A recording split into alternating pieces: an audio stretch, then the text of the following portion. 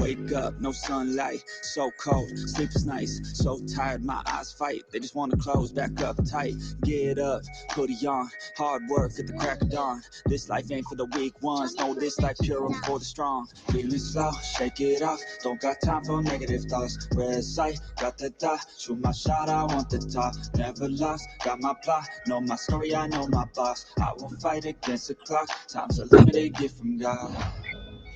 One day I will have my victory, crush all my enemies so viciously.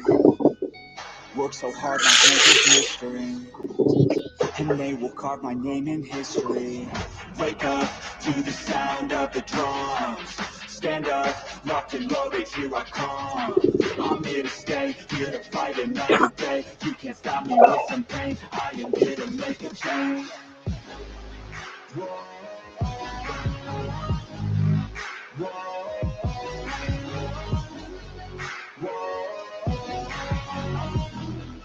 One day I will be victorious.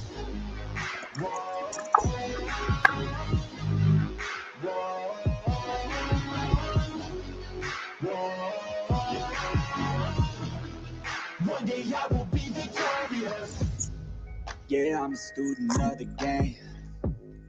I study every single frame. I don't just listen, man, I change and grow a little every day. I got this hunger deep inside of me. I got this need that keeps on guiding me. I got this energy providing me. It's all I need to overcome all my anxiety. One day I will have my victory, crush all my enemies so viciously. Work so hard, my hands are blistering, and they will carve my name in history.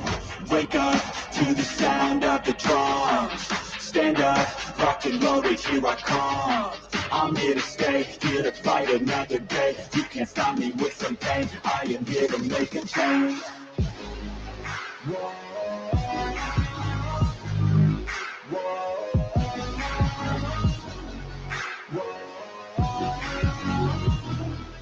One day I will be victorious.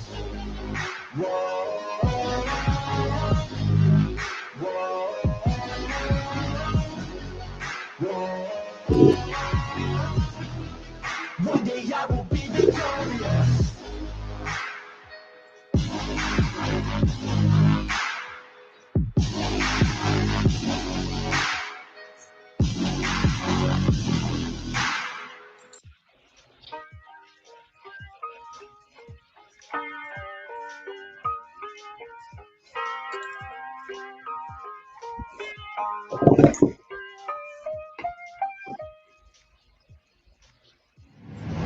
It's a new day, and nothing's really quite going your way. You got bad news that's confusing, you got sad news that you're wounded. And it feels like the worst time, you're worried and scared and not fine. You feel unprepared with no signs, but it'll be alright, you just gotta fight. What about things happen to the best of us? It seems like they should be blessed, they just might be. Angels here as guests, teaching us to be our best. When everything breaks at the seams, and you feel like you're losing belief, but damn it, you just gotta stay strong. When it all falls apart and goes wrong, when you feel let down and so lost, and it feels like you can't hold on, well damn it, you just gotta stay strong. Cause sometimes things go wrong, and one day everything's gone, but you can make it out and move on. So damn it, you just gotta stay strong. You know that it sucks and it hurts, it's like you've been cursed by the world at its worst. I'm sorry, I know you can't see it, but maybe all these things happen to you for a reason. So stay strong and push through it, your willpower is everything you got, don't lose it. And one day things will get better, you just gotta get through the stormy weather. What about things happen to the best of us? It seems like they should be blessed, they just might be. Angels here as guests, teaching us to be our best. When everything breaks at the seams, and you feel like you're losing belief. Damn it, you just gotta stay strong. When it all falls apart and goes wrong, when you feel let down and so lost, and it feels like you can't hold on. Well, damn it, you just gotta stay strong. Cause sometimes things go wrong. Like one day everything's gone, but you can make it out and move on. So damn it, you just gotta stay strong.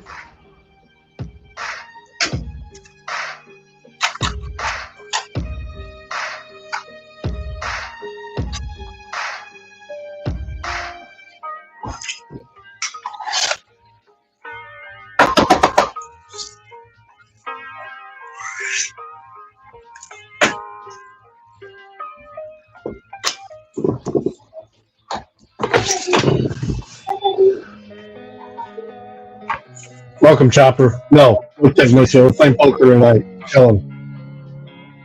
Losing time, I'm fading fast. I just wanna make it last. Try to let go of the past. I close my We're eyes still and playing. face the blast. Sleepless nights and headache stack. Restlessness to hell and back. What's my purpose? What do I grab? A slippery surface.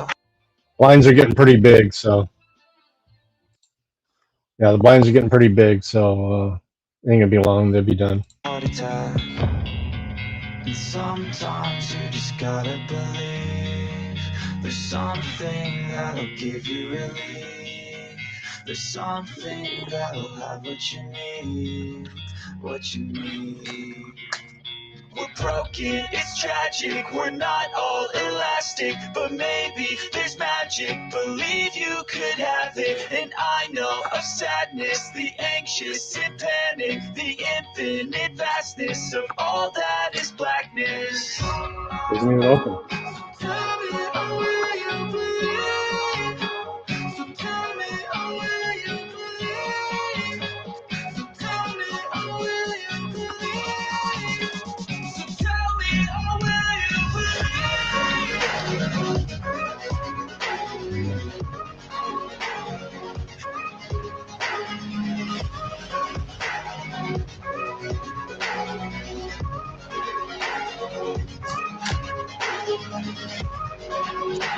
So tell me, oh, will you believe? So tell me, oh, will you believe? Tell me, oh, will you believe? So tell me, oh, will you believe? So tell me, oh, will you believe?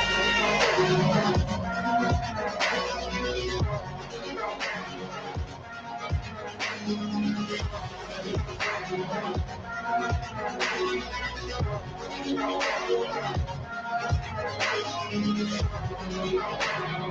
Tell me, oh, will you believe? So tell me, oh, will you believe? So tell me, oh, will you believe?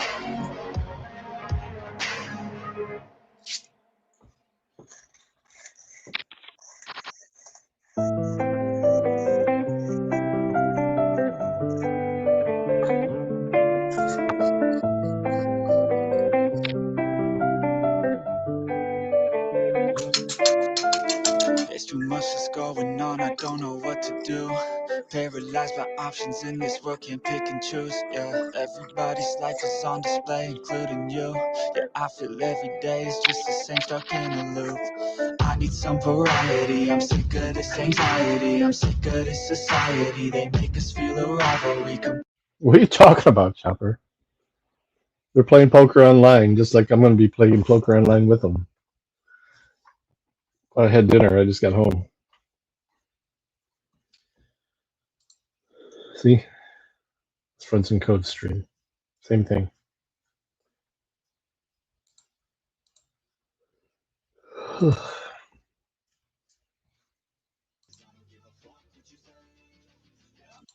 Playing my song.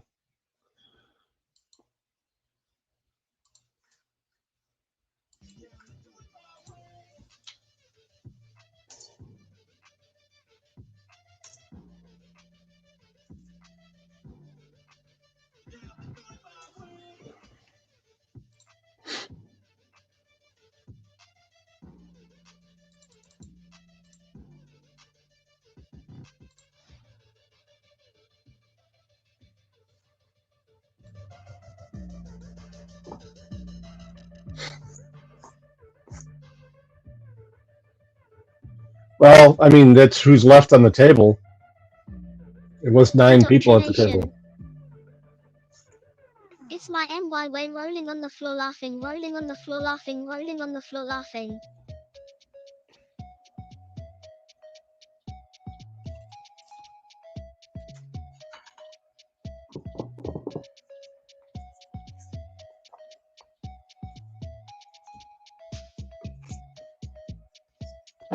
You want to see the league stats?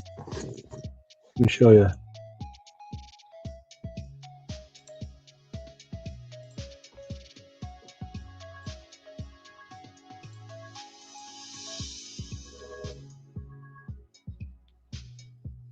There, inDOCtriNATION. Number 2, most KOs. Me and Boss on the Hog are the only two with over 100 points.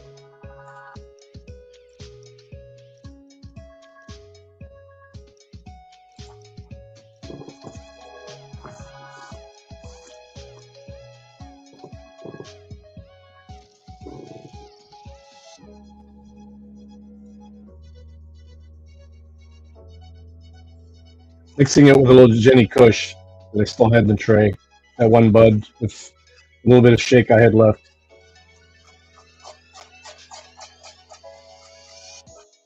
We'll roll a Sharpie. Sharpie joint. Scraping the resin from the bottom of the tray here. Lots of fucking keef.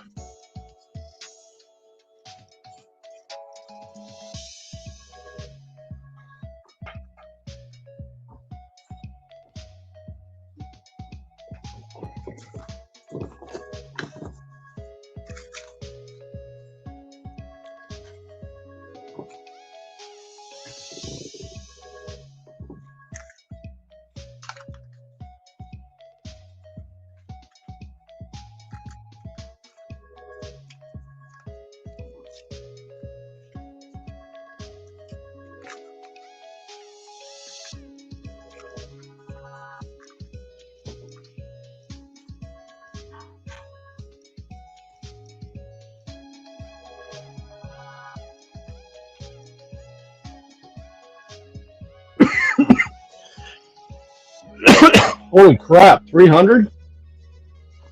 Nice. Let me go check in with the wife real quick. I'll be right back.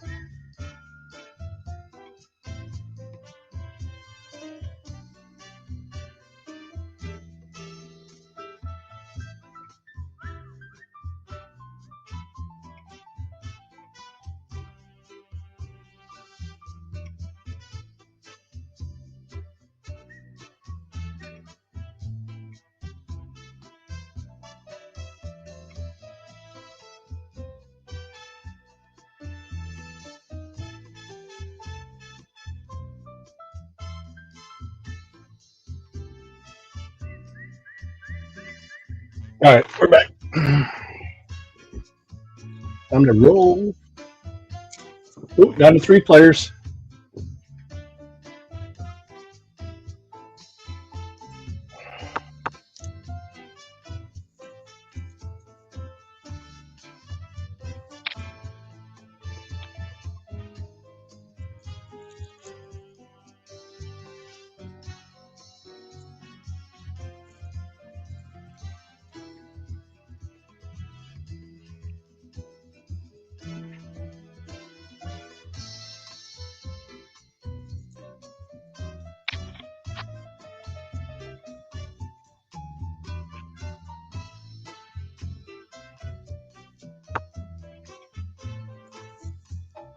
wants a slap and real nature. I'm currently lurking.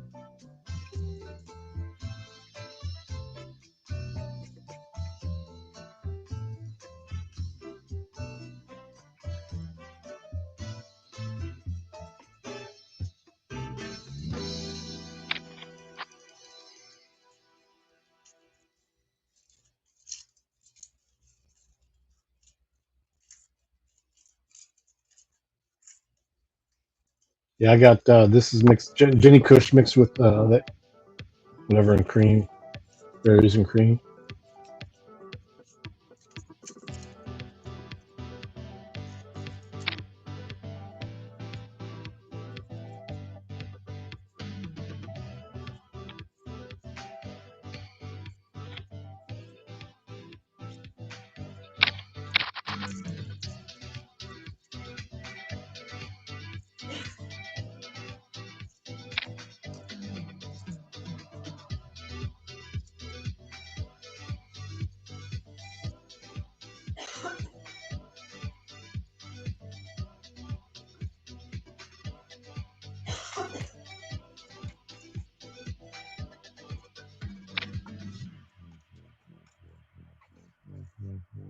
What else is on mine now?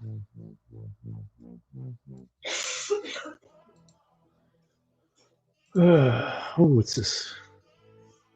Don't worry about it. Go ahead and step out. Go ahead. He has no charges whatsoever to charge me. Go back to your vehicle. He can't charge me. Ma'am, go back to your vehicle. Welcome back to the Lackluster channel. If you've been watching the channel for a while, you'll remember Jimbo.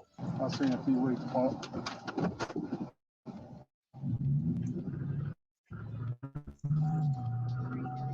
Trooper Young couldn't handle being called a punk, and he certainly couldn't allow a free American to exercise his First Amendment rights, so he chases Jimbo down and pulls him over again.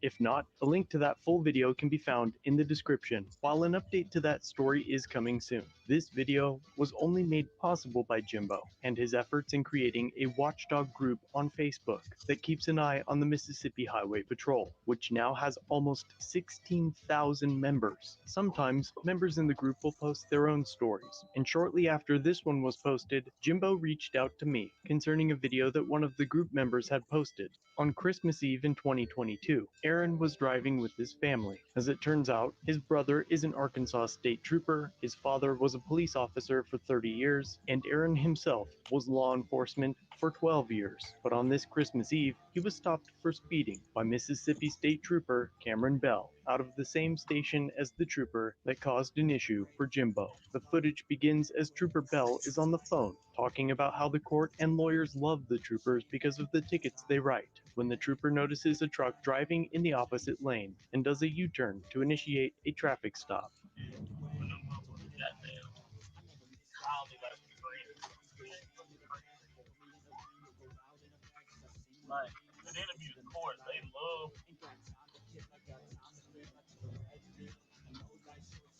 Well,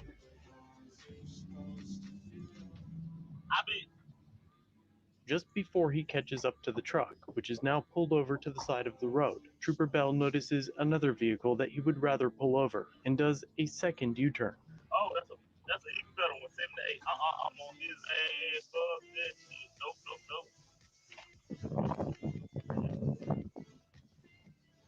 Eventually, Trooper Bell catches up with the vehicle. They work in the courthouse, so nobody around here really like work. And so when we came up there, and we were representing the house, I thought everybody was the head. And I guess they really be trying to like be real nice and take before they come up and be extra real on things.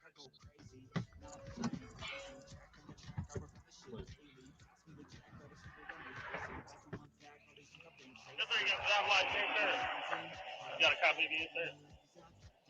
What's the rest today? I didn't realize I was going that fast. Okay. Aaron and his wife attempt to locate their insurance paperwork, but are having an issue finding it. I tell you what, when y'all find out, I'm gonna still thinking. I'll be right back with you, okay? Trooper Bell returns to his cruiser and in record fashion is able to write and print the speeding ticket in less than a minute and a half, and then returns to Aaron's driver's side window. The trooper immediately hands Aaron his driver's license and his citation, and informs him of the details of where to appear. At this point, Aaron is in possession of the ticket, and Trooper Bell has taken a step back from the window. Aaron, frustrated with receiving a ticket and the fact that they couldn't find their insurance paperwork, throws the ticket into his glove box, which for some reason sends Trooper Bell into a fit of rage.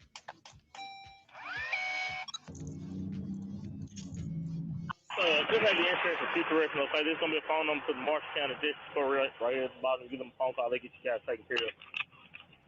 Hey, I tell you what, I will lock your ass up now. Lock me up. Don't worry about it. Go ahead and step out. Go ahead and get out. Put your hands by, turn around and put your hands by your back. You're gonna lock me up for throwing something in my vehicle. No, Letty. He doesn't have anything to charge me on. He doesn't have anything to charge me on. I was a police officer for 12 years. I know. What you were. Don't list Letty. Letty take me to the courthouse. Hey, man. He has nothing to charge me on. He has no charges whatsoever to charge me on. He can't charge me. They just shit over here. Just go. Ma'am, go. Just come get me out of jail. I don't care. Ma'am. He doesn't have anything to charge me on. Ma'am, get in your vehicle.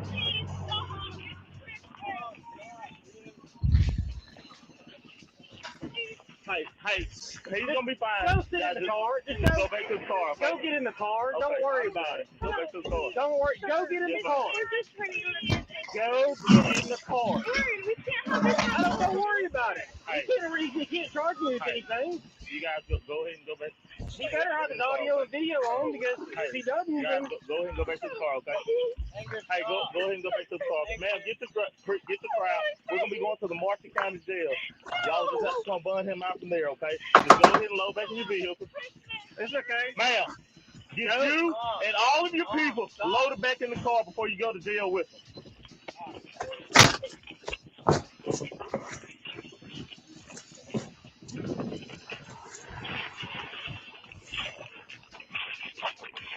Oh yeah. Now you can go ahead and have a seat. Aaron has now been arrested, and his family reluctantly leaves to bail him out of jail. During his transport, Trooper Bell radios in that Aaron has been arrested for speeding. You can log in 1015 White Bell, Highway 7 around to Marshall County, so speed.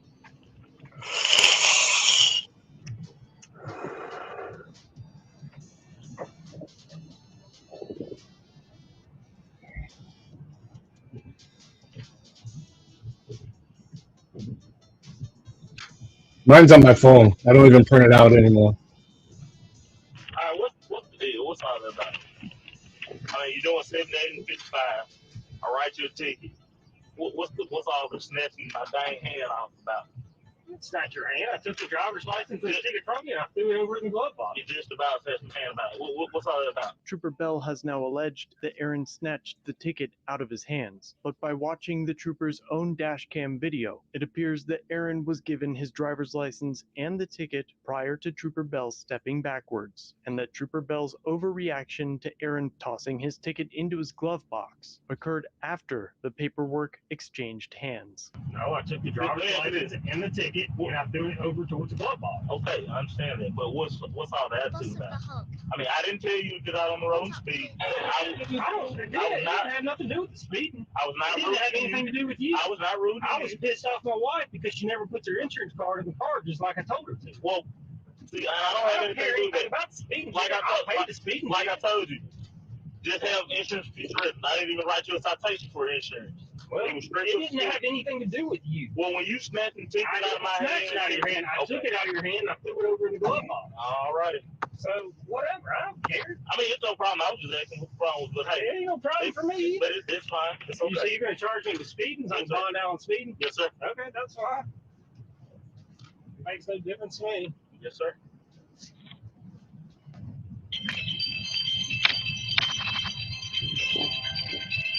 Hey, go ahead, mate. On Christmas, this motherfucker. Yes, mate. Oh, no, I'm 10 days from Highway 7, Wild Doctor. Aaron was bailed out of jail and was able to spend Christmas with his family. But as of this video, he's still fighting the charge of speeding. After Jimbo posted this video to Facebook, Trooper Bell went out of his way to report the post in an attempt to have it removed, causing what is commonly known as the Streisand effect. Big thanks to Jimbo for sending this in. If you'd like to check out or join his watchdog group, a link to it will be in the description down below. Thanks for watching. If you have a video, use the submit link in the description. Missing a Leave a note. comment. If you enjoyed Raisin this cream. video, subscribe and hit the bell for future content. And check out our other. Oh my God.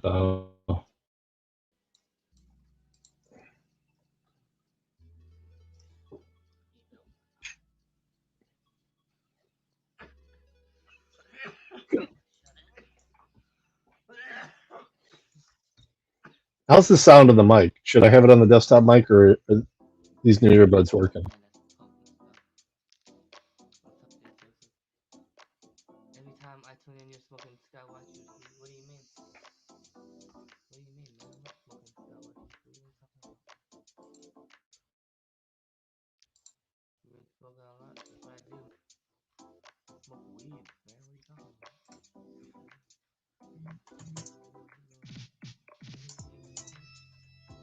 Francis LPD says, fucky, fucky, hip like you like it.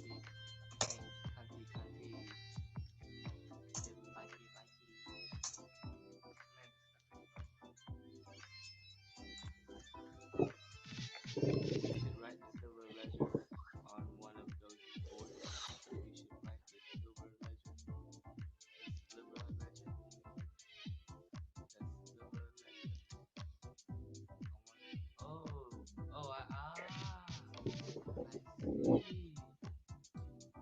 I see. Smoking berries and creams with a little Jenny. Damn. A donation is a donation. What's been given has been given. That's Bow's green crack. Yeah, that is my green crack, man. That is my green crack. You just picked up some Pootie Always. Tang sativa. You gonna smoke something right now? Alright, I see you, man. I see you. I think if I smoke anymore, I'm gonna pass out, man. Bird up. But yeah, Mama Bear might be mad if Smoking you know. drugs in there, George Daly. Just say you got to fight her. I wouldn't want to do that. Just putting that out there. Right. As long as you better watch it, man. His wife, she's nice and sweet until you mess with Jeff. Right. Anyway, all right. Well, look here. I'm jumping off of here, man. It's been fun. All right, bro. But I got shit not to do. It's good to see you. Yeah. Your alarm's about to go off. It's time for your medicine. I got shit not to do, y'all. Well, that's just like the rest of us, Jim. Huh? It's just like the rest of us. Lots of time with nothing to do. I know, right? I ain't got shit to do. Oh man, I don't know. I ain't got nothing to talk about really, man. I just feel like sitting up here acting like a damn idiot, not nothing to say, you know. Well, I mean, you know, y'all can master that shit out. Y'all got it. Y'all got this. Y'all don't need me to be up here too. I mean, but I'm not going to say it clearly. It's 9:30 p.m. Listen. Yeah, it's medication time. Ain't that a pretty alarm? You know I'm good friends with Jeff when I know what time his alarm's going to go off. Right. Medication. I think everybody don't bullshit. Everybody knows what time I take my medicine. Heather, come on now. Don't Heather call you at like 9:31? She used Jeff, to take your medicine. Your medicine. She used to text me all the time until I told her I had 3 alarms set. See, now my Alexa's going off. I got 3 alarms set. Hey, Gregory. I didn't forget on the second alarm. You know what I mean? So I got 3 alarms set. Which you do all the time. Huh? Yeah. I mean, I gotta listen. I gotta set an alarm to take a shit sometimes. You hear me? I'm just saying. That was a joke. But hey, all right, I'm getting out of here. Y'all have a go. Listen, here's my other alarm going off. Told you it went off 3 times, didn't I? Y'all thought I was lying about that, huh? No chance of you forgetting about it. Huh? No chance of you forgetting about it. Oh well, I you know what? Be honest with you, I still forgot because I be doing this right here, like talking, not paying attention. I got the medicine in my hand this time though, so I don't forget. But I've actually forgot. I'll be talking on the CB radio or something while my alarm's going off. I just swipe it and shut it off, right? And then end up laying in the bed late. This is Topher Life. Waiting for them to finish poker game. Here, I'll drop the link. Damn medicine. It's my life, though. All right, y'all have a good. I'm out of here. Fuck this shit, I'm out. Fuck this shit, I'm out. No thanks, don't mind me. I'ma just grab my stuff and leave. My text. Excuse All right, me, I'll check my please. text. Fuck this shit, I'm out. Nope. All right, y'all Fuck be good. this shit, I'm out. Alright then. Right home. I don't know what the fuck just happened, but I don't really care. I'ma get the fuck up out of here. This shit, I'm out. Bam. Okay. Now I got my show back. Jeff's gone. Yeah, the boss has left the room. We can now play freely. Right. It's free reign now. So, yep. The cat is away now. The mice can play. Right. And dude, I actually had to ask you, how come your avatar is like your whole screen like that? Okay, so I didn't learn. What's up, eyes wide open? I didn't learn how to do that. My wonderful love of my life, Ajot, taught me how to do that. She, it's actually simple, dude. What you do is you upload something in your StreamYard's background, and like you go to settings in StreamYard, you upload a picture to your background, and then if you're on a PC, you either cover up your camera. But in my case, my camera, I can just flip my camera down and it shuts my camera off. But you have to have your camera on StreamYard. And then it'll show the background without you in it. Okay, so but you can only do it if you're hosting the show, right? No, you can do it too. Oh, look at this guy. He came after Jeff left. What's up, Goat?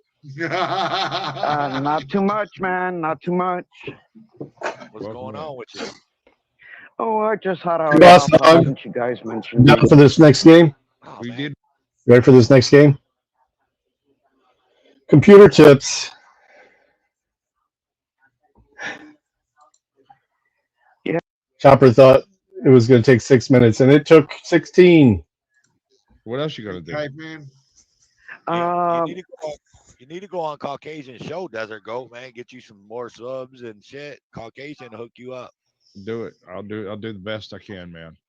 Yeah. I even have like some extra stuff I do in After Dark where folks can bring in problems or issues or like was it Heather? I think it was Heather. No, it was Michelle's Mobile Media. She did one about a particular police department in Louisiana that was doing a particular thing, and she brought up all the info on it, and we sat down and talked it out. Occasionally had folks come in and question her about details and stuff. It was pretty good. I call it the Michelle's Mobile Media. I love the video she did on me. Yeah, no, she's cool beans, man. She's one of my favorite auditors just because of how she does things quietly. Yeah, I've actually filmed with her, believe it. I was waiting for your comment, Chopper. Oh, you're still battling a hangover, man. This will cure it. This will cure it. Sweet on them. Well, you know, if a cop's going to act a fool, I might as well join in on the fun. Exactly. It's got to be fun for everybody, or why would Sharpie you joint. doing it? That's why I'm seriously considering talking in Foghorn Leghorn voice the next time I get pulled over. Well, you see, this is the problem. The Desert Goat wants to get tased, but the cops are too afraid to tase me. I'll tase you. Yeah. Well, I got a taser, so. Your device isn't connected, DMA. It says device not connected. Or I would. You're in the basement still.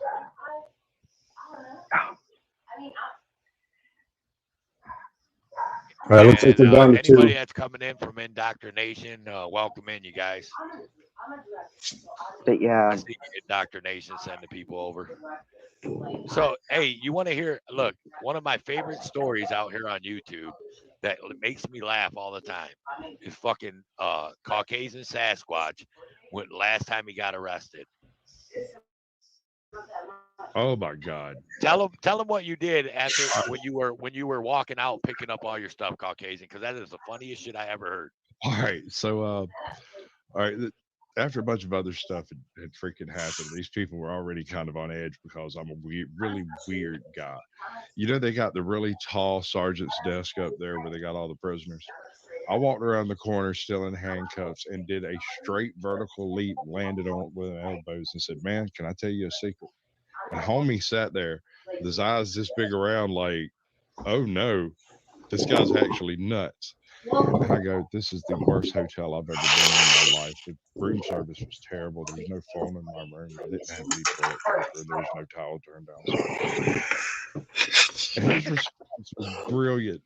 He sat there for a second, blinked at me, and leaned back and bumped the door and said, Well, I got my first determination too. I'm starting at 10%, so we'll go from there. I'm gonna do a supplemental on that, and then they still got one other determination they got to do too to add to it though. So they get 10% to start. oh, Great. I am definitely stealing that one. I hope you don't mind, but I am stealing that one. I got a few others. Like not so much being arrested, but if somebody ask you a question, some official asks you a question, tell them that you don't feel like talking about your private life with public servants.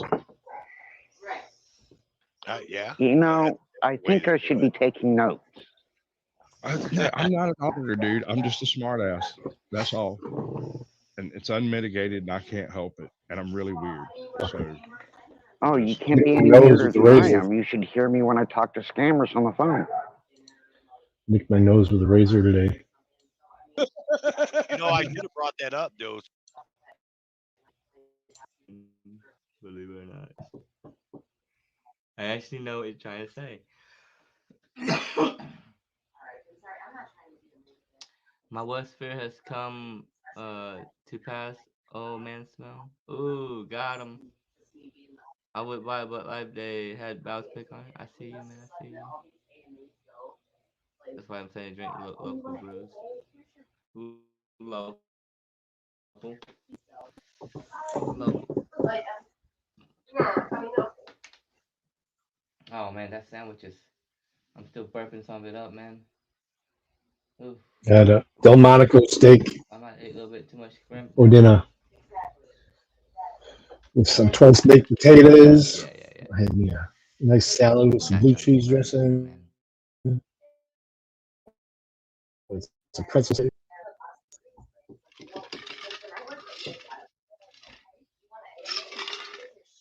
I have to get a little bit more of this stuff. A couple 200 IPAs. I should have gotten 200. I like long nights, so. Quite horrible. Well, table's done.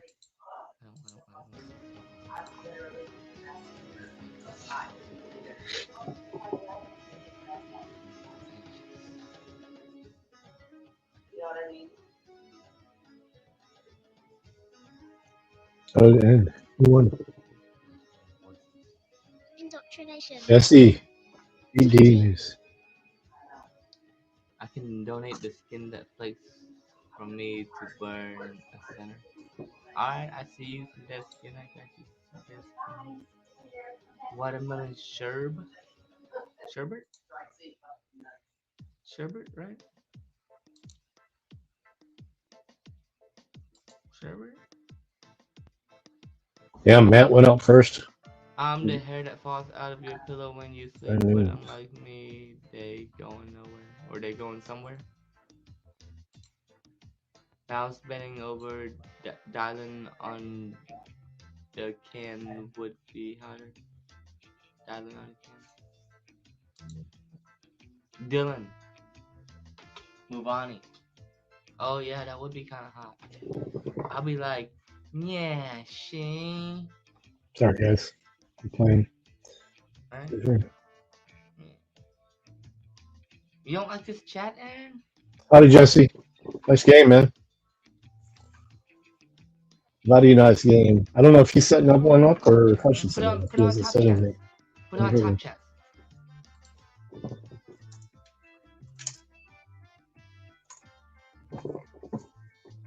Just try the top chats out before you leave. Try top chat. Oh, he did.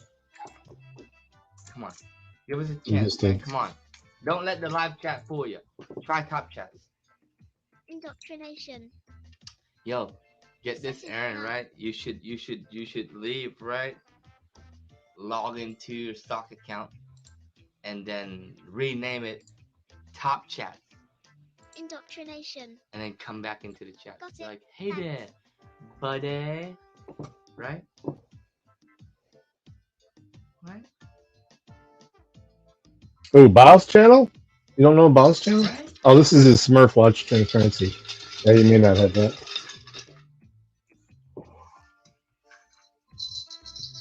Just call top messages. No, it is. It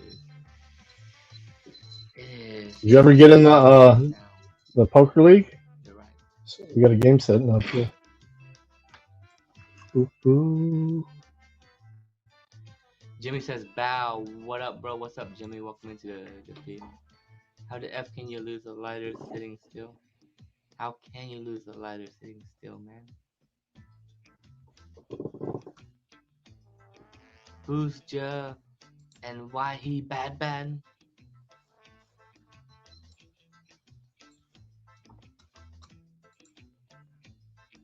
Hello, Matt. Black National Freedom Fighter. Hello, Thick at Fencing Code.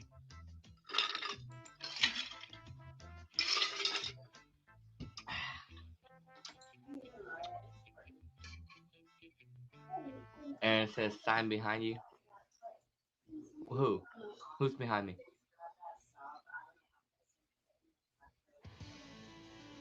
Who's behind me?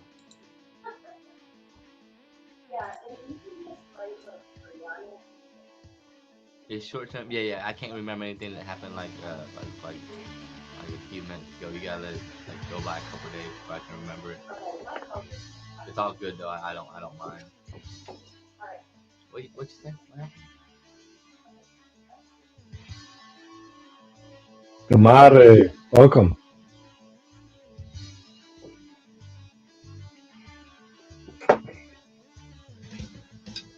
Yeah. What you guys say? Yo, what up there, Matt?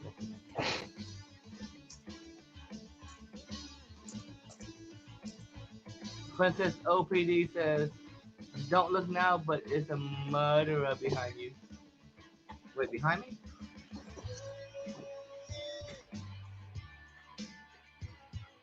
I just picked up a couple of nice piles from him. Yeah, well, he just kissed the floor. Ask about why Aaron is a loser. You took him out? Not yet? I was on the phone. Oh. You had a phone? You're being crazy, man. What? You're being a bad boy. Being a bad boy. Being a bad boy. Oh. Give me the tour. What do you mean? Here? I'm gonna beat you. You want to see around? I got you. You want to see what's around? Yeah. Here, let's smoke this and I'll give you a tour. What do you say? Down there? Down there, buddy. Yeah, buddy. Here, let me smoke this one. Wow, we'll give you a little browse there, buddy. Download syndrome? Yeah, let me smoke this one. I have a Moobot doing it with stream elements on Twitch, so it answers it twice, and it contradicted itself. But hey. Alright, let's do this.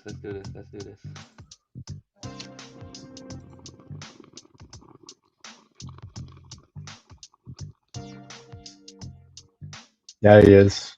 Go fast.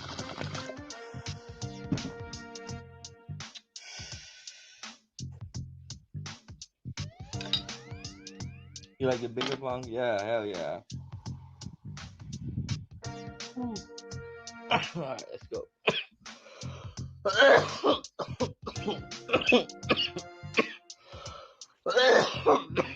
I'm charged up. I got 100%. Matt's here. Alright, let's turn this All right. around. We got 5 so far. Around.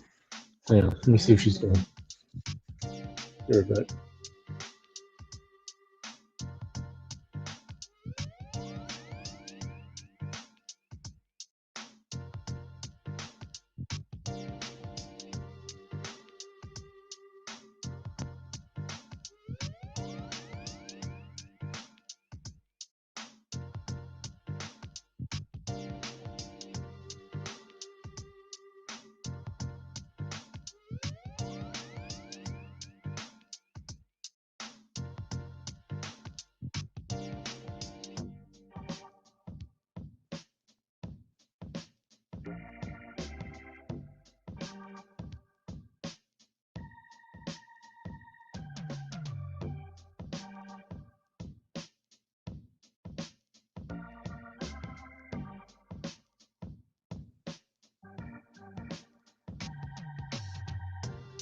Johnny Bravo. Hand purple blue piece.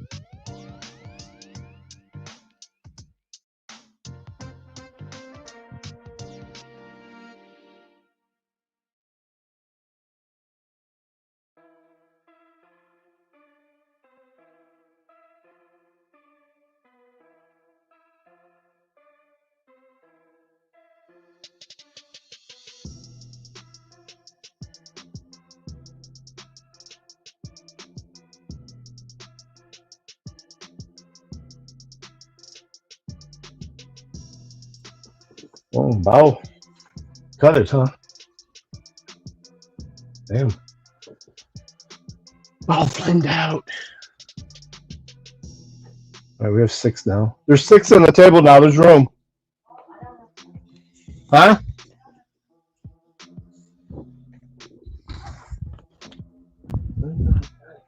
Yes, I'm busy doing shit.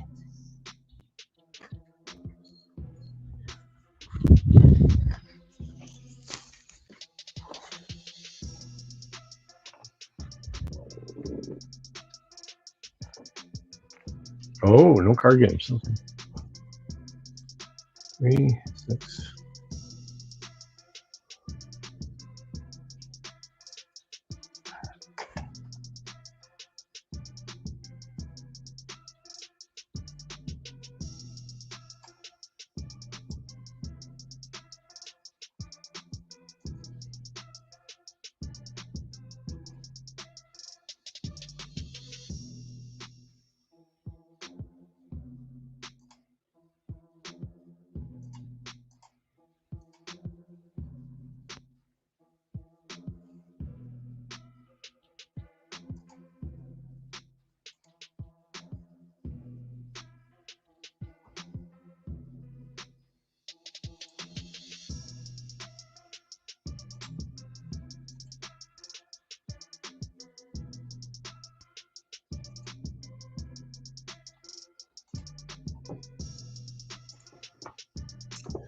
Right.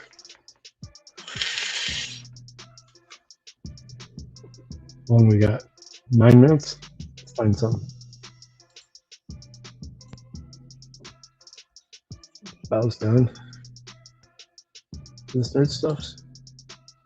Has got nerd stuff's going too? And I did do some research on. Oh no. Why is it not like my license? Am I having internet issues?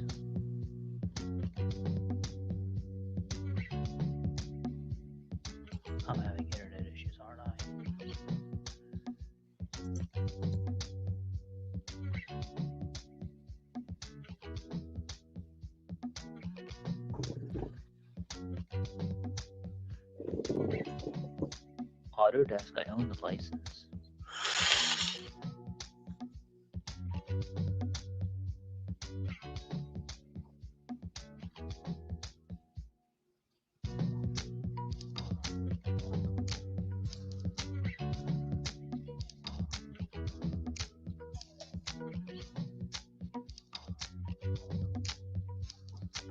It's running on this machine.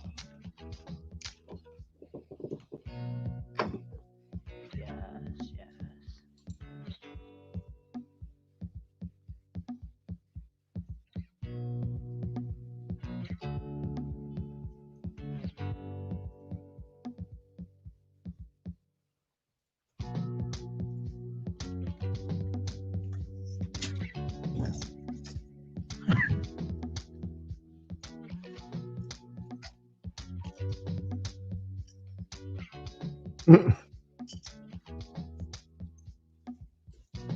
I don't even know like that.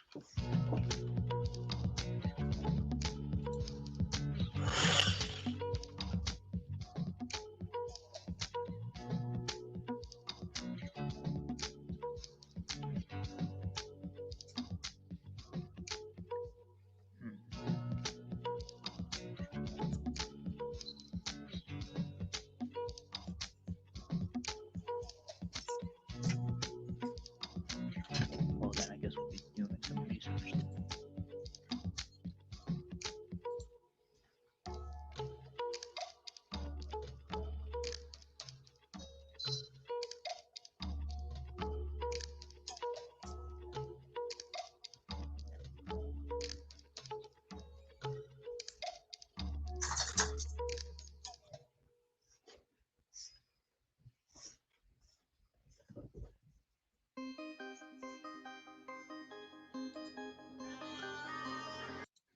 Hmm.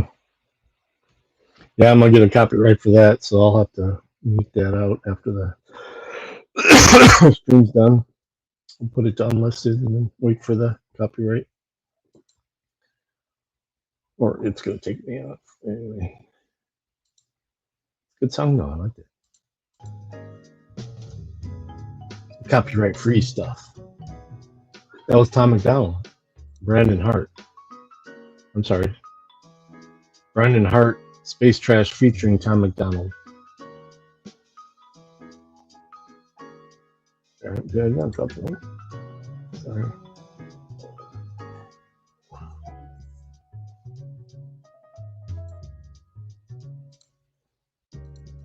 Excuse me.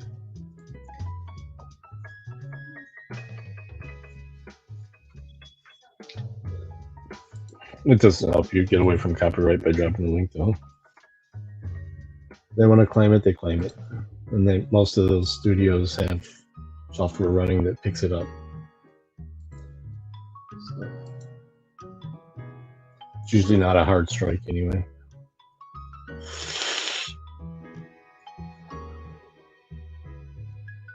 I've had some wacky hard strikes. Silly stuff. But literally played 14 seconds of one video one time and caught a hard strike for it.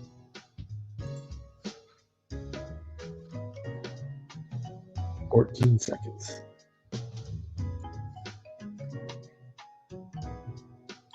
Game's getting ready to start.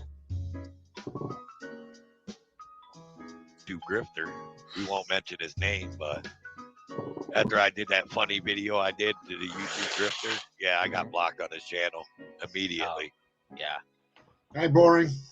Johnny Bravo. ABS, what's up, bro? Game up /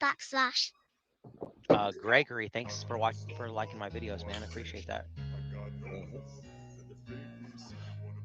Boring sandwich in the house. Yeah. Yeah. ABS said he was going to come up. He said earlier he'd come up.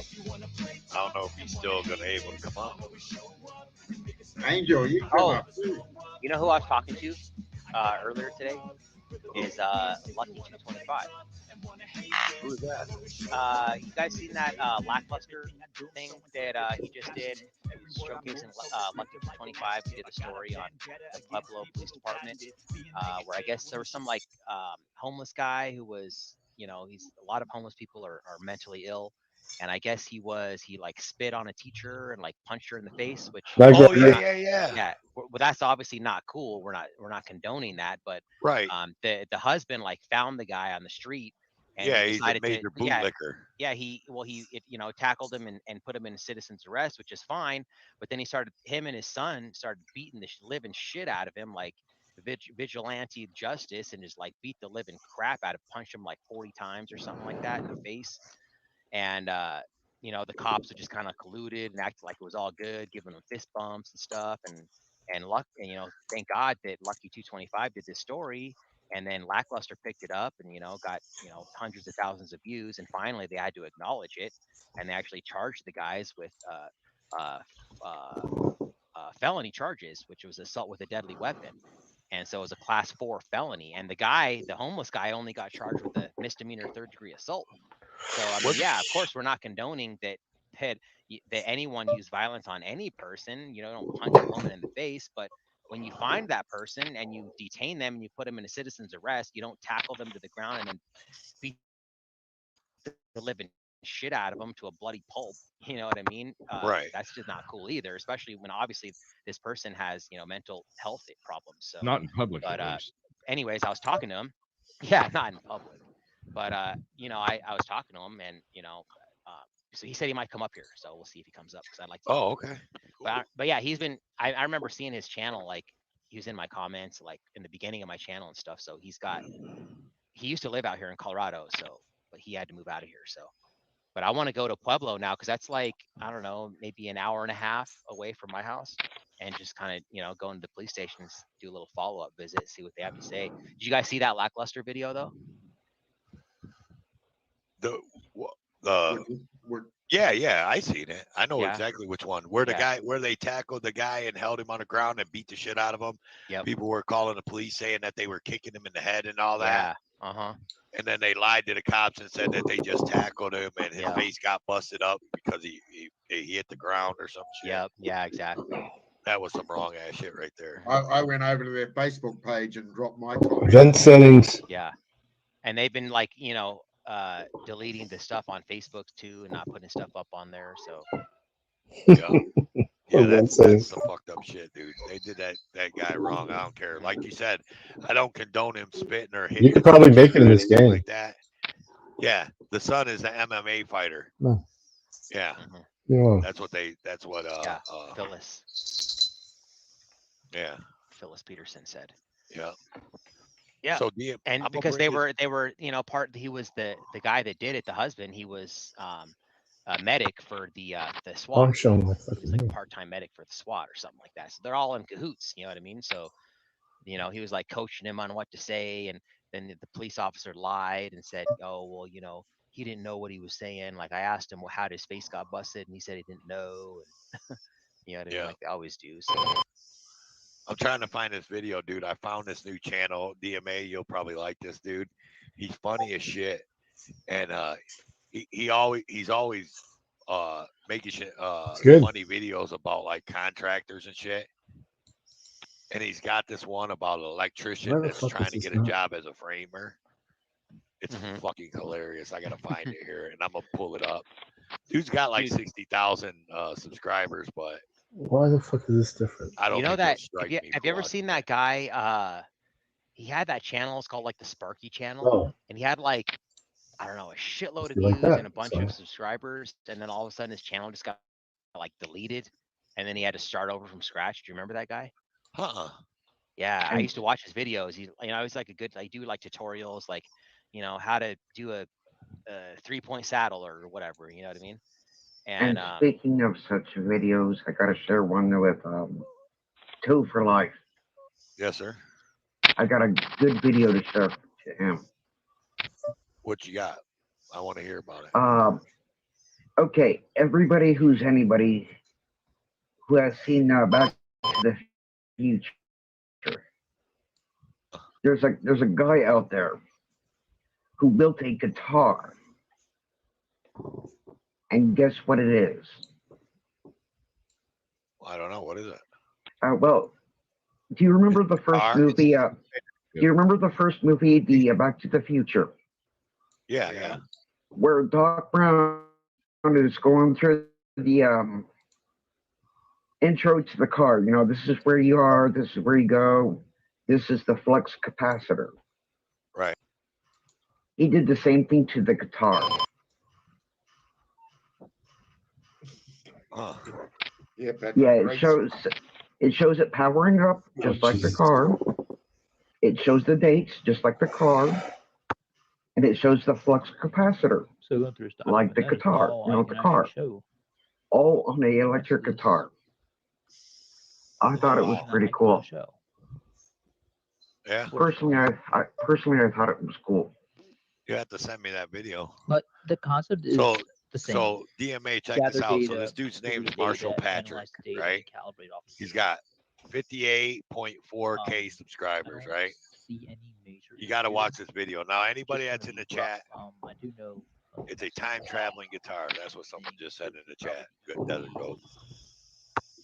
So anybody in the chat that doesn't know, even though my name's Tow for Life, I'm an electrician now. I used to be a tow truck driver. DMA is a former electrician, so we're both Sparkies.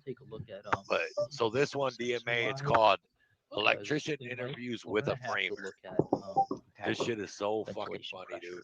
Just wait. You're gonna laugh your ass off. Research, I found that there's So you're the Sparky trying to get a job. You know, we do framing. Yeah, well, my name's Marshall. You can call me Marshall. Oh yeah, wait till you get home. So you got a bag. What kind would you bring a tool bag with you? Yeah. I got all the tools I should need in here. Made by Klein. Pretty good bag right here. Let's say your hammer. You got a hammer? Can you give me 1 second here? Let me just. Is that sunscreen? Yeah. It's bright out here. What the hell you got sunscreen for? I ain't trying to burn. Put that shit up, Sparky. I can't really use this for what I want to do. Whatever. So, but y'all hiring or you got a hammer? And then you got a thermostat. Hammer. Yeah, I got a bag full of hammers. I got more hammers than anything, really. I'll tell you what, I got a piece of wood here, just a little scrap piece. That panel dies. A little 1x6. Why don't you why don't you grab your hammer out of your little backpack? Yeah. And still not ideal. See if you can drive a nail in this board. I just want to see how your technique is. All right. No, that as long as that's Don't me run it. Do nail it? Oh yeah. We're good. Easy peasy, bro.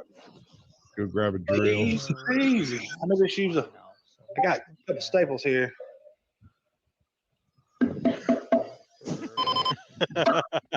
What in the hell? Look. Fucking, that ain't no damn hammer. That's so true too. I didn't realize I wasn't prepared for.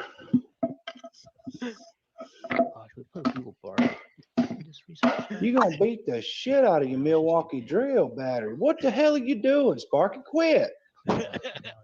Make sure it's off. I'll give you a hammer. Quit. That's strike one. What? Strike one. This is ridiculous. You ain't got a hammer, do you? I got hammers. Those ain't hammers. Those are screwdrivers. They ain't even Klein. What the hell are those? Klein.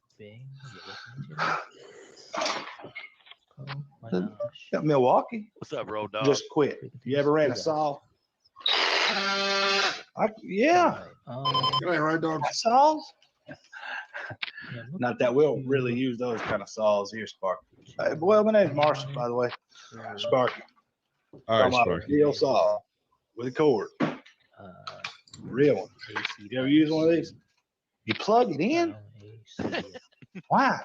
Strike two, Sparky. You need extra battery? I got extra battery. Break. Strike two. Put that. We don't, sir. Put that shit up. Is there another table open? Ever seen one of these? You know what these are? Yep. Splitting That us. right there is. I already can see. Those I don't are know how. triangles. What the Those are interface is triangles. gonna Those be are like. framer with the sensor and triangles. how much I'm data by myself. Not a damn triangle. Data comes out like Square. I'm gonna pretty sure the calibrate. I'm by myself right now. Change by voltage. I'm in the purgatory after losing that hand, I guess. There's 8 people on that table, and there's me. This is so stupid.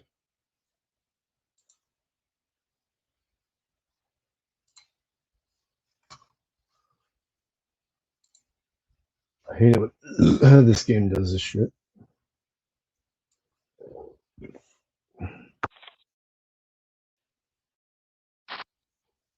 This is them. You got a tape. A tape? Yeah, I got a tape. Look, check this out. That's funny. Yeah. Orange black, baby. Orange way to go. Maybe I climb.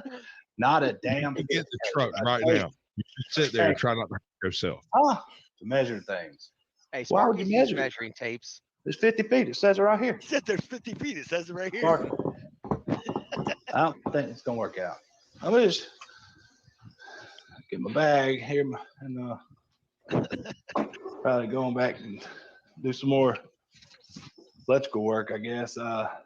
You just seems like you don't really know too much about what we do. And I really don't feel like training somebody from ground zero. So we appreciate you coming. I gotta get back to work now with my real tools. And Dinner was very good. So, be careful, and we appreciate you stopping by. All right. All right. Watch him. Grab yourself a broom on the way out. Broom on the way out. I'm just messing with you. All right, have a good day. Oh, that's funny. That was funny. Stupid. Okay, 2 things. Number 1, that Klein bag is a piece of shit. I'd never get that Klein bag, but My I had a son's got Milwaukee one. one. I got the Milwaukee one, which is like the mid grade, and then the top of the line though is that what's that one? You know what I'm talking about, the backpack. Oh, Like $300 one. Yeah.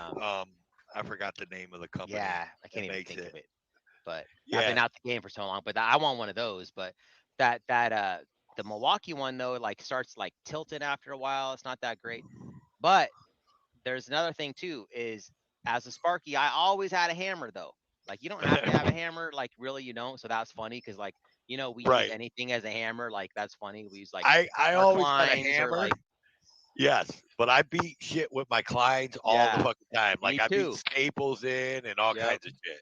Yeah, it's like a hammer too. But I have fucked up a couple of pairs of Kleins though, doing that. So like I stopped Yeah. doing that, and I actually went and got a hammer. Actually, I always had a hammer. But I started using my hammer. Like when you're actually I don't know because you're not like a commercial electrician, but like those bang-ons that you put on the joists and stuff. Yeah, For the like to clips. like hang to hang like like The either, unistrut and EMT, yeah, threaded Or even- rod and shit. right, or you could even hang like MC with it and stuff. Right. But like I started using my hammer for that because like it actually does work way better than just using your clients, man. Like I was like, wow, it's way better using a Wait. hammer. Let me Have get a this real straight. hammer. You need to tell me that use the proper tool for the job works better. Yeah. Well, Well, that it's kind don't of like a check out. thing. It's like a thing with electricians. Like we just don't use hammers. You just use your 9s or your clients. I'm aware. Right. I mean, So I was Yeah. raised by an electrician. I was pulling wire through houses when I was 6 years old. The amount of people I've come across that don't know what the fuck a fish tape is boggles my mind. Yeah, but you want to know something funny about the trades? What? We all talk shit about each other. That's true. a fact. I hate plumbers. Yeah. Fucking plumbers and Dave, AC guys. No, right. The AC Because guys, I- for some odd reason, the AC guys feel a need to put their goddamn vents right in the middle of the fucking room where I need to put a light. Like, get that motherfucking vent the fuck out of there, you stupid fuck. I gotta put a light there. Because at one time I was a Sparky. At one time I was a plumber, carpenter. Yeah, we all talk shit about each other. No matter who you are. Road So, dogs. yeah. No, I'm not talking about the fluke bag. It's Fluke is like testers and stuff, right? Like meters. Yeah, and, yeah, like, pen Fluke's meters testers. and all that. Damn, I can't think of what the hell it was, man. It's So- like badass Guidance bag. with us. I really wanted one. I was jealous when people had them. What's up, last responder? Welcome in. So check this shit out, dude. So Milwaukee, I should have actually told you this on the phone, but so Milwaukee makes now a battery operated Romex stapler, dude. I got one, and I just wired that whole fucking house that I just wired the last couple weeks, and that thing is the cat's ass, DMA. I'm telling you, bro. Cat's ass. It's a battery. It's a battery operated stapler. It's a battery operated Romex stapler. It's Right. specifically for Romex. Milwaukee makes it, and the Hold on, staples are Nate. cheap. You get like 600 staples for $16. Huh. And dude, it's no using your clients, or the only time I got to use my clients to be the staple in is if it's like close to a doorway and the studs aren't 16 on center or whatever. Right. Then sometimes you got to use it. But man, when you're just doing it like 16 on center studs, dude, man, it's it's great. See, I never really had So- to do so- much so of that Sly. because I'm a commercial electrician, Yeah. but I did do some like what's it called, resi-mercial or whatever they call it. Yeah. So I was doing stuff like that, but like I can't remember if we had actual battery powered staplers though, because I remember I was gonna buy my own. They had like a Klein like ratchet kind of one, but yeah, I got a thought that client. was already a thing. I got a client one. Go ahead, Desert. Go. I'll let you say what you gotta say. Quick question, Toe for Life. Yeah. Have you done commercial yet? Oh yeah, I Because do a I've little seen- bit of commercial. I just don't mess with it a lot. No, they're I'll not take talking a about a little bit, stapler. but I try not to Okay. mess with it. I'd rather do residential. Okay, that answers my next question. Which one do you prefer, residential or commercial? Residential, 100%. Yeah, residential is like easy peasy, man. Like doing commercial, like learning how to bend pipe on its own is its own trade, man. Yeah, that's like a skill on its own just to figure that shit out, dude.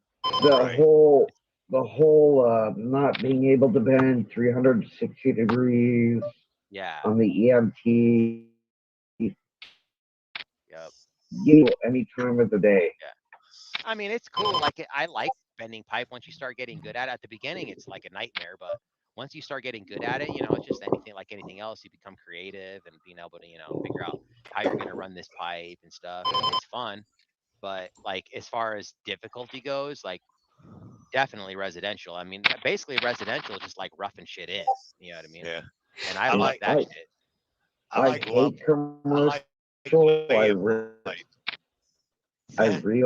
I really hate commercial because it's like, dude, you're making me think too much. Give me residential. He's done. Some Johnny Bravo. LOL. Johnny took a hit.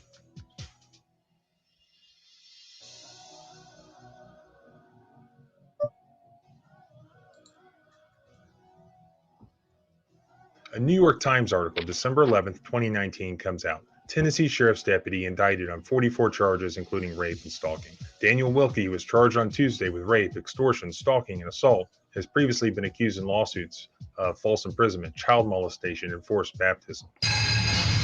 Damn. That's right, forced baptism. This is the police officer who arrested this girl, and instead of taking her to jail, she agreed to be baptized, and he took his clothes off and walked into the water with her and baptized her in exchange for lesser charges. Deputy Daniel Wilkie seen stripped down to his boxer shorts. So the video footage of this baptism was recorded by another police officer, the partner of Wilkie. And it shows that Wilkie agreed to let this woman go if she agreed to go through this. Now, Wilkie admitted to this, but he says that she asked for this because she wanted to turn away from her life of crime. However, she apparently denied that because she sued him. But We'll never know in the end because she ended up dying from an apparent drug overdose.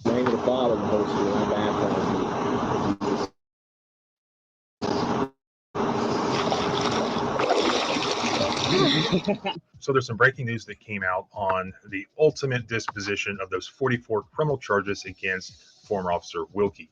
Before we get to what they are, do you recall the first video that I did on this same police officer?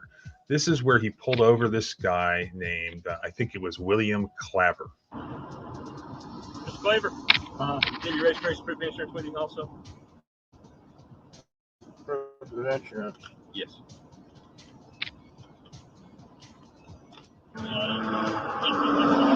Wilkie, I lost my tag. I was in a wrestling match with somebody and my tag broke off. Wilkie, 3099. All right, we need to see the video footage of this wrestling match that he was involved in where his Wilkie tag broke off.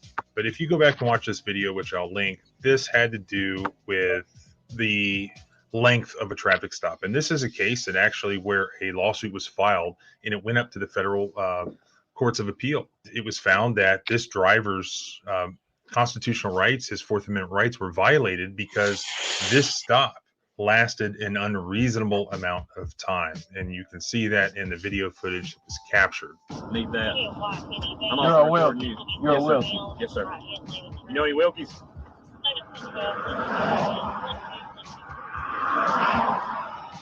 All right. You have your insurance card with you? It's on my phone. It's on your phone? You can take it down if you need to. That's fine. Again, I refuse them permission to search my vehicle.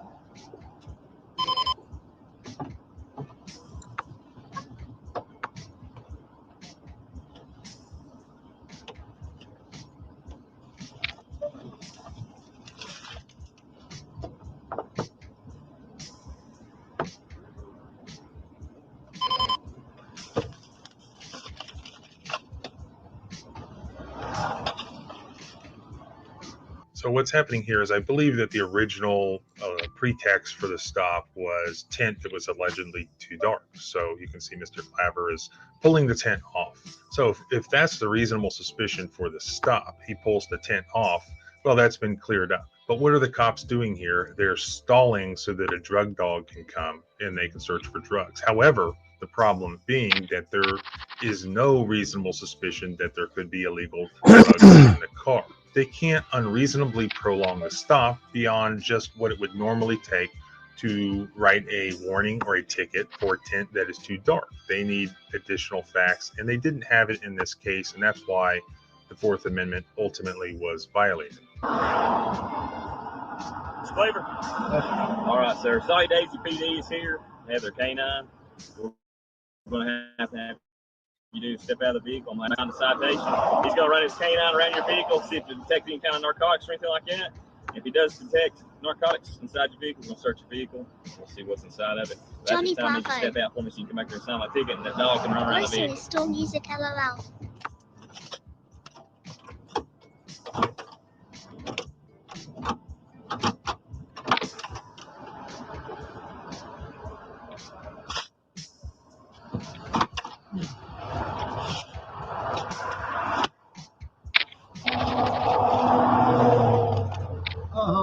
What?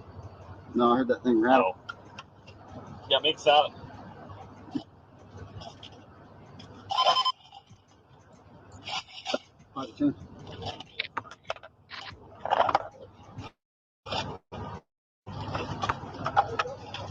We're probably still recording. Yeah, no.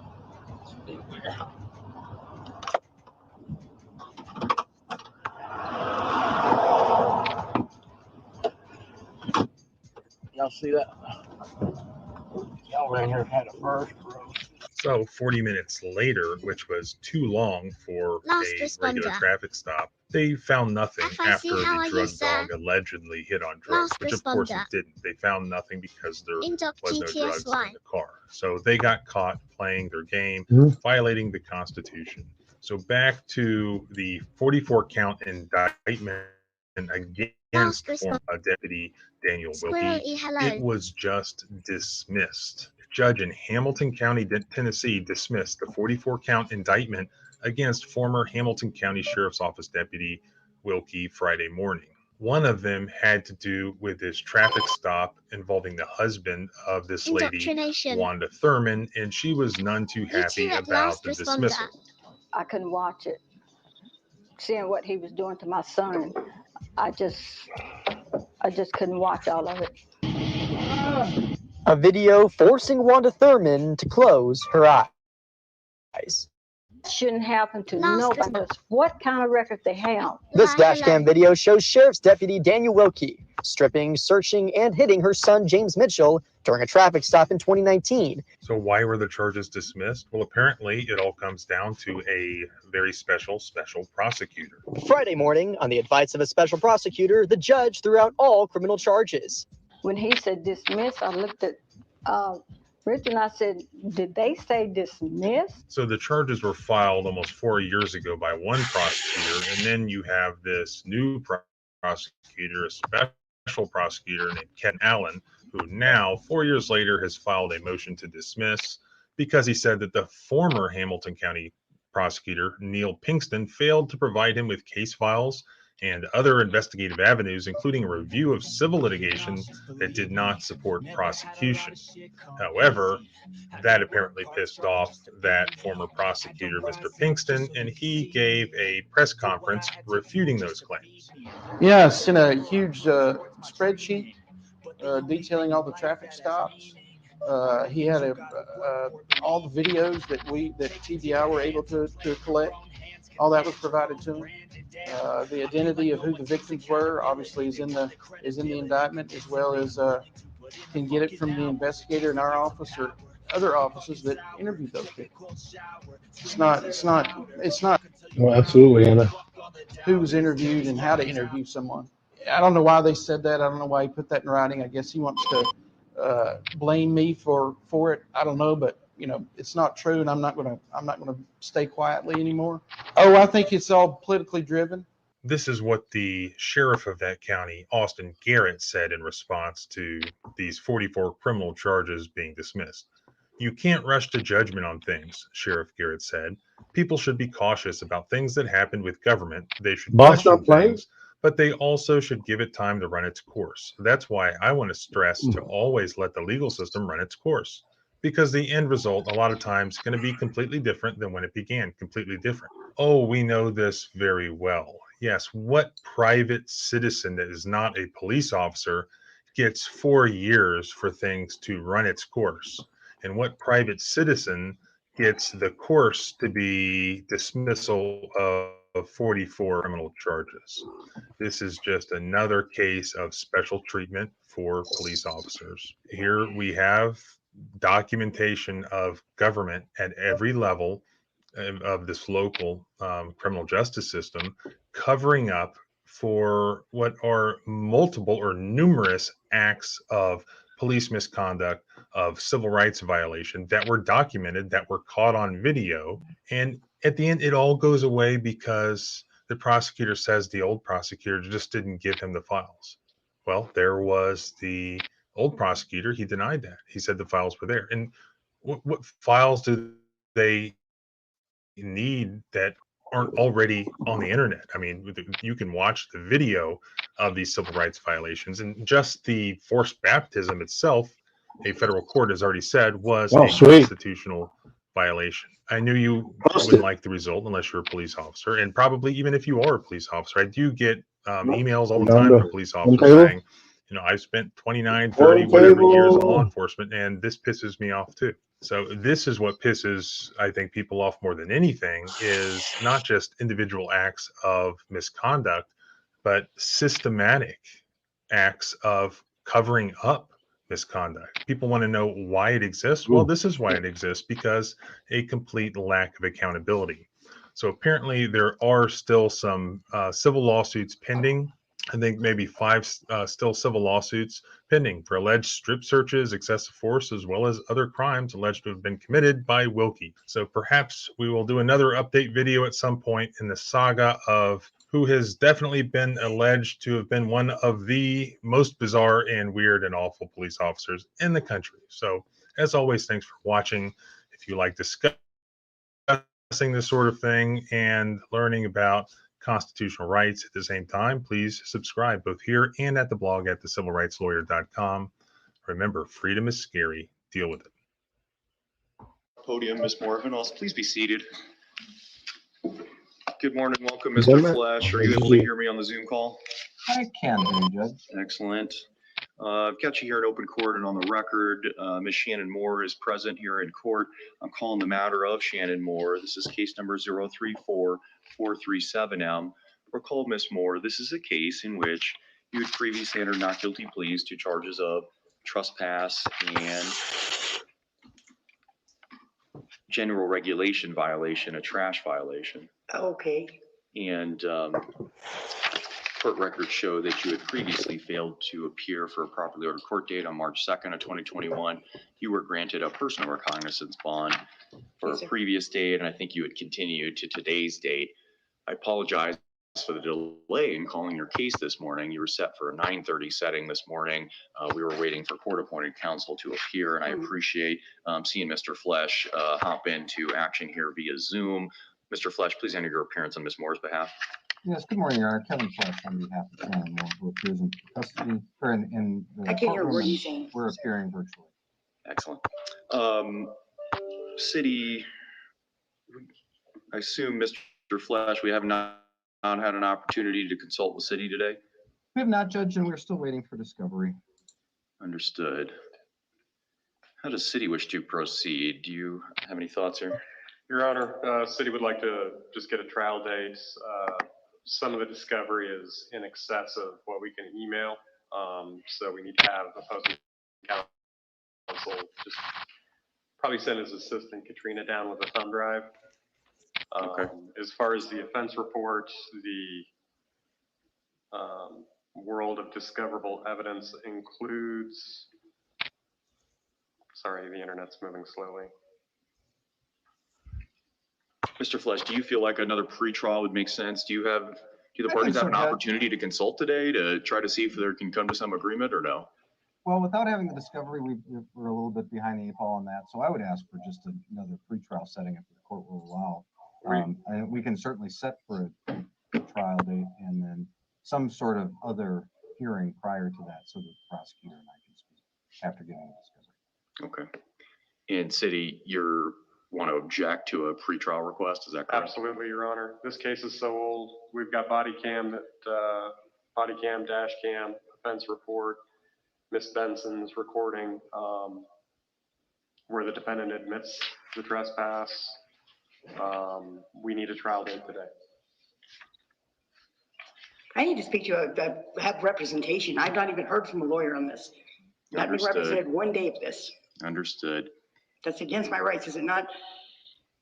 Given that I'm entitled to legal counsel, am I not? you are. Okay. And I'm going to grant a request for a continuance in this matter, given that Mr. Flesh has not had an opportunity to review discovery and that he believes some additional pretrial would make sense here. And Ms. Moore, that's going to give you an opportunity to have a more substantive conversation with your attorney. Thank you. And the prosecutor in this case, first and foremost, to see if you can come to any agreement on how to proceed. And secondarily, after reviewing discovery, hope you set so. the matter for a trial if that's your desire, okay? Okay, thank you. Your Honor, if I may, we have the person that needs to be subject to this. A little bit, maybe sometimes. Regan is a homeless advocate that gives me a ride down here. Hang on just a second. Mr. Flesh, you want to respond to that? Judge, I'm fine to set a trial date. I just would like a pretrial beforehand because we still may be able to resolve the matter. Yeah, I think that's reasonable. The city would be fine And with, so if you want, we can set a trial date today, knowing that we have a speedy trial timeline running from March 30th. So we could set the trial a bit out and set a pretrial prior to proceeding to that trial date. That'd be fine. Defense has no objection to that. Ms. Moore, any questions or concerns about that? Yes, that's not what I want to do. I want a pretrial. Seems like nobody's even, I'm not even getting any counsel on this. It's just being decided for me. So. And Judge, if the defendant is willing to waive speedy trial, we could toll speedy trial at this point and set it for pretrial. I mean, I could pay a fine and be done with this. This is a municipal ticket, and I appreciate that it's important.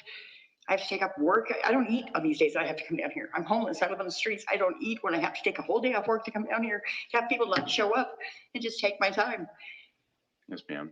And again, apologies for the delay and for, on behalf of your attorney for not appearing at the appropriate Not trying time. to call me. I've not received a voicemail from them. Nothing. Nothing. There's been no contact attempted to me. None. And I'm happy to meet with Ms. Moore today. Be right back. Our office is very close to the courthouse. We can give her the address and she can come over right now. I'm in the office. You guys are in the Chase building, right? Yep. 333 West Hampton, it's Suite 750 on the 7th. I don't even know if I can get a ride over there at this point. Yeah, you can walk. It's like 2 blocks. So hearing all of that, the city still though objects to continuance without a trial date today, correct? Correct, Your Honor. We just need a trial date and time so that way we can have effective service of the subpoena. And defense wish to be heard further on that matter. I know. Yeah, Judge, this is what I would suggest. I would ask that we, with the defendant's agreement, that we toll Speedy until the pretrial. We then set that date, and then we can set a trial date, within Speedy trial after that, so that we have additional time, so that the people then have a trial date. At the same time, we're not compressed in time because of the current Speedy trial date. We may be able to call ended. period of time, and both sides get what they want in the sense The of call trial, ended. and also a pretrial to give the opportunity to speak. And generally, that makes sense to me. I think the city is raising an issue regarding desire for service of a subpoena for a trial date that hasn't been set yet. And that, do you understand that argument? Yeah, and what I'm saying is that we would toll until, so we would know exactly what the pretrial date is and the tolling date, so we could start the speedy trial today, essentially tolled until that date, and then set a trial date after that, so we could get both matters set, so that the people have a trial date and we also have a pretrial. But the trial date wouldn't be set until the next pretrial. Is that your suggestion? I would say we set it today in contemplation of what that pretrial date was or is. Yeah. I think we're on the same page there.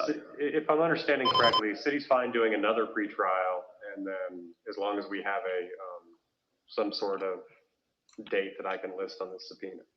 Yeah, and I think if Ms. Moore wants to push that out a ways, I think what Mr. Flesh is suggesting that if she wants to waive Speedy again, that we could set that out a little bit further and maybe set the pretrial out sometime in a few weeks. I think it's just a matter of how quickly Ms. Moore wants to move.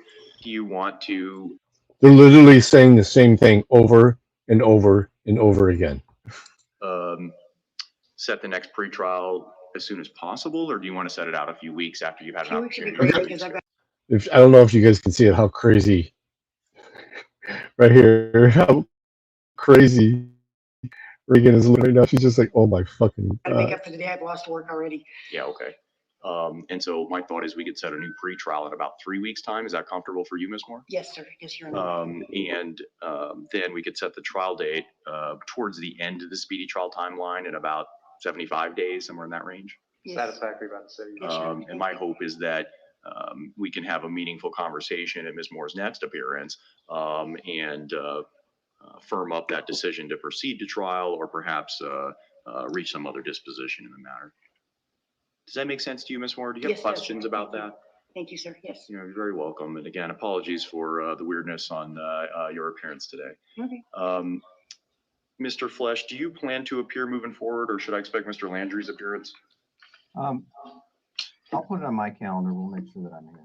I appreciate that. And I appreciate you substituting in. And I understand that there was some emergency issue that Mr. Landry ran into today. Is that correct? Yeah, he's actually in another municipality that was taking longer than we expected to take. Understood. Okay. Any other questions or concerns from city's perspective? None from the city, Your Honor. If I could get the trial date, that way I can fill out the remainder of the speech. Yes. Why don't we pick the next date since we've got Mr. Flesh here, and maybe you can open up your calendar and we can order these on the record here just to avoid any future confusion. Absolutely. All ready, Judge. You ready for that?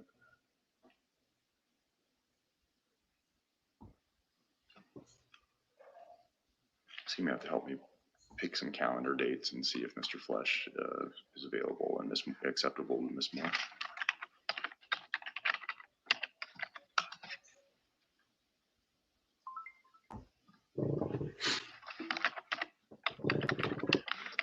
We all want Matt to hang Trial around a date little should be bit longer. relatively easy. Is there any preference on days of the week or time? I'm anticipating no more than a half day for a trial to the court on this matter. Is that in line with everybody's expectations? That should be fully satisfactory. Agreed. That sounds like a good day. So that would be August 1st, Tuesday. That works for my calendar. Available all day. Morning or afternoon. Any preference there? No preference. That's a Tuesday, so I should be clear any time of day. Let's set it for 9 a.m. And that should give us adequate time in the morning to resolve that issue, hopefully before the lunch hour or certainly before in custody docket at 1 o'clock. Then we're looking for a pretrial date. This case is 4 years old. 2 weeks. 4 years old. Sorry, bear with me, clerks. Got to get that one into the system before we pull up the calendar on the next one.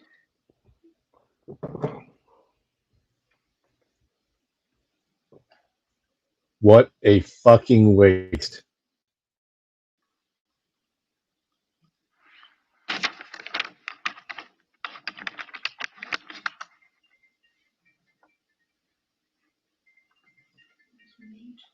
What a fucking waste. How about May 25th? That's a Thursday at 9:30 a.m. Next week? Works for the city you're on. Flesh, Mr. Flesh, that work okay for you? Let me take 1 second here, please. Ms. Moore, is that okay for you? Yes, sir. Yeah, that works. At what time? 9:30. That works perfect. Okay, excellent. So 9:30 a.m. We'll get you both of those dates in writing, Mr. Flesh. You'll accept service on her behalf, right? Oh, yes. And Ms. Moore, unless you have other questions or concerns, you're free to go. Okay, thank Do you. you have information on how to contact your attorneys? I don't. That's what I need also. Let's go to the front counter and provide that Perfect. information to you. So you've got Mr. Flesh's contact information. Thank you. He's saying he's available now if you wanted to I consult with him. will confer with my ride and see what I can do and let you know either way. Okay. Okay. And Ms. Moore, and I apologize for my associate not being in this morning at 9:30, but please, if you'd like to speak this morning, please come to my office. Okay. I'll do my Thank best. you for that, We'll see. I Mr. just Flesh. don't have rides. Understood, Ms. Moore. And I appreciate your appearance today to try to resolve this matter. And I look forward to some successful resolution of this matter, hopefully in the very near future, okay? Thank you. Thank you, Your Honor.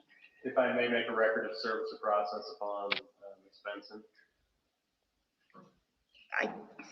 You may, I guess. I just have a question why whatever is issued with her is why that's being put on my case. No, Documents. I apologize, Ms. Moore. I don't know if I can. She's the gave me right down here and that's all she's doing. Understood. And, obviously at this point, the court's not making any sort of determinations. I think they're simply saying that she may have some information that may be helpful if the case actually proceeds to a trial. The court's not making any determinations today about, any of that. Okay. It certainly happens at their own volition of who they think would be beneficial to their case at their discretion. Does that make sense? Okay. So, I'm not making any determinations. She's gonna be put on the record. I'm gonna be put on the record. She's just my homeless advocate and, does a I lot of great things understand for and people. appreciate your support in this Thank matter, you. Ms. Benson, as well. Good luck to you, Ms. Moore. If you'll step out these double doors, take a left, go to the front counter, we'll get you information on the attorney. Thank you, City. Thank you, Mr. Wow. Flesh. Everyone have a wonderful morning. Thank you, and Mr. Flesh. Just give me a call when. She went live after this and was talking about this bullshit. Ooh. I commend Regan for keeping her cool.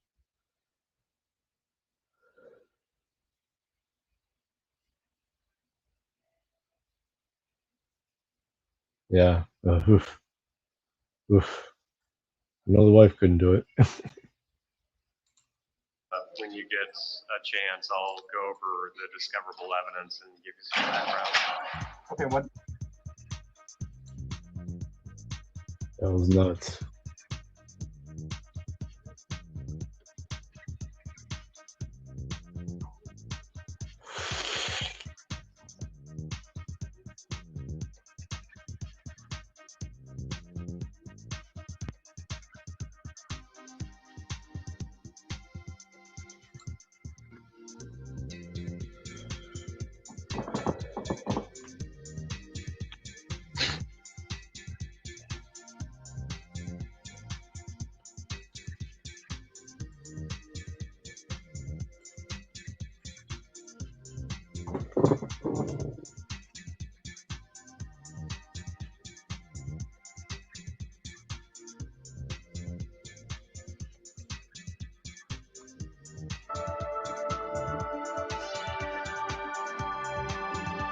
Hey guys, welcome to the Liberal Hive Mind, a channel solely Yeah, they served her with a subpoena for her video of it. focused on exposing the abundant hypocrisy of the left. All right, so it's been a while since we covered the Carrie Lake trial out. Yeah, she went live right after that. This was last week, I think. It was on my live stream. I put her live on my live stream.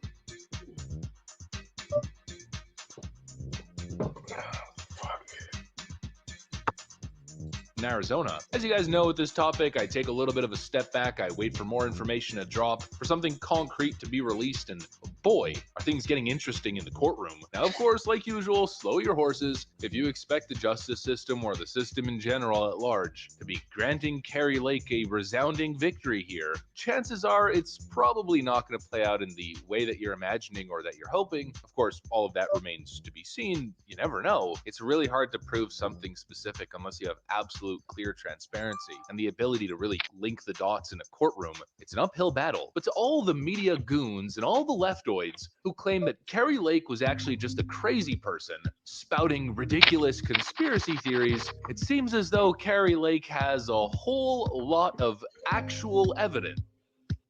One of the partners of that law group stepped in via Zoom. A legitimate presentation here. Probably the only thing that saved him.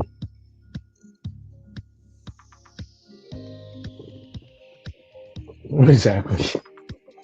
And the document evidence presented in court so far should be concerning to everyone, not just partisan Republicans who want to see their end result here, but to anyone who has an interest in a clean and trustworthy democratic electoral system. Let's try to be as neutral as possible. Let's try to be as fair and objective as possible, because even if we have personal biases here, the way you win on this issue is by using objective, common sense, and appealing to open-minded individuals who aren't caught up in the partisan rage and back and forth. Let's take a look at what's being presented here and then have a conversation. We've got some stuff to get into. Let's roll the tape. All right, folks, so Carrie Lake's legal team has been focusing specifically on signature verification. Recently, we were talking about how Democrats were claiming that Carrie Lake took a massive L in the court system after I think the Arizona Supreme Court rejected 6 of 7 of her claims, if I'm not mistaken. They were acting as if it was a resounding loss for Carrie Lake, but she got one through, and that was the issue of signature verification, which has primarily been the focus.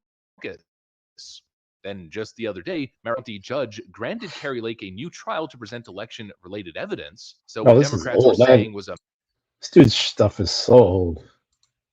Dude, I've watched 3 days of this trial already that he's just not talking about. Ugh. I seen that earlier though.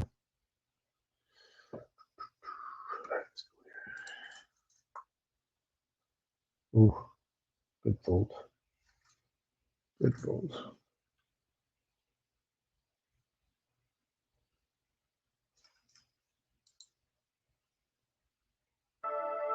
No, not much in that either.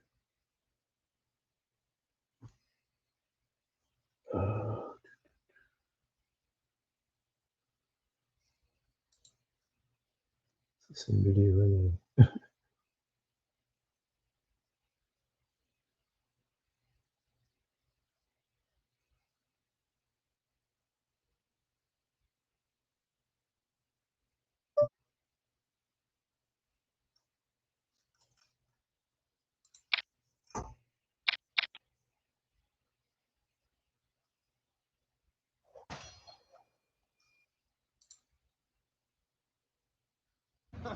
Hey, come here. Come here. Hey, don't touch the dog. He's got plenty. Come here. Come on out. Come on out. We're going to search warrant for your robbery. Come on out, sir. What? Put your hands in the air, please. You're coming. Anybody else in the house? Yeah. Keep coming. Keep coming. Come on. Yeah. Stop. Come here.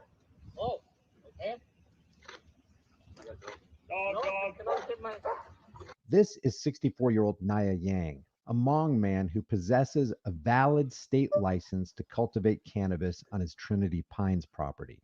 This is a CAL FIRE investigator who, with his green shirt militarized buddies, was assisting law enforcement serving a search warrant on this state licensed cannabis farm near Hayfork in rural Trinity County on May 2nd. In the next frame, which I won't play here, but will leave a link in the description, this investigator pulls the trigger, fatally shooting the cultivator's chained dog. These men came onto this man's property and took the life of this dog who was chained up. The incident has garnered national attention as this video of the shooting has gone viral, sparking outrage over what some say are essentially armed soldiers from the war on drugs arresting cultivators for what many believe are just civil code violations. And at the same time, the Trinity County Sheriff's Department, who led the multi-agency team that served the search warrants, points out that the cultivator didn't have the required county permit and argues that the dog, who they allege was trained to attack, lunged at the officer. The numbers are disputed, but the raid, which it seems the founding fathers would clearly have condemned as unconstitutional, was one of between 6 and 9 that took place over May 1st and May 2nd in remote areas of Western Trinity County known for cannabis cultivation. The Sheriff's Department states that in total, quote, over 16,000 marijuana plants and 7,500 pounds of processed marijuana were discovered and destroyed. Also seized were 25 firearms, including a short-barreled assault rifle ghost gun and $64,566 worth of U.S. currency. So not only were Fourth Amendment rights violated, but the shall not be infringed clause of the Second Amendment was also summarily demolished in an effort to continue drug war propagandist Harry Anslinger's racist-driven war on drugs, which we all know is really a war on innocent people, growing a plant that, when ingested, causes the user to want to chill out and be peaceful. Well, apparently that's not what the government wants.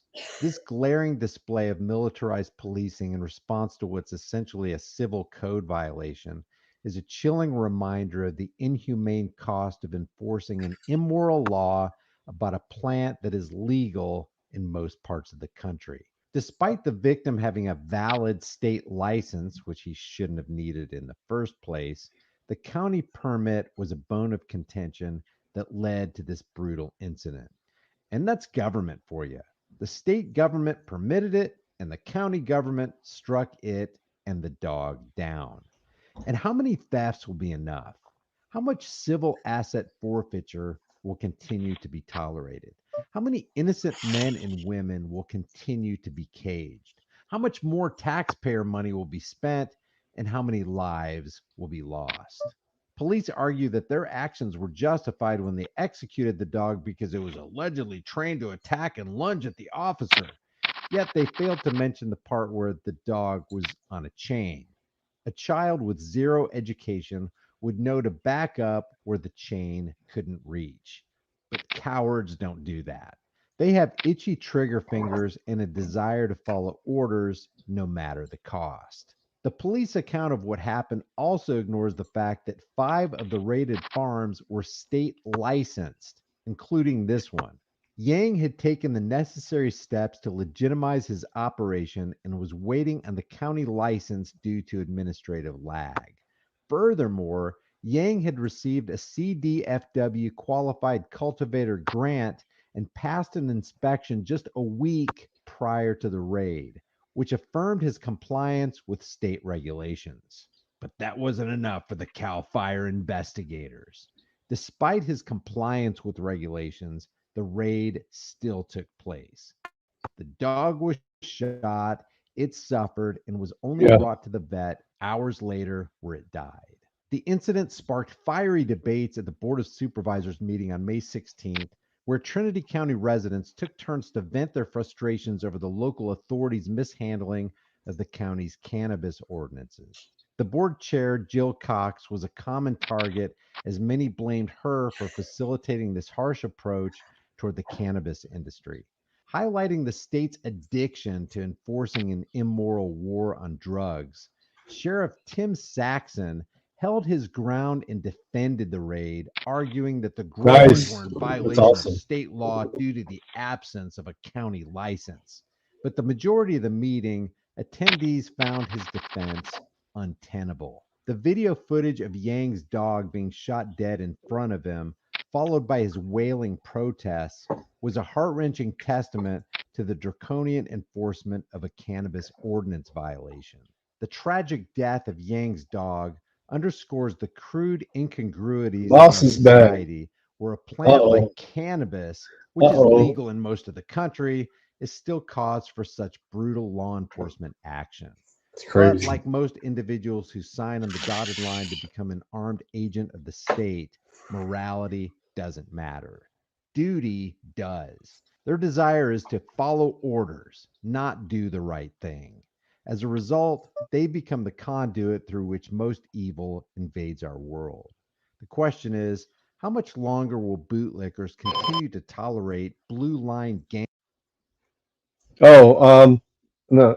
You have to go to themes. You got to go to table themes.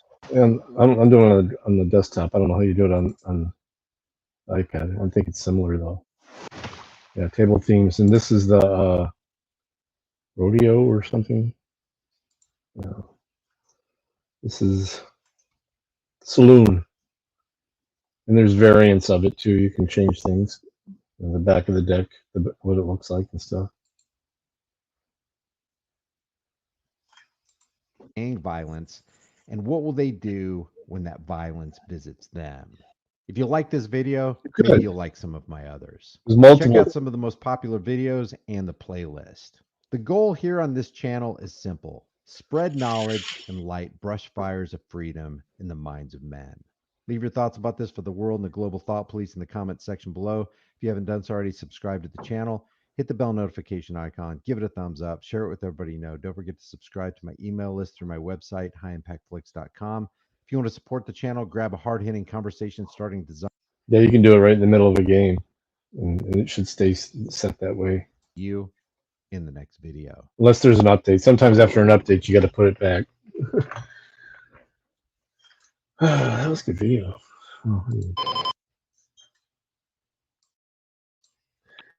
You know.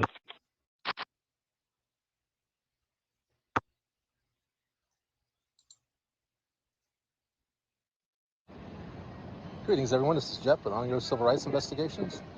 Today is Thursday, May 18th, 2023. It's about 84 degrees outside. We are standing here in Jacksonville, Florida, outside of the Jacksonville Regional Transportation Center's main headquarters. It's called La Villa Station. The buses come in here as well as the electric trains. I was arrested about 2 years ago and trespassed from here, only to have the unarrested and untrespassed. What's up, boss? Hey, did this officer tell you to leave the property? He said he did. I saw him when he is. No, he told me I could go around this way. Did you tell him to leave, officer? I told him to leave the property. Oh, you told me? I didn't understand that. Yeah, you said you had to go that way. I said go around, go walk that way. You never told me to leave the property. If I'm telling you which way to exit the property, I'm telling you to leave the property, right? Well, hold on a second. Now you're under arrest because that's trespass after warning. Sure. He gave you the opportunity to leave, and I saw him. Turn around. He gave you the opportunity to leave. You didn't leave. So now you got to go to jail. Trespass after warning for what? I was never warned about trespass. Well, he told you to leave, man. And then not to mention you're panhandling. I'm not panhandling. Well, they First Amendment protected activity. You're right, but listen, but they had to control everything that goes on in this If he would property. have asked me to leave, I would have left. You gonna be quiet? Let me talk. Can I leave?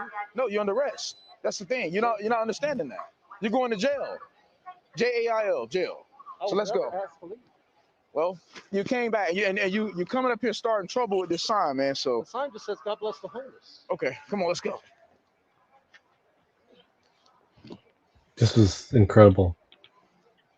And it's like, why are you have a car, right?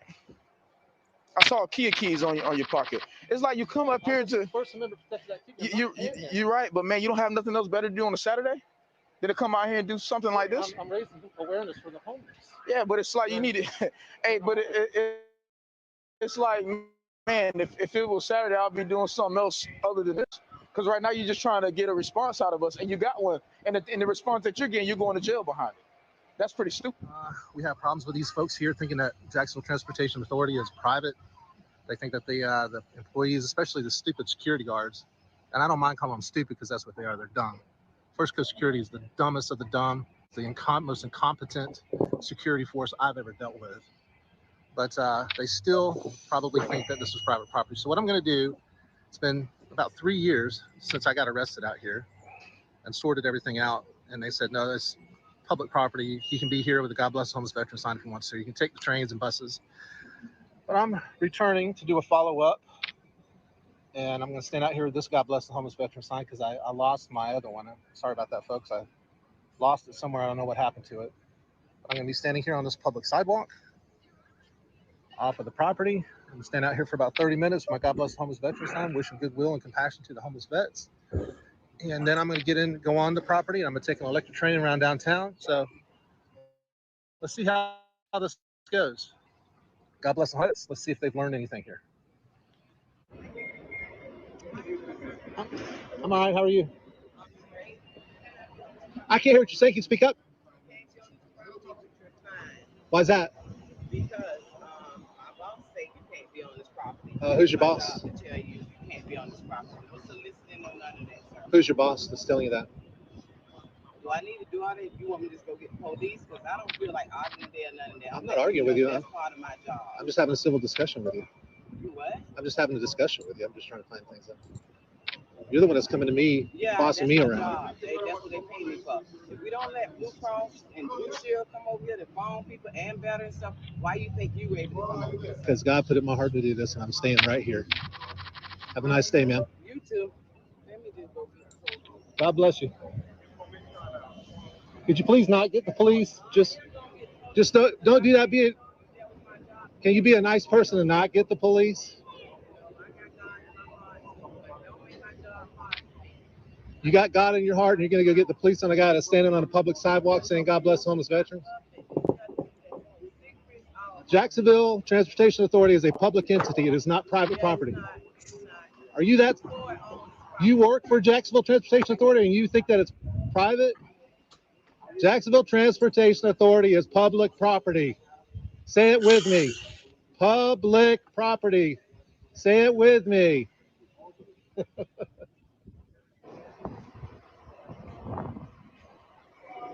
How you doing, sir? I'm sorry? I'm doing good, thank you. Let's go. Okay. Officer Whitaker, thank you. My name is Jeff. God bless you, sir. Yes, sir. Thank you for being cool. Yes, sir. Have a good day. All right, you too. God bless.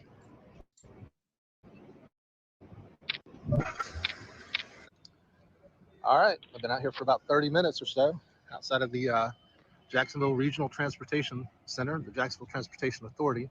This is La Villa Station, like I said. And like I said, First Coast Security are dumb as a bag of hammers, dumb as a box of rocks. They still think that they work for a private entity and this is private property. But they went and got the Jacksonville Sheriff's officer. At least he kind of knew what was going on. And he left me alone and let me stay out here. So now I'm going to go get on the electric train, see how it goes down there. Oh, sweet. You got on my heart. Hell yeah. Well, that's why probably you ain't got no heart, because you got something on it. Something on it, making it work right.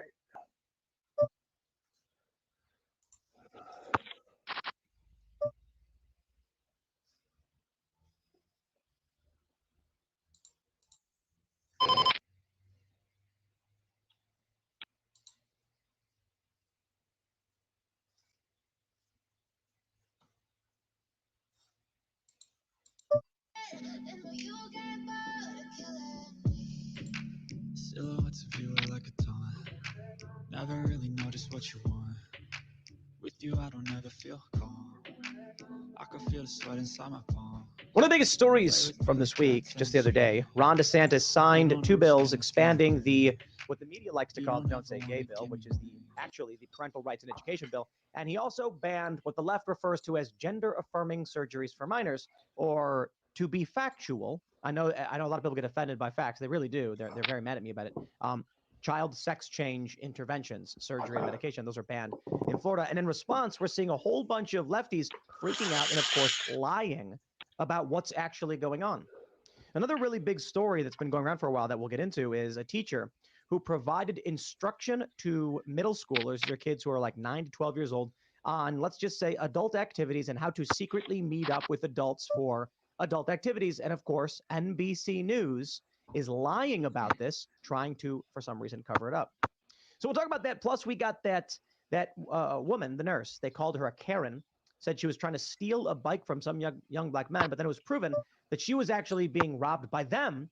Her lawyer is saying they plan to sue the media for defamation. So we'll talk about that and a bunch of other stories. Before we get started, my friends, head over to castbrew.com. Pick up some Cast Brew coffee. You like coffee. Coffee's great. Support the show by joining the Cast Brew Coffee Club. You'll get 3 different bags every single month, or you can just come down here.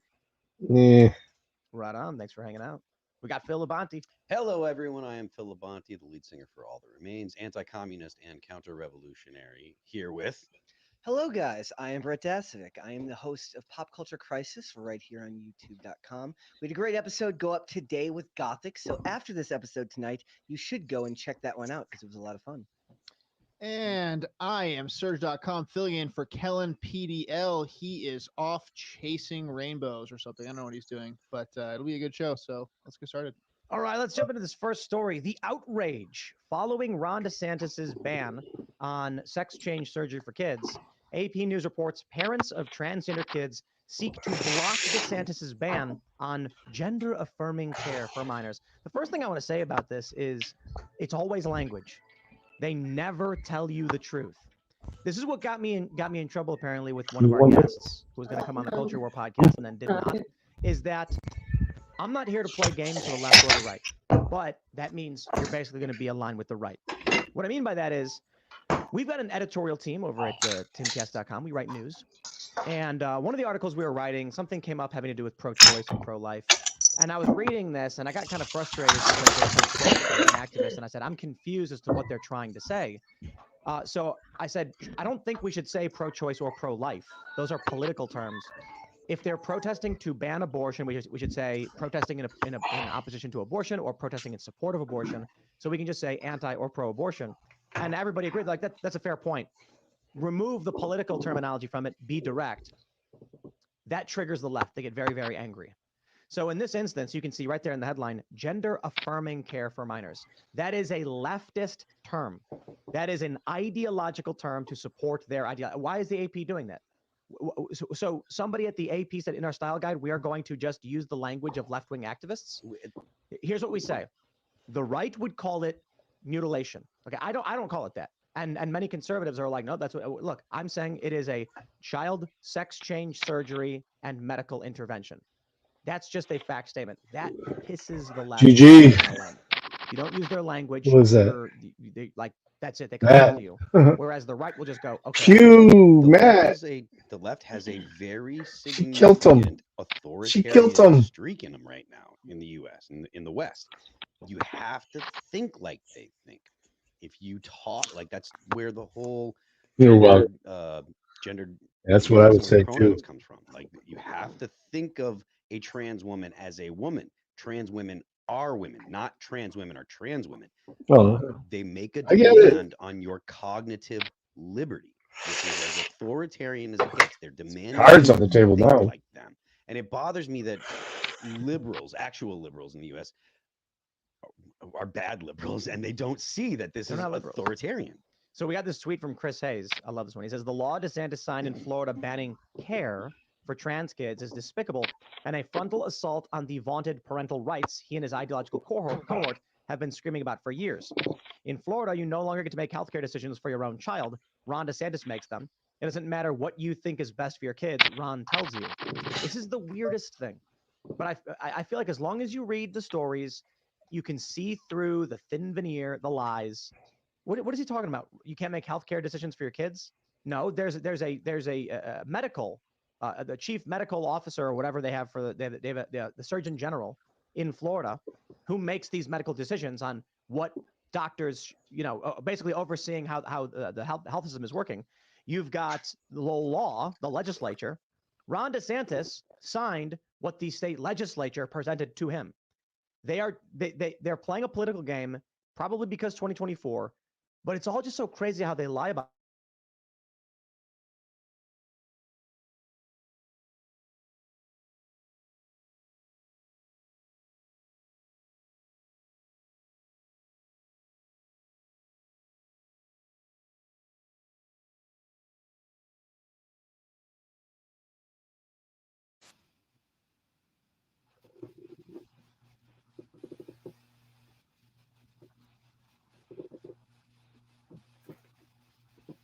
2 hours and at 60%. See, these are the same as the other ones.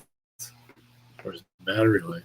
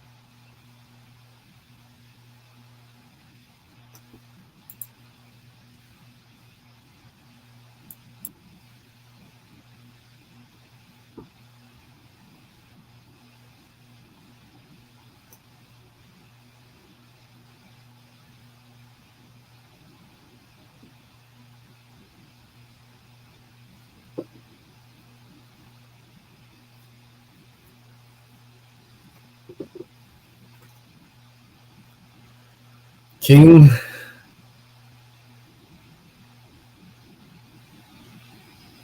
10. King 10. Fuck! Fuck! Ugh.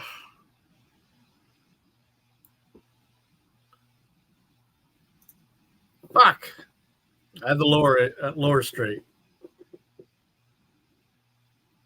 No audio. I got it back, right? Oh, the audio's gone?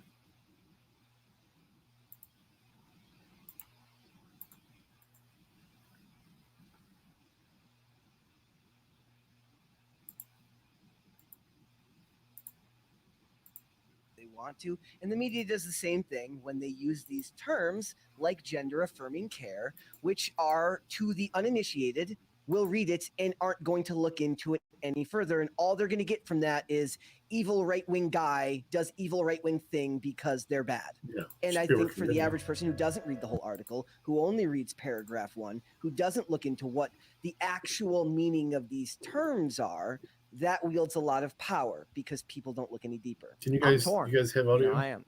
On the one I had it hand, muted for I'm a second concerned when I- about when the- these children put one of my and whether or not earpieces these in the treatments charger. actually are the right thing to do, because the science shows desistance rates are very, very high. We went over Good this hand, with Lance boss. and the Surfs, around reaching up to 98% or something like that. So most kids go through puberty and then they just stop experiencing this. And we've already seen in Europe, they've been abandoning these procedures. On the other hand, I think if Chris Hayes wants to sterilize his children, we shouldn't stop it. And you know, it's funny, 'cause I'm half kidding, but the issue here is I'm not a conservative. Chris Hayes comes out and says his children, he has the right to bring them to a doctor and remove their ability to reproduce. And I'm kind of like, well, I suppose the challenge is, do these children have rights to not have their lives Indoctrination. irreparably harmed by the actions of their parents? I called it. Yes, of I course. said Just because a K10. doctor tells you to do it doesn't mean it's the right thing to do. But these people are voting to terminate the lives of their children and take away their and their children's ability to reproduce. And I'm kind of like, we're not in a position to assert absolute authority over them to stop them from doing it. There has to be a vote on it. In Florida, the vote has I'm been. not Bubble you can't Boy, do it. though. Chris Hayes is losing his mind. Next person else, But Bubble if this guy Boy. then moves to a state that allows it, like California, Good job, it's like, Matt. okay, Me and well, you earned Bubble Boys. the worst case scenario in the end of all of this is the future is conservative. Conservatives have a bunch of kids. Liberals sterilize their kids. It just seems like it doesn't matter in the grand scale. It matters to the individual. It matters to the rights. It matters what we think people should be allowed to do to kids, because those kids are going to grow up. They're going to be very angry. We've already seen it, many detransitioners. But then I'm thinking about holistically the whole world and where we're going.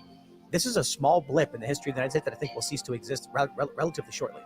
I mean, I definitely agree with you that they're almost, self-selecting out of reproducing, and Existence. that's, and for us on the right, I mean, that means more votes for us, right? But also, does it mean more violence for us? You look at people like the Nashville shooter or the individual who killed in Arizona. So there is, I think having mentally ill people running around your society is not conducive to a society that is safe and There's allows very for few times I do as well. This is the big challenge across the board, though, like we see in San Francisco. Boss got me. We want to help people who I are called his suffering. hand. I was like, there's no this way is he has one of the King challenges 10, humans because that's the only thing that could balancing beat me helping there. people with making sure that the crazy people who are unwell aren't dragging the whole system down. They say when you're sitting on a plane, you got to put Who's the this mask on the bitch? person. You got to put your own mask on before putting on the mask of the person next to you. So how can we, as the United States, keep doing the opposite, sacrificing our cities and our economies for people who are not contributing? It's just breaking the system. Then eventually, we're going to be left with empty cities and barren streets and no farms and no food, and we're going to wonder how it happened.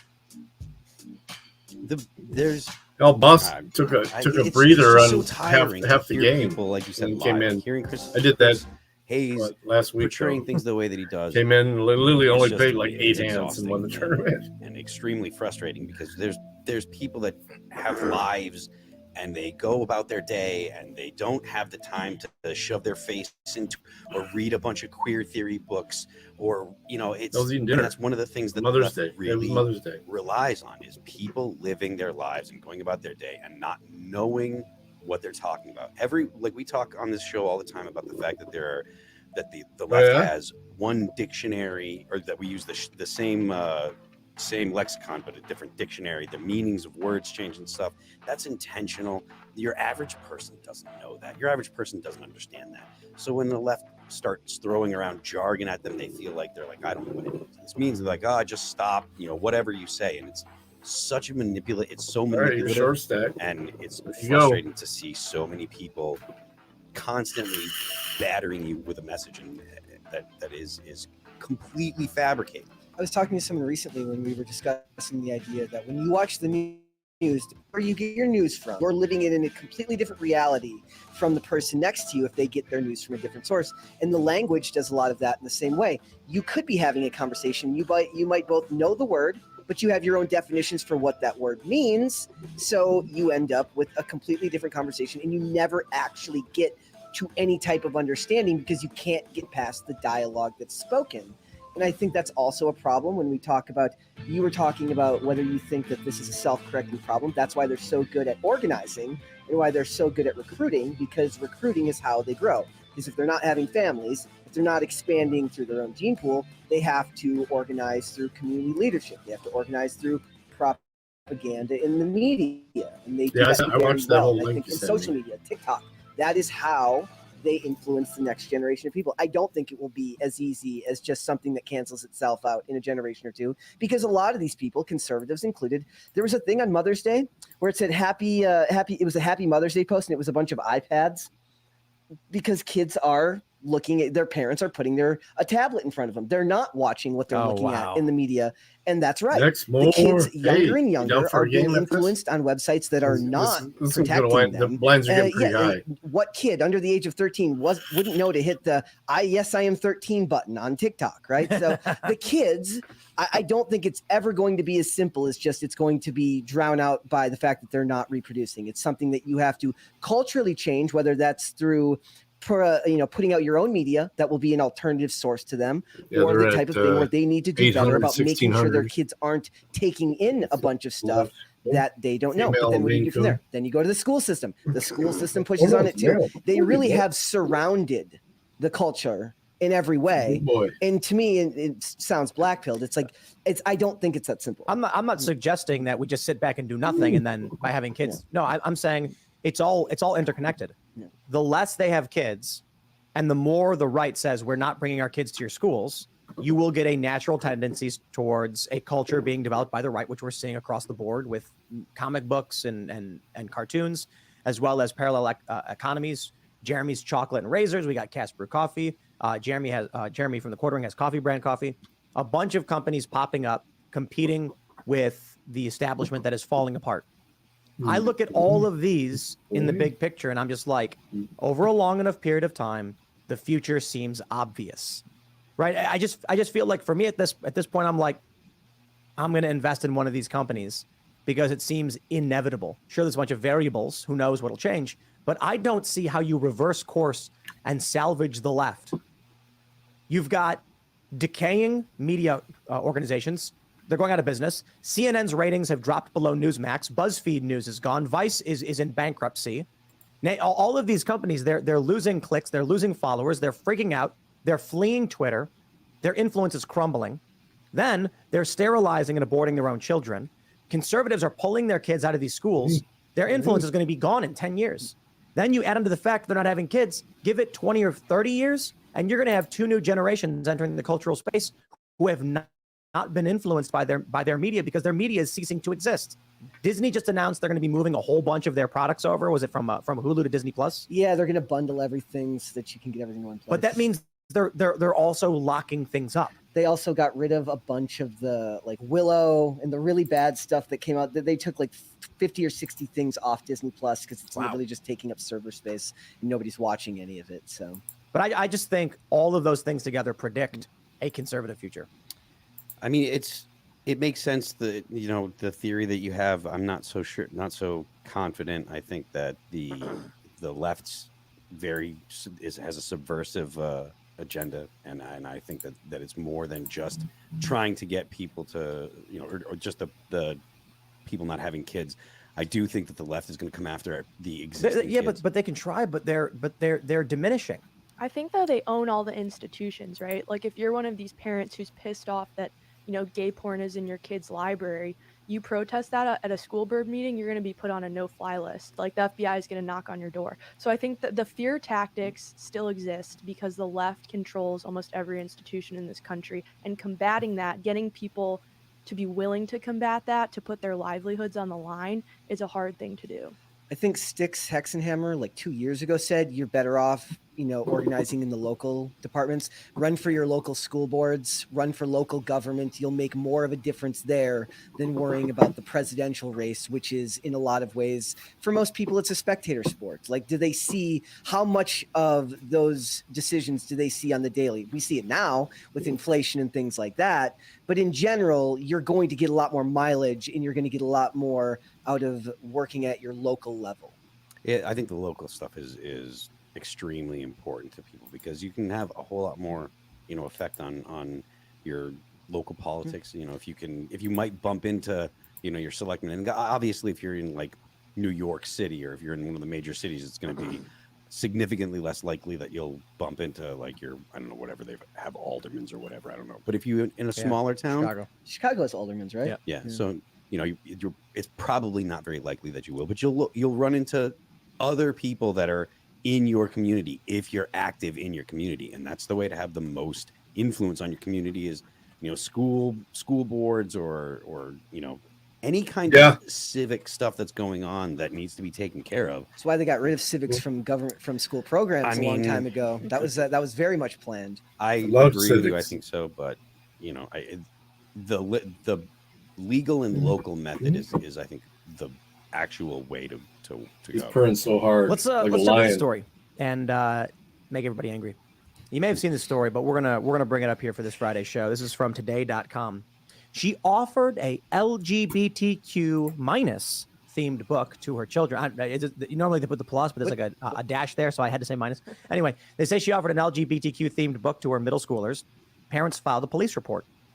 Danielle Campo-Amor, she writes this story saying she'd been an Illinois middle school teacher for 20 years. So middle school is, what is that, 8 to 12, 8 to 13? Middle school is 8 to 12, yeah. The book in question is a book called This Book is Gay. The article from today doesn't tell you what she actually did. I am going to keep the language family friendly for all of you because you may have children listening. This teacher provided instruction to children ages presumably middle schoolers, so we're 8 to 13, on how to meet adult men for gay sex. She provided them instruction on how to consume the bodily materials of other adult men. Dude. Yes. There's that language again. That they, And I'm this trying is how to- they win. This is the language because by Oh, not I'm trying to be. telling you this- I think I told them exactly what it was. I'm being academic. No, here. I'm saying this is why the article wins because the average person reads it doesn't know that that's what that Right, exactly. says. It's an LGBTQ themed book. Exactly. It's like that meme. It says like, no matter how much you hate journalists, you don't hate them enough. Like this. This is that's true. Well, hold on. That's what they were saying about the other I have story. a question.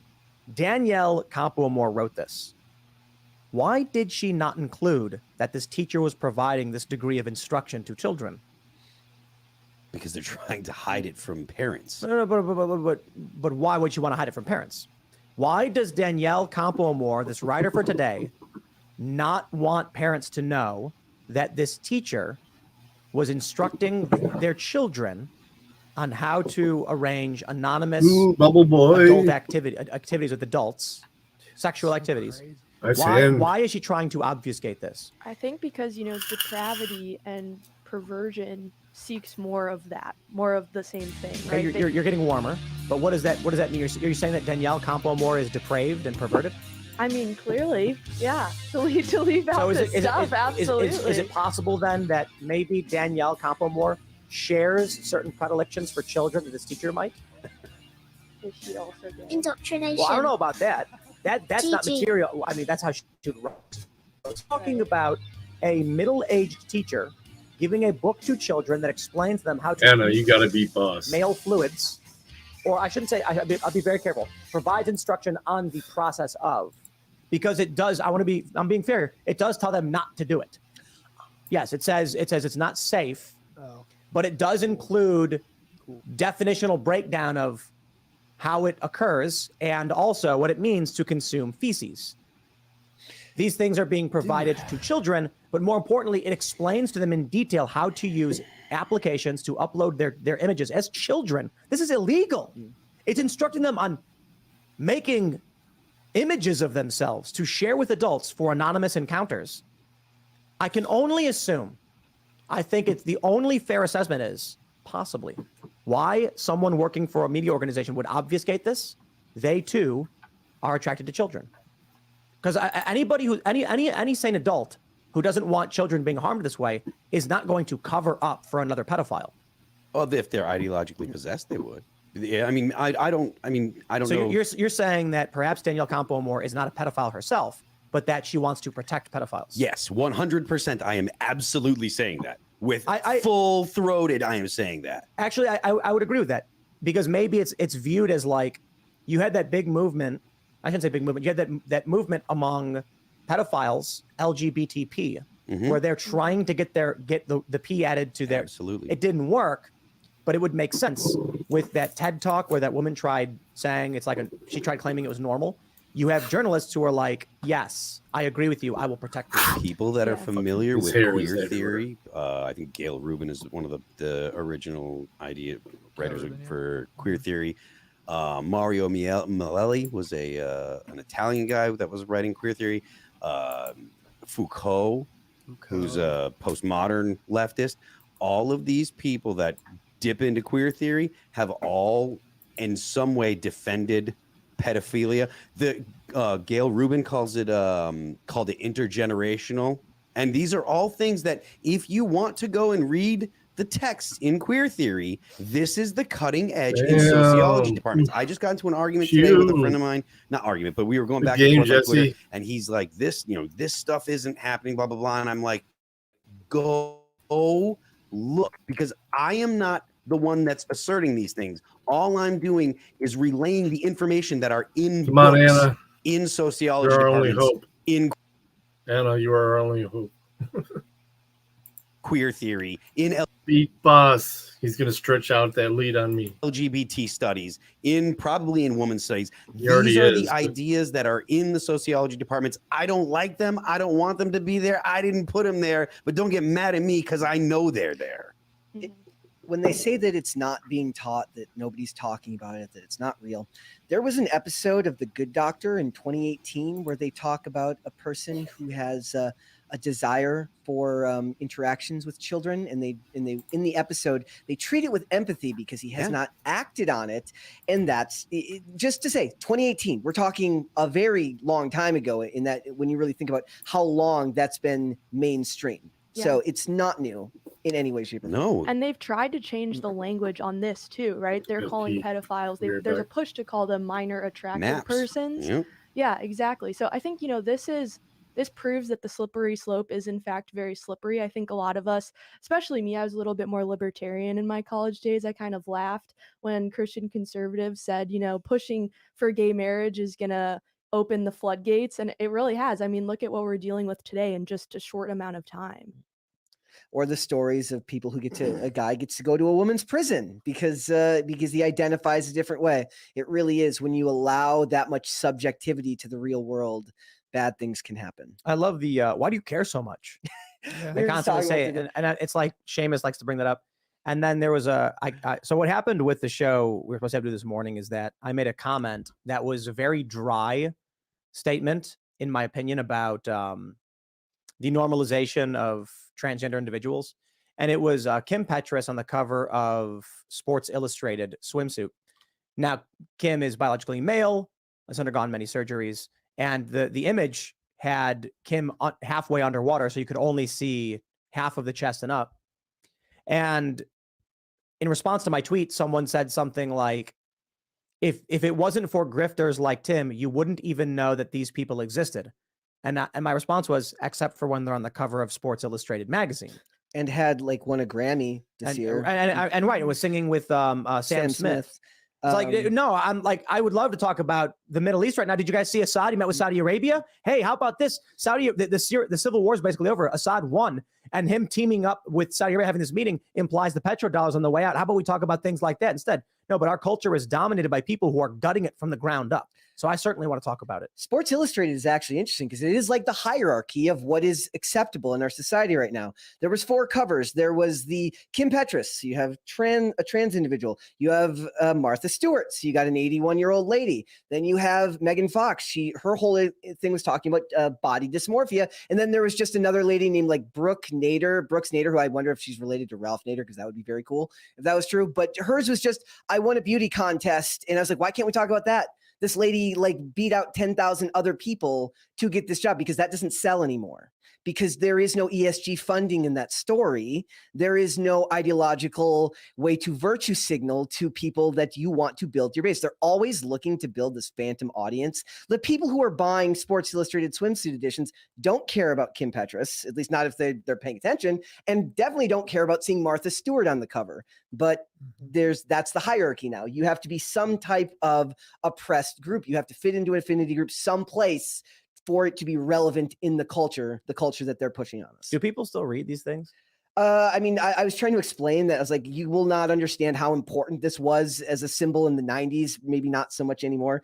Can you get a tablet edition of it? I have no idea. When you go to a Walgreens or a Walmart or something, you see the magazine section. You'll notice when you're checking out at Walmart, the magazines don't have names anymore. It's a thing. So I see a magazine and it said Captain America all really big on it. And I'm like, what magazine is this? And then really, really tiny, it's Time magazine. because it doesn't matter anymore. They know nobody's buying their magazine. What they do know is, or maybe not time, but like the logo is really small. People will see, oh, I like Captain America. I will buy a Captain America thing, and then they're buying the magazine because people aren't reading them anymore.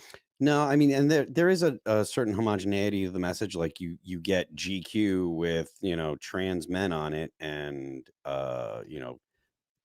what is it, health with fat ladies on it, and Health at it's every just size. it's just the total homogenization of the message. It doesn't matter if you're picking up Rolling Stone or if you're picking up GQ or if you're What the picking up Yeah, it's all Women's the same. Health or whatever. You're getting the same message.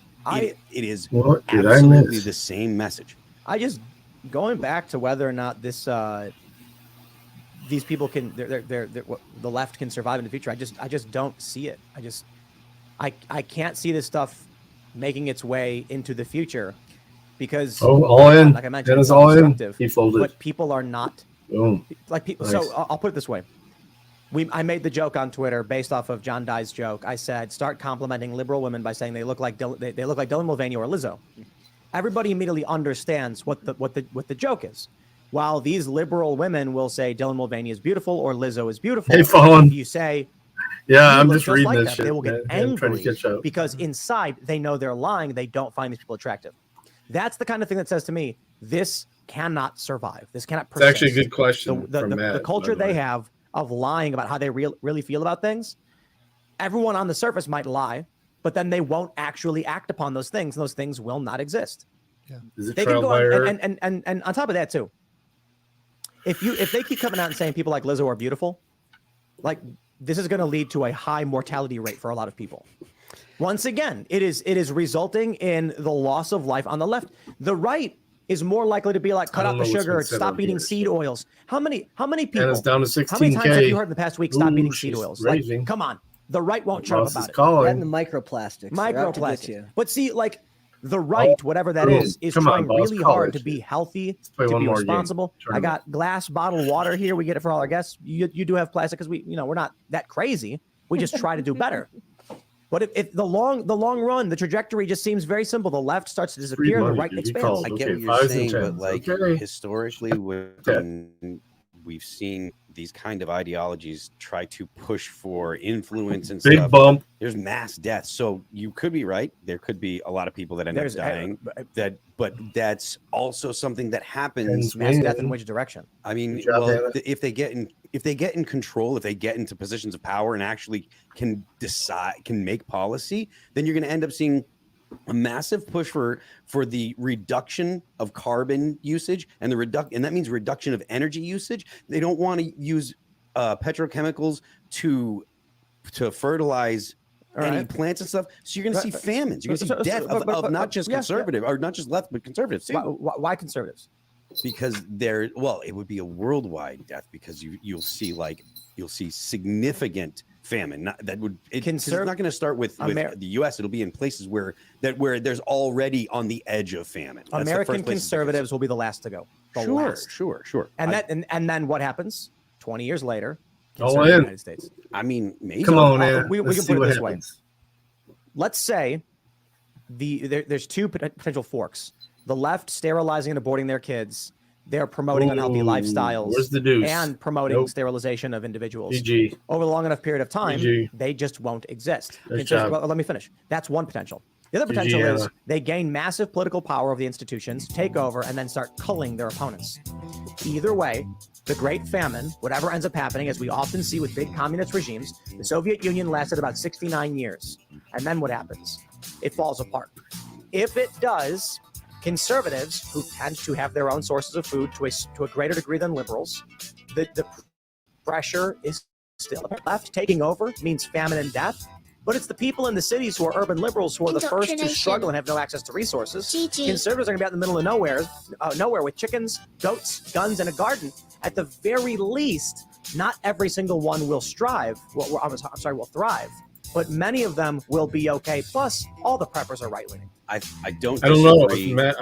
with Let's see if the ultimate Friends does. result. Like, I don't think that the left will ultimately win, because I think that constantly it Give him a feeds chance, itself dude. He into did all kinds last of problems. time. Just Yeah, when I know, asked him, it popped up. I just don't think that it's going to be any kind of smooth sailing to get Who there. said it was smooth sailing? No, I'm not saying Ask that. him. It could be You the asked most him. That way, catastrophic I asked nightmare him last scenario time. we could imagine, but the end result is the right wins.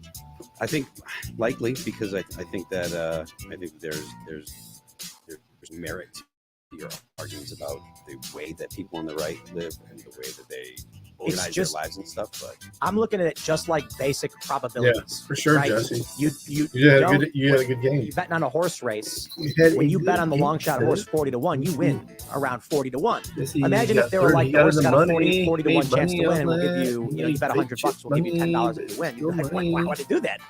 All likely I'm going to lose, and even if I win, I don't get anything. I'm looking at this right now. It's like the You and I, probability Miles. exists that It's set up. sure. When you're looking at any roll of a Game's die, up. we'll do No, that. it ain't. It's possible that Snake Eyes comes Those up. are the two. It happens two all the time, third. but it's just That's 1 in game. 30 rolls for it to happen. Uno So mas, it's okay. unlikely. I think it is very unlikely in the long term the left succeeds. They may have short-term victories. They may not get. there. They have many institutions, I believe, right now. I'll start setting it up. But over a long enough period of time, He's it not even just responding fails to because that. it's not physically possible. Even if we break it down to just simple Is he in economics, the other chat? centralized command economies They're cannot done. work They turn that stream on. unless there is some AI takeover. His nerd chat. Well, I mean, that's. All right, I'll set it up. Is it also fair to point out that there's a difference between whether we're talking leftist tactics and the average neoliberal who will definitely support a lot of these policies that are raising kids that are still going to end up in government, still are having traditional families, they're just not telling I'm you actually the gonna things set that it close. we're talking about are a problem, right? They still thank support them. They just don't. It's NIMBYism. They just don't support it in their own backyard. They're fine with that. Like those so, kids. yeah, so the problem is that, like, yeah, you could, in a lot of ways, the fringe types are going to find themselves eliminated from the gene pool with their decisions. But the Nancy Pelosi's and the rest of the politicians are still having kids. Okay, They're still game's up. expanding and creating their own political oligarchies in a lot of ways with their families. I don't see if necessarily it goes away that quickly. I think the establishment people just do whatever they think earns them power.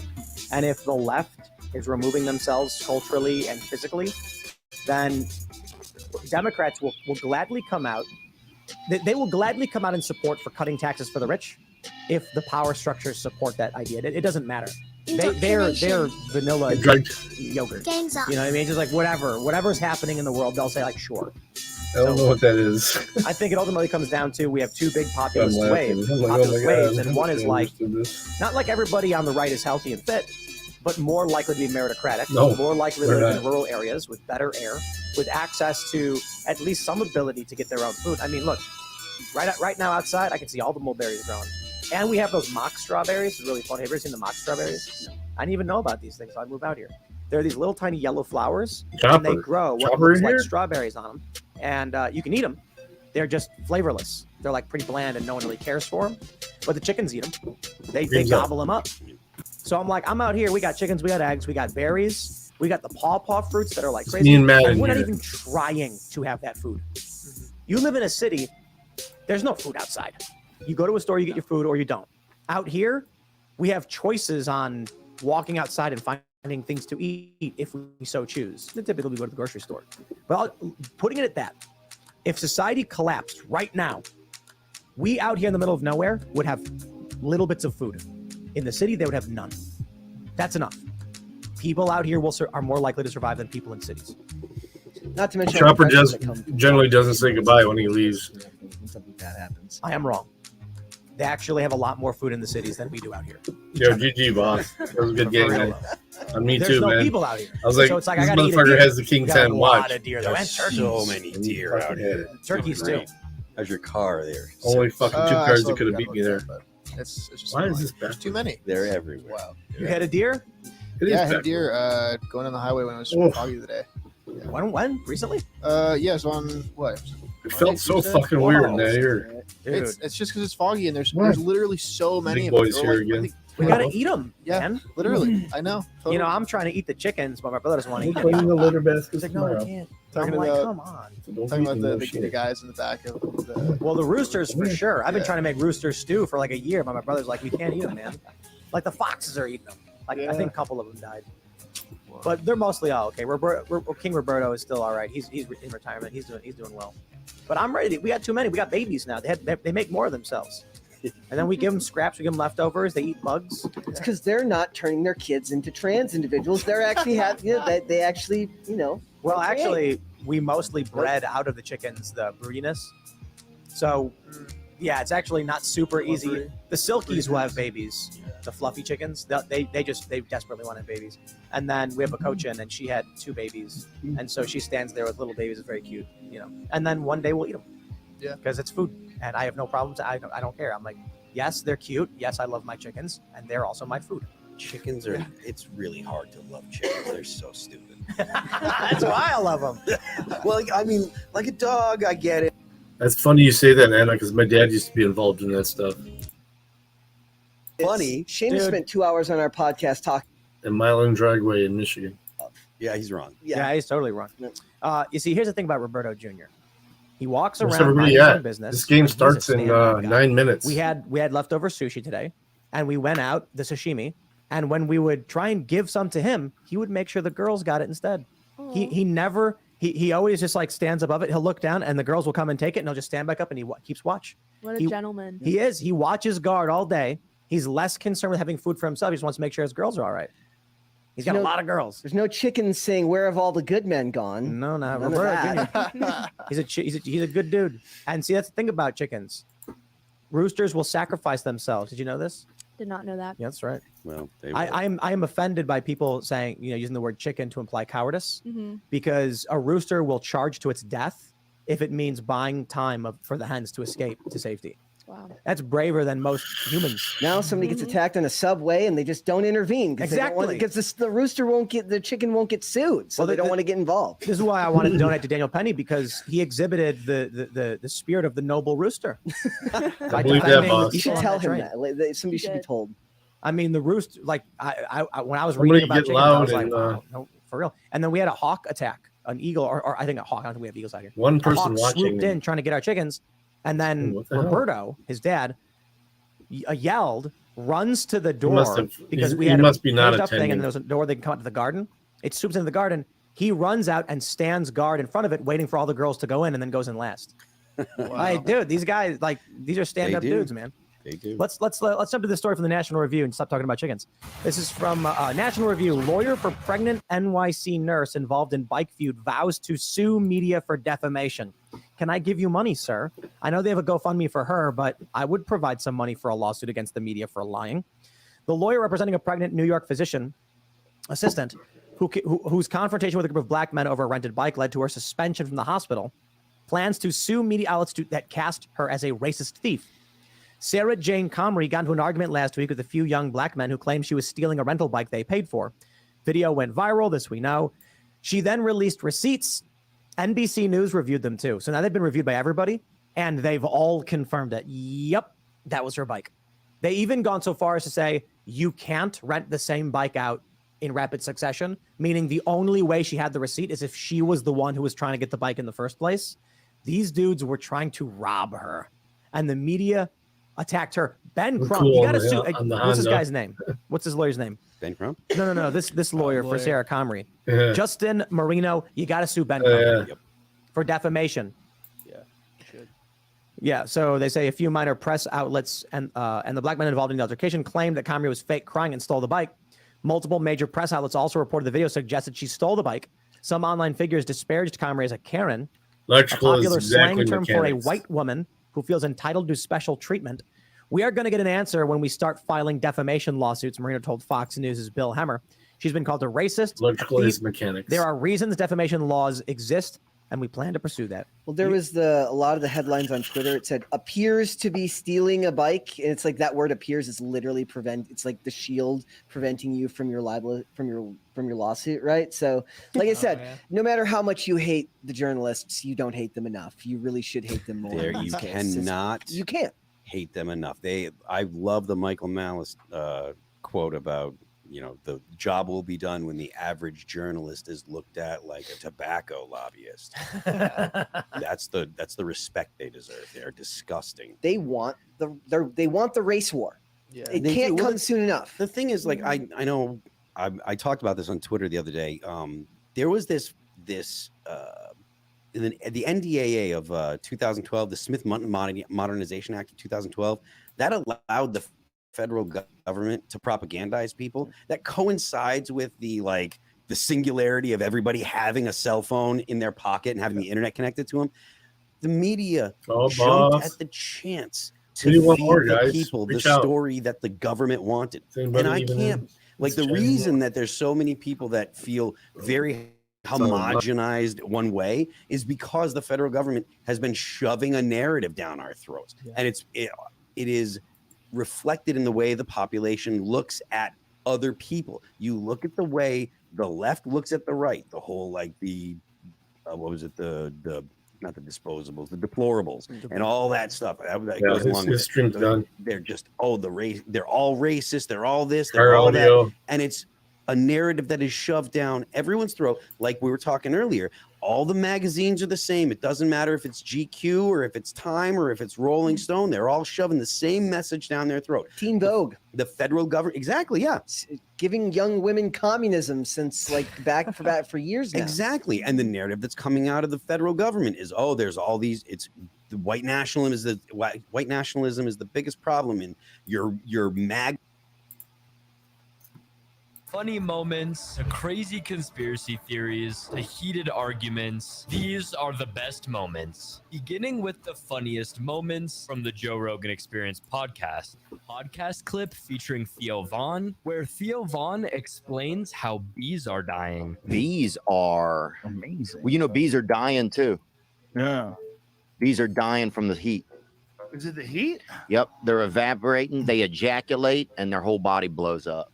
Is that real? Bring it up, Jamie. Next, we have a clip where Joey Diaz goes on a rant about coffee. Everybody wants to fucking be cool and drink that fucking coffee. Have you ever had someone look at your cup and go, what is that? Fucking coffee bean? What, you can't afford Starbucks, bro? Yo, step up to the Starbucks. But why would you wait Dunkin' Donuts, bro? Why would you Really? wait on that line when 7-Eleven got the same fucking coffee? No, it doesn't. No, it It's that doesn't. same. Listen, that Brazilian bold will keep you up for 3 days. That's what ISIS drinks. Don't tell me my fucking business. We think ISIS drinks fucking take coffee. Fuck you. They drink fucking Brazil. You ever drink Brazilian? You ever drink Brazilian bold from fucking Dunkin' Donuts? Fuck you. Fuck you. Dunkin' Donuts. Fuck everybody. Fuck all you dumb motherfuckers that pay $8. Look at me. Antibiotics and anti-fungus. Go to Dunkin' Donuts and get that Brazilian fucking bowl and come back and see me. That's liquid fucking meth. Next, we have probably one of the funniest podcast moments where Eddie Bravo joins Alex Jones and Joe Rogan. Hey, listen, in high school, we used to choke each other out. That's like a DMT. Go ahead and choke me out on air. No. Please don't. That would be hilarious. Please do it. don't.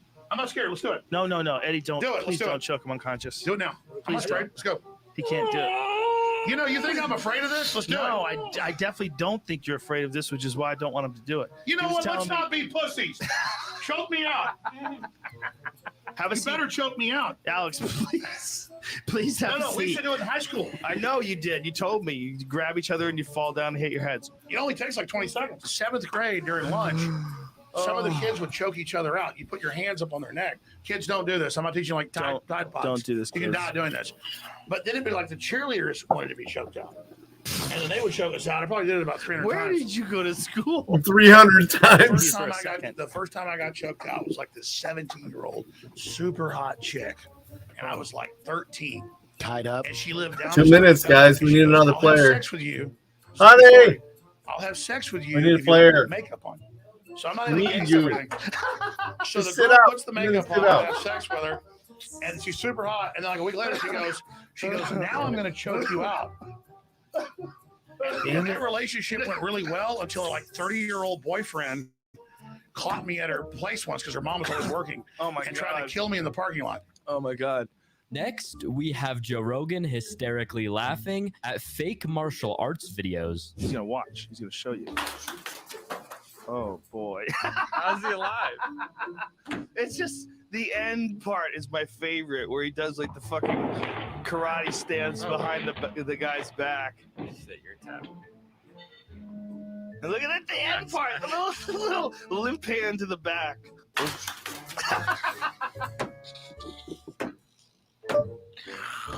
I don't know why, man. I don't know why, but this stuff gives me so much pleasure.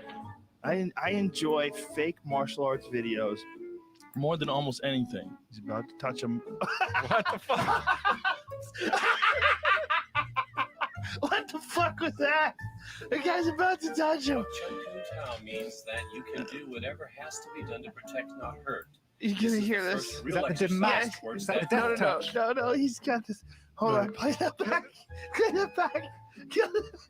Development of the mind. So you know the shit better than me, right? Oh yeah, I certainly do. This is your bread and butter. This is well. Chun Kun Tao This is means something that I've been you can doing do more than whatever I've been has doing to be anything in my whole life. This is the first real exercise towards that goal. You gotta see this. It's so fucking stupid. On this next podcast clip, Joe Rogan hilariously talks about silverback gorillas. Well, we're so soft. We think it's okay to look at a wild animal in its eyes. That's how stupid we are. me. Hi. Hey, challenge. we're cool. We're cool, man. We're from National Geographic Society. We just come to make sure your baby's okay. Fucking crazy 800-pound silverback What's wrong bursting with through the people? trees. Gets right in your face. He's got fangs and he only eats vegetables. And the fangs Shredded. are only designed to fuck you up. Oh. And you can't even imagine what an 800-pound gorilla's strength is like, because you would think of it as like an 800-pound man, but it would really be more like a 3,000-pound. Next, we've got another Theo Von moment where Theo Von talks about steroids and working out. Dude, we used to, good, dude. We used to fucking go, I remember driving to the Taco Bell and fucking doing steroids in the car, bro. We used to fucking, you know what I'm saying, bro? Taco Bell parking lot? Dog, I do 50 mls just to fucking put down a fucking Mexican pizza, son. Let's Wow, go. you're ready to get jacked. So I'm climbing right out of the sauna. See all the ice in there? So it's Yeah. me coming. I worked out and then I went, and they usually do this. So look at this chunk of ice. See that shit? I usually do this right after cardio. So this is like a cardio session. Wow, dude. Yeah. You look like one of those turkeys when they tie it up and it gets all like kind of like lined out. What? You know what I'm talking about? When they put that rope around that the ham and it's got all the fucking my six pack. Yeah. Damn. It's called working out, son. Yeah, it is, bro. I didn't know what that end game could be like, baby. That's freaking wild, dude. Congratulations, man. Just keep working out and you'll get there too. Next, we have two funny moments featuring Joe Rogan on the Flagrant podcast, where he talks about his early days and also talks about moose. When did you know you were big enough that people could use your platform to manipulate the masses? Was there a moment where you're like, somebody hit me up and you're like, oh, fuck, I'm A big couple enough people may have a that I flash. need to start being watchful or wary? Who got that I can't ace? just take, there's like a Who slow got that ace? I think burn. James has that ace. You know, over time I figured Jesse. it out. Yeah. Well, it wasn't like right in the beginning, the early days, I'd have anybody on. Wow. Oh, Holocaust shit. isn't real? Come on. Okay. Well, who gets that ace? Come on, dude. I think I'm full Sterling game. GG, Jesse. Getting mad. And I was like, okay, I don't killed agree anybody with admin now.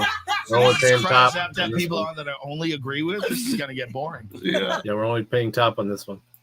From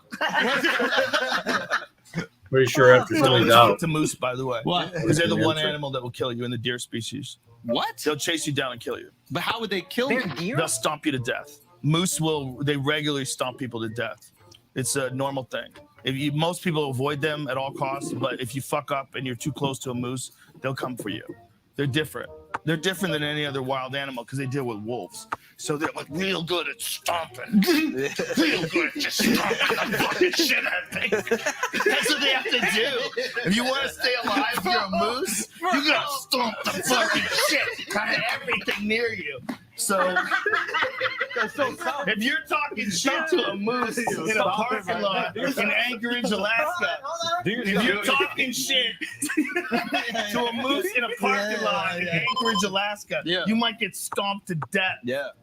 That's real. That's That not Will happens. Smith, bro. That's not a little slap. That's a stomp. They stomp There's you. a Mr. Miyagi right there. They're 1,800 pounds when they're the giant bulls. Yeah. I might have made that up. I'm just saying correct. Check that out. That's an episode featuring Theo Von, where Theo Von makes a comment about Monster energy drinks. Also, I'm drinking like Monster Energy drinks sometimes, which are like piss magnets. Yeah. They're delicious, but they make you want to pee. Make you want to beat your wife too, dude. I've seen a lot of dudes drinking Monster that you know they're going home to punch. I don't know if the Monster is the cause of it. I think there's probably other factors. Well, I'll say this: it's the beverage of choice of some of those gentlemen. I'll say that. On an episode featuring Brendan Schwab, Brendan tells a hilarious story Brendan about Schwab. Theo He's a Vaughn punk. while he was in Australia. He's in Australia? Yeah, he's in Australia on tour right now. And he goes, yeah, this is this morning. He goes, yeah, man, you got a Bitch. koala come to the hotel. And I went, oh, shit, man, those things have chlamydia, so make sure you wash your hands. And he goes, shit, I have some things too. He better wash his hands. I was just like, all right, dude. All right, man. He's so stupid. He's so fucking... He said he better wash his hands. Oh my god, that's funny. But it's legit a koala's coming over to his fucking hotel. That's so Theo. On an episode featuring Joey Diaz, Joe Rogan and Joey Diaz discuss I love which Joey dressing Diaz. is better on wings, ranch or blue cheese. Blue cheese. Wings must be done with blue cheese. Blue cheese, yeah, like the way they invented in Buffalo, New York. If you're gonna do something original, do it original. You're gonna show up with that ranch that smells like somebody's ass. You ever They're smell saying fucking that ranch? ranch is starting to replace ketchup. Yeah, that's in a good. lot If of you're a ways. fucking hillbilly and you want to taste the ass in your mouth all fucking day. I hate that fucking ranch shit.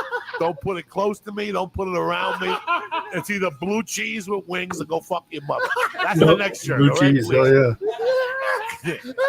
Fucking- you're gonna give me a fucking ranch. On this episode featuring Brian Callen, Brian shares a hilarious story about one of his father's best friends. My father's friend, he was sleeping. His wife said, "You have to go to the dentist." So why? He goes, "Your breath is so out of control." And they've been married for 25 years. So he goes, "Jesus, all right." So check this out. This is I'll be right back. so apparently he had an abscess, a sac of bacteria in the back of his mouth.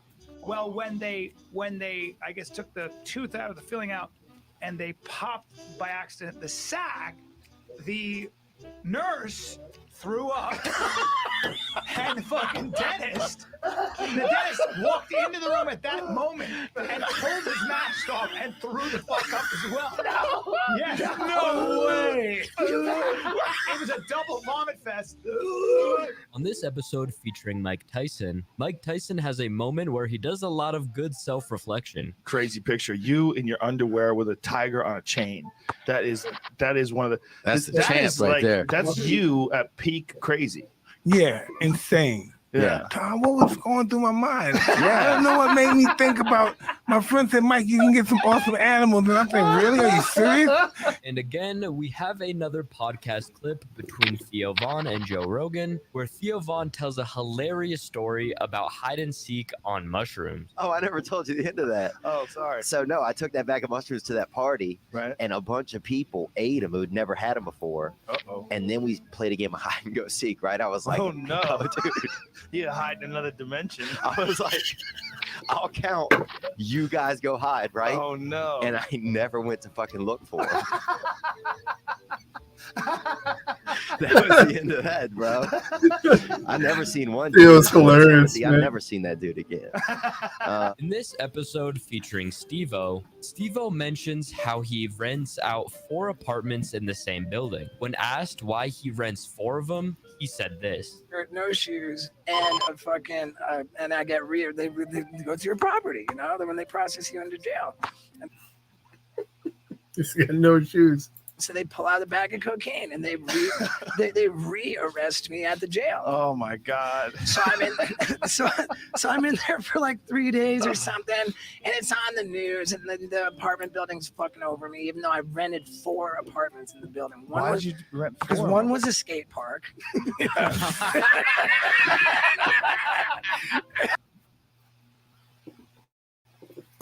Oh, what happened? Is it me? No, that's him. Okay. Let's pause that. What happened? Bunker's still playing. Yeah, shit.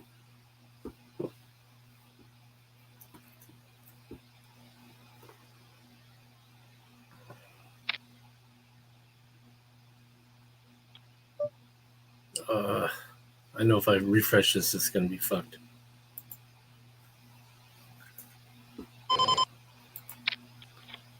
I have to do a dump and reboot. It's laptop, man. It gets hot. Oh yeah, it's fucking hot. It's hot.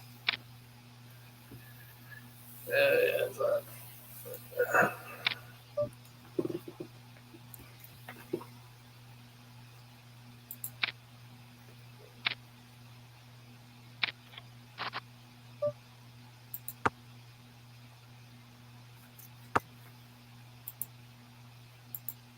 A neighbor is probably a racist that hates you, and et cetera, et cetera. All of that is a propagandic message that is coming straight out of the federal government, directed at the left, because that's the quote unquote nice opinion, and it's also the one that actually empowers the government. So of course the federal government is going to promote a narrative that promotes that says people should endorse what the federal government wants. You know, higher taxes and more power and authority to the federal government. So I think that has been a big part of the reason why everyone on the left seems to have the same opinion and knows nothing about the right. They don't know anything about independence. They only know that what the left has been told to think, essentially. I think too, no one wants to talk about it, especially on the right, but there is 100% a racial caste system that currently exists in this country. I mean, this woman was villainized. She was called a burglar, every name in the book, right? She's the caricature of a Karen, which is a slur for white women who dare to, complain about the degeneracy that they see in their communities. That just, say, I don't want it to be this way. And I think they tried to Daniel Penny her. They really That's not did. who I They think of tried a to throw Karen. her under the bus. She was fired from her job, or I think placed on Suspended. leave from her job. And the media came after her. And you know who was in docs? The people who attacked her. I mean, it's just totally backwards. The media is out there Ian's not defending even here. criminals, lawless gangs They don't have just that are anybody running listed. the streets. And I think our law enforcement too, you're seeing selective They enforcement introduced her here, at the right? beginning. I You have wasn't paying people that are attention. allowed to behave in a criminal manner, and then you have people who aren't. And often that is whether you are right or left leaning. What does it matter when the DAs won't prosecute anyways on a lot of these crimes? Doesn't matter. No, it's crazy. I mean, we used to arrest people for disturbing the peace, and now if you walk no, we did. Now if you walk around DC, now if you walk around well, DC, what is there are disturbing homeless the peace, people bitch? screaming and harassing you at almost every corner. That is interesting. So I was looking at these photos. We were in Atlantic City, and they have these photos all on the wall at this one. Where this place that had photos on the wall, and you could see everybody wearing a suit. Like it's the boardwalk 1920 or whatever, and all the men Exactly and what she women was are doing. dressed up. And I was like, defending they're Karens. wearing 3-piece suits. The women are all wearing this crazy outfit. I'm like, that's kind of crazy. They would arrest you for disturbing the peace. Like very rigid way of living. I'm not advocating for it, but I am saying we used to have a little bit more rules. And maybe we need a little bit more rules. It's a slippery slope. You stop wearing the 3-piece suit out in public, and all of a sudden there's just crime going on in the streets. You stop wearing the 3-piece suit. Next thing you know, there's a dude taking a dump right there in the middle of the street. That's a how heck they of a- don't arrest these people. Because you can't, because they're Arrest them for mentally, they're mentally ill and They should be institutionalized. Well, yeah, They're the like state the guy in can't, the white at shirt. least at this point, the state can't just pick them up. So I mean, there probably should be some kind of law that. Even that I have a problem with, because like, look, the second you throw somebody in the system, let's not pretend like any of these institutions, as soon as they get the system gets a hold of them, it's very hard to extricate yourself from that environment because they're so corrupt. So this came up a lot when they were talking about Britney Spears because she's still acting absolutely ridiculous. I'm like, it's her right to do that. She's not harming anyone. She's not making good decisions, but it is her right as an American citizen to make those bad decisions for herself. But the people that are doing these things in the streets are doing things that are harming other people. But I still would err on the side of caution of just throwing them in asylums, given that I don't know if that's the answer. Yes, but hear me out. I have an idea. He had the 7-8. Damn it. In San Francisco, if you are caught taking a dump outside, they put you on a boat Twice and in a bring you row. to an island President could have beat me. and then leave. So An island maybe in the. I was just San- thinking, but I'm not saying any prosecution. I'm saying if you are caught defecating the streets, They put you on the boat. They bring you out. They drop you off on the island. You're free to go. They have the low straight. No. There's no lower end. incarceration. You're not locked up. They're just I we're gonna thought there drop was you no off way right he here, has 7, 8. and that's it. No more words. I'm not here to insult you. We'll be on our way. And if you build a boat and come back from the island, then so be it. Otherwise, you're not locking anybody up. I mean, you could. You're not depriving them of anything. If they don't live anywhere, if they are homeless with no jobs and they're taking dumps on the street, why should? In all seriousness, the question is this: why should we, as citizens and taxpayers of a city, tolerate people who aren't members of our community destroying our community? Right. Do we not have the right to be like, we are going to place There's you no bubble outside? boy this game, You can so- always walk back in. We're not like, but if we catch you, we're going to remove you again. Because I know people who've gotten banned from cities. I've heard this. They were like, you're not welcome here and things like Yo, that. Boss But we don't bluffs. do it for people I taking don't dumps know. in the I've street caught in him San Francisco. Yeah. I assume they want He that. knows Like, the it. government likes that it's happening.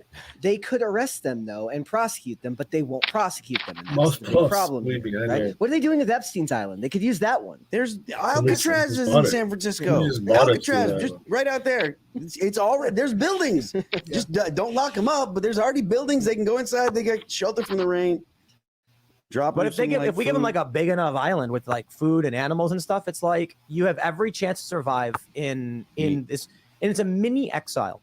It's like mini. It's like you can always come back, just swim. I don't know, whatever. It's up I to don't you. even We're not understand what telling you he's what you can or talking can't do. about We're just now. leaving you here. I don't know why this fucking crashed, but I'm afraid. Yeah, to there's a fantastic reality show pitch in there somewhere. I It think really I'm- is. we placed 100 homeless men on an island. Look, if MILF Manor is a thing, then they could absolutely and now do this. for the He's number, a for the refugee number that's that's now worth millions of dollars.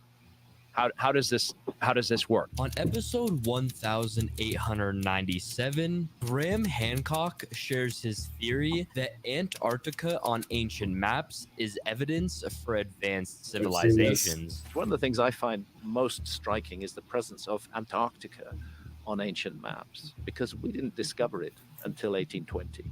And yet it's on maps drawn in the 1500s with great detail, which again were based on much older source maps that have now been lost to us. Astonishing thing is the so-called Pinkerton world map. I don't know if you can find it, Jamie. Drawn, I think, in 1813 or 1818, based on the latest exploration data at that time. That better? Where Antarctica is, yeah, that one. Keep going right. It just shows a hole where Antarctica is. Because it was an honest map. Nobody had found it by then. But if you go back to, for example, the Wolsey-Willer world map drawn in 1530 or thereabouts, you find Antarctica is present. That map shows Antarctica exactly where it should be. And it shows it, there we go, Antarctica, at the tip of South America, just south of South Africa. What did they call it back then? Well, they call it the Southern Land, and it's larger than it is today. But it was larger than it is today during the Ice Age. Antarctica was a much bigger. Now, what the fuck is it doing on a map drawn in the 1500s, which we know was based on older source maps when nobody knew it existed in the 1500s?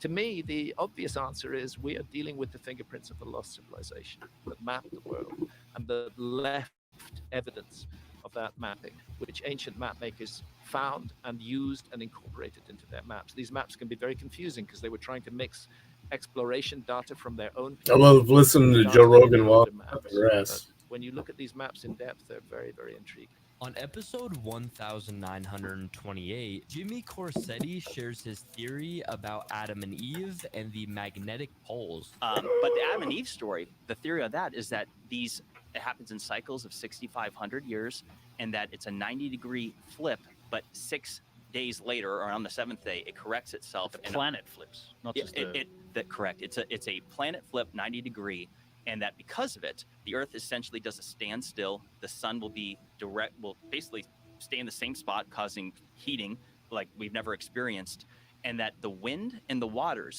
continue with their momentum. Because essentially the wind travels at approximately 1,000 miles an hour at the equator. So the theory is that when that event happens, it's going to be cataclysmic. And here's the wild thing is that in that document, it says a continental-sized tsunami being 2 miles high. Well, I showed you the Emikusi volcano in Africa, in the Sahara, which is at 11,300 feet, that has salt as well as evidence of gastropods, sea life. That's 2 miles high. Yes. And I'm like, it would make a lot of sense. Like if you look at the Bible and involving like Revelations and it's saying like 6 days. 6 days on the 7th day, God rested. in that document it says 6 days things start simmering down a bit, and by day 7 things are starting over new. Next, let's take a look at some of the most heated arguments in the podcast's history, beginning with a conversation between Joe Rogan and Milo Yiannopoulos, where they talk about religion. Everywhere that doesn't have a strong Christian heritage is a fucked up place with bad morals. That's a ridiculous statement. That's a ridiculous statement. Everywhere that doesn't have.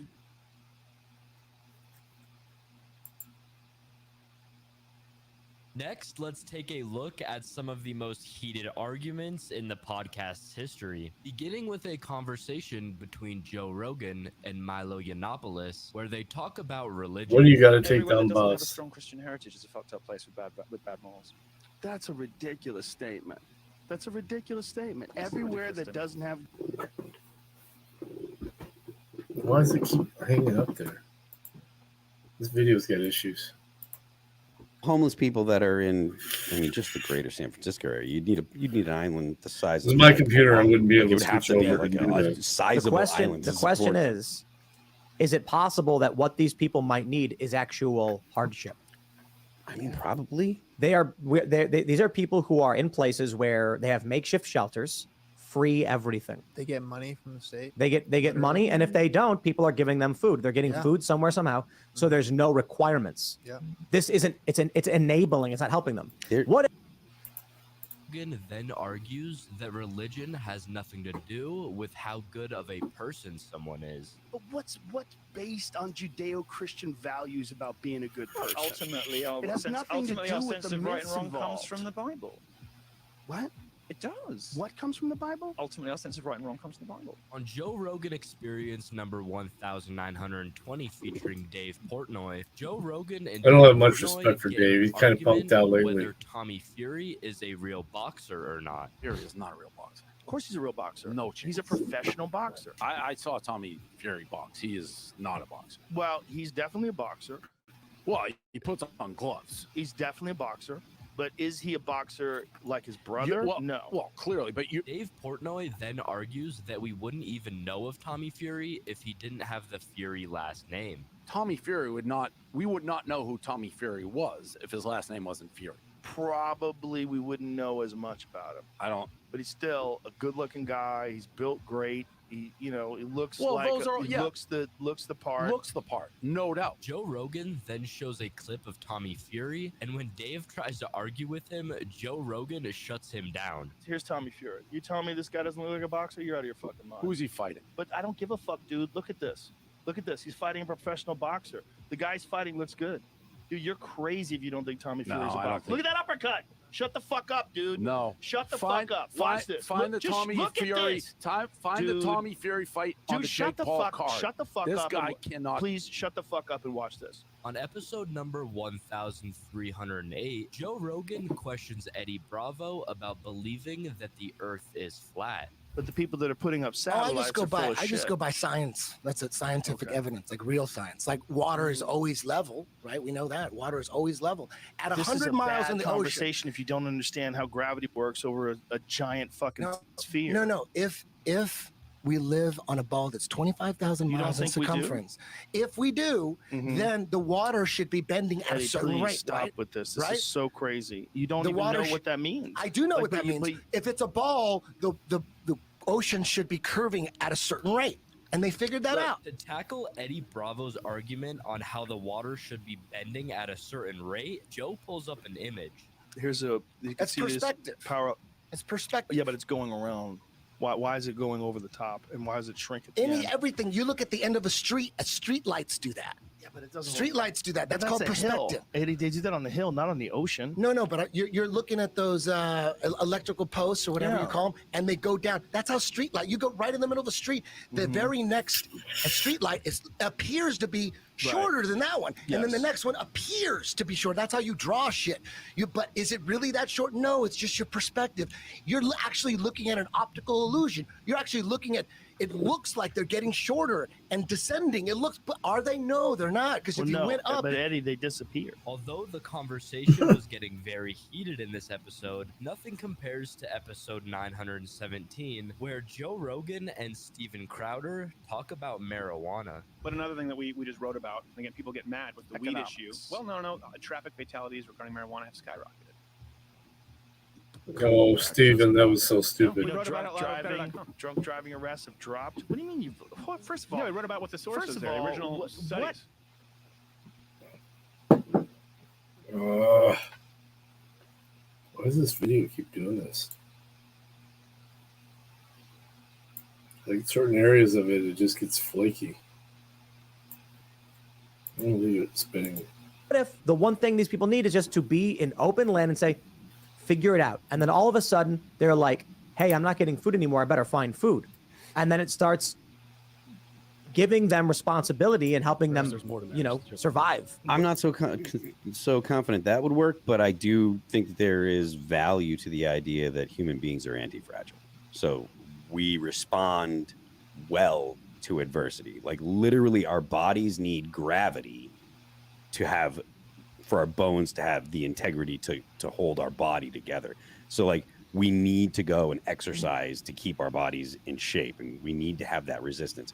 We need to strive for things to feel like we are accomplishing things. Right. That's something that's important for human beings. So I don't know if I don't know that I agree that we should just go and toss them into the wilderness, but I do think that there is merit to the idea that human beings need adversity to almost flourish. like idle The homeless problem is one of the hardest ones to discuss, right? Because it gets into the idea of body sovereignty. It gets into the idea of free will. But then you have to have these discussions where they say, oh, just throw them in a hotel.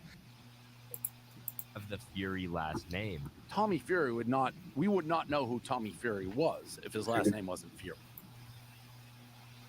I got the plan. To the ice wall. Listen, he's the ambassador for Flat Earth. He's the ambassador. I missed. Oh fuck! This video is fucked. All I know is I turn around and I come out, and he has the dude like that. I put my head down, go under his arm. I turn left and go back to the car. The dude smoking a cigarette doesn't know that he's part of as I'm running back, the dude pulls his pistol out, point blank shoots at me, Joe. Go on, take him down. As it went past my face, I was like, oh shit. I'm gonna smack him. No, it's gonna see his face. I'm just loving smack. No, he's gonna see. Hey, stop shooting and pissing on the floor. He doesn't know. His testimony at trial was, I turn around, Nick's running at me, my partner's down or gone. I pulled my gun No, and he runs. look at me. And I wasn't going to Look at definitely me. wasn't gonna run. Okay. So I You got. No. I got that. Yeah, you know. Forrest Gallant tells the story of a What? soldier from Well, what have you been all night, My bitch? understanding, during World War II, there was a crash in Guam, and Well, Mom's going to bed. a You're going with her. and this Japanese pilot or guy who was in the plane went and hid in a cave up on a mountain in Guam, and he spent until like 2002 living in this cave, thinking Wow, that Steve World War got in II was late. Continuing, and he thought he had a All better right. life living in a cave. I and guess living there on was the light jungle entries. because Guam is like a hub for, I think, United. So now we have a Airlines, bubble one of the boy. major airlines. So all these planes are coming in and out every day, and he thinks it's World War II continuing. Wow. Yeah, and there's military bases and everything else in Guam. So Was he it just, really 2002? Jamie would have to look, God, but it was thought very like recent. the 80s or something. I didn't know it was like that's he must have been old It's gonna be a bubble boy.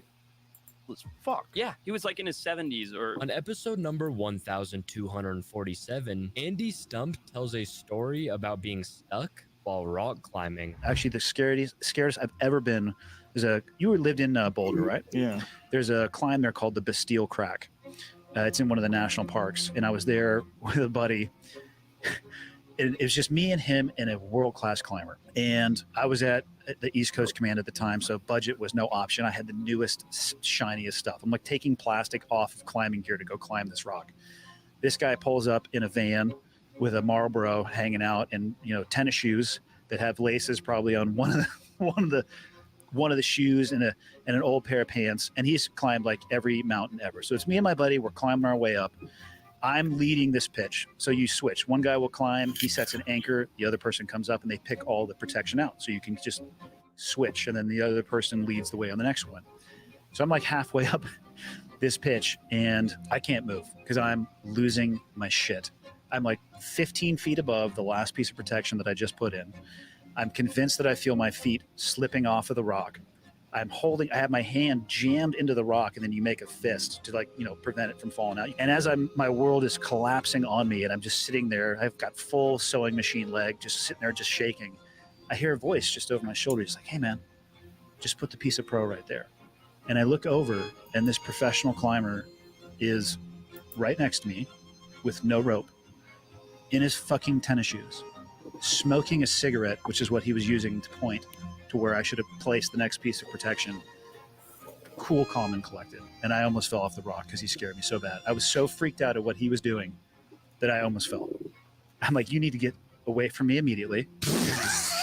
He's like, "Yeah, no problem." Just scurried up the rock in tennis shoes. On episode number 1947, featuring Chris DiStefano, Chris tells the story of serial killer Larry Hall. It's a show on Apple TV. It was called Blackbird. It just came out last year. It's about a real story about a guy who, what his tactic would be is he murdered a lot of people, but he would say to the police, "Oh, I murdered that girl in that county. I'm confessing to it."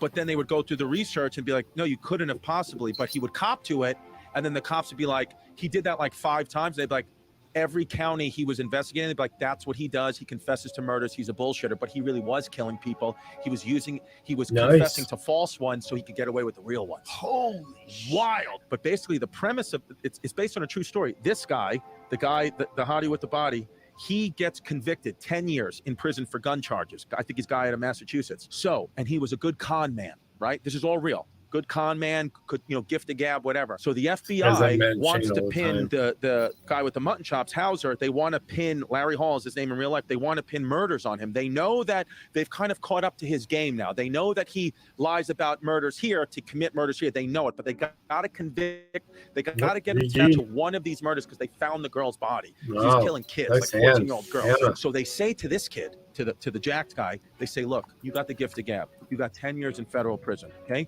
You're 3 months into your sentence. We're going to transfer you to this maximum security prison where Larry Hall is. If you can get him to confess to the murder of this girl that we have evidence on, and you can get that, your sentence is commuted immediately and you're out of prison. That's all you got to do." But he was in a minimum security prison, so he would be able to either coast through 10 years or take a chance and go to the prison with murderers, rapists, and potentially be murdered in the shower stall. But if he can get this guy gift a gab and get him to confess, then he'll get out. Holy shit. And that's what the show's about. On episode number 1240, featuring Forrest Gallant, Forrest tells a crazy story of getting a blessing from a shaman in the jungle. Okay, so I'm not like a big drug guy by any means, but I think you'll love this story. On this Amazon trip I told you about, we land in this airstrip, in this plane, we get into this village, and I'm like, "Cool, boats have made it here. It took the boats 5 days. We're gonna head upriver, right?" And our translator's like, "You can't do that yet." I'm like, "What do you mean? Like, we've spent months planning this." He's like, "You have to have the shaman's blessing to go upriver." And I'm like, "Okay, what does that mean?" He's like, "Come to the Moloko, which is the spiritual house." So we go to the spiritual house, we sit around, we talk and we talk and we talk, and it's like hours of not like asking him to go, but just like almost like idle conversation where he's almost like interviewing us, like, "Well, what are you doing? Where are you going? Where are you from?" And he doesn't really understand any of this, right? He's living in this community. Long story short, he goes, "Okay, you can go, but you have to take this blessing." And we're like, "Sure, well, whatever you need for us to go." So he pulls out this snail shell. I can show you a picture of it. It's a snail shell with a monkey bone in the top and a tube worm to close it. And in this snail shell is this green powder. And he's like, "This is what you need for the blessing." So he goes around the circle, and through a monkey bone pipe, he blows this green stuff in your nose. Is that called a kuhe? Not by that word that we heard. I couldn't tell the name of the pipe. No, the stuff they blow up your nose. Is it DMT? It's coca leaf. Oh, mixed with a bunch of a root and tobacco, I believe, like all together. And anyway, so he goes. There's 5 of us in my crew. He goes around the circle and he hits 3 guys, and they all go, "Whoa, my brain feels like I've got chlorine on the head," whatever. He blows it into your nose. Yeah. So he gets really close. He's got this long tubular monkey bone pipe, and he goes, and it just blows it up into your nose and hits 3 of my guys. And I'm watching a little bit nervous because like I'm very like standoffish on drugs. Like I know things affect me very strangely. Anyway, hits 3 of my guys. They go woof, you know, eyes watering, and they're like, wow, it's actually a great feeling. Gets to my turn in the nose. All of a sudden, I feel like I've got acid on my brain, like chlorine in my head. I break into the sweat. My eyes explode, and I'm like wobbling like this. And 30 seconds later, I'm just curled over in the fetal position, just projectile vomiting. Cannot hold it together. And Lorenzo, the tribal shaman, goes, good. And we're like, why is this good? And he's like, he had a bad spirit in him. If he had gone up the river, he would have been killed. He's just got the bad spirit out. This is why I had to bless you. Now you can go. Episode number 1171, where a man tells his story of being wrongfully sentenced. Yeah, I saw that. to life It in misinterpreted what he Hello, said. everyone.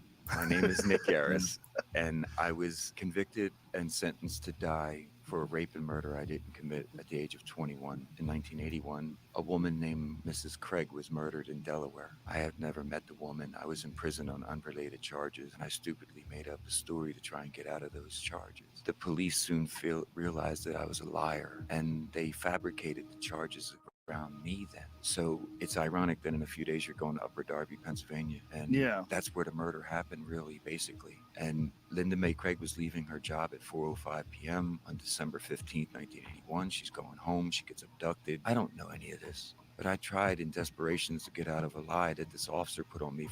I got pulled over in a stolen car. The cop beats me up. He puts charges on me.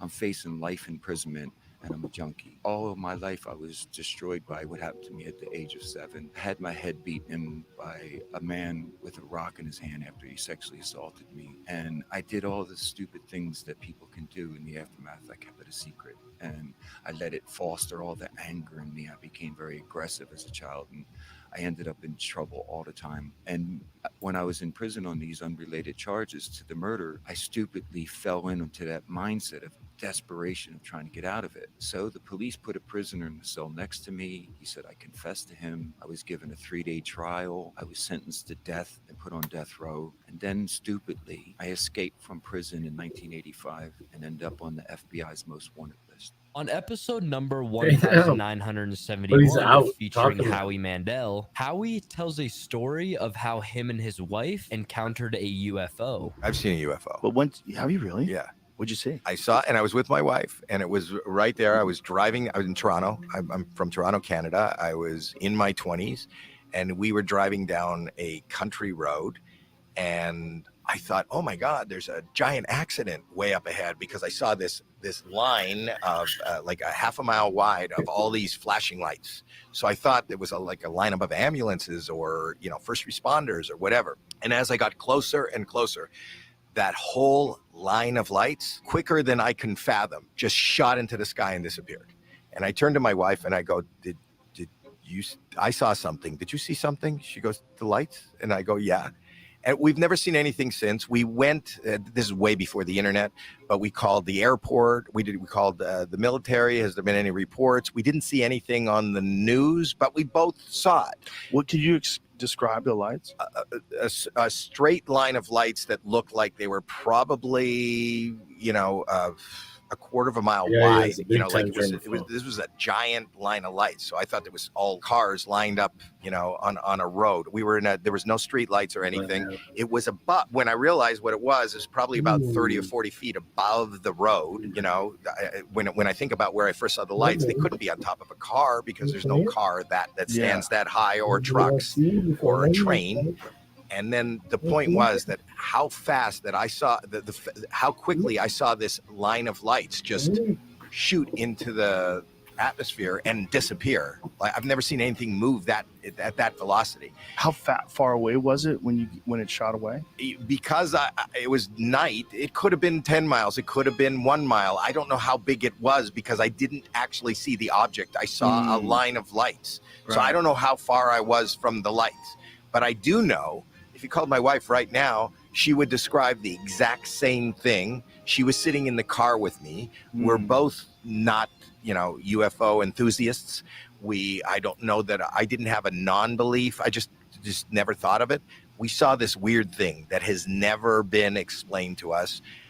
I think it would be ignorant of me to not think that this was something beyond our scope as far as what we have on Earth.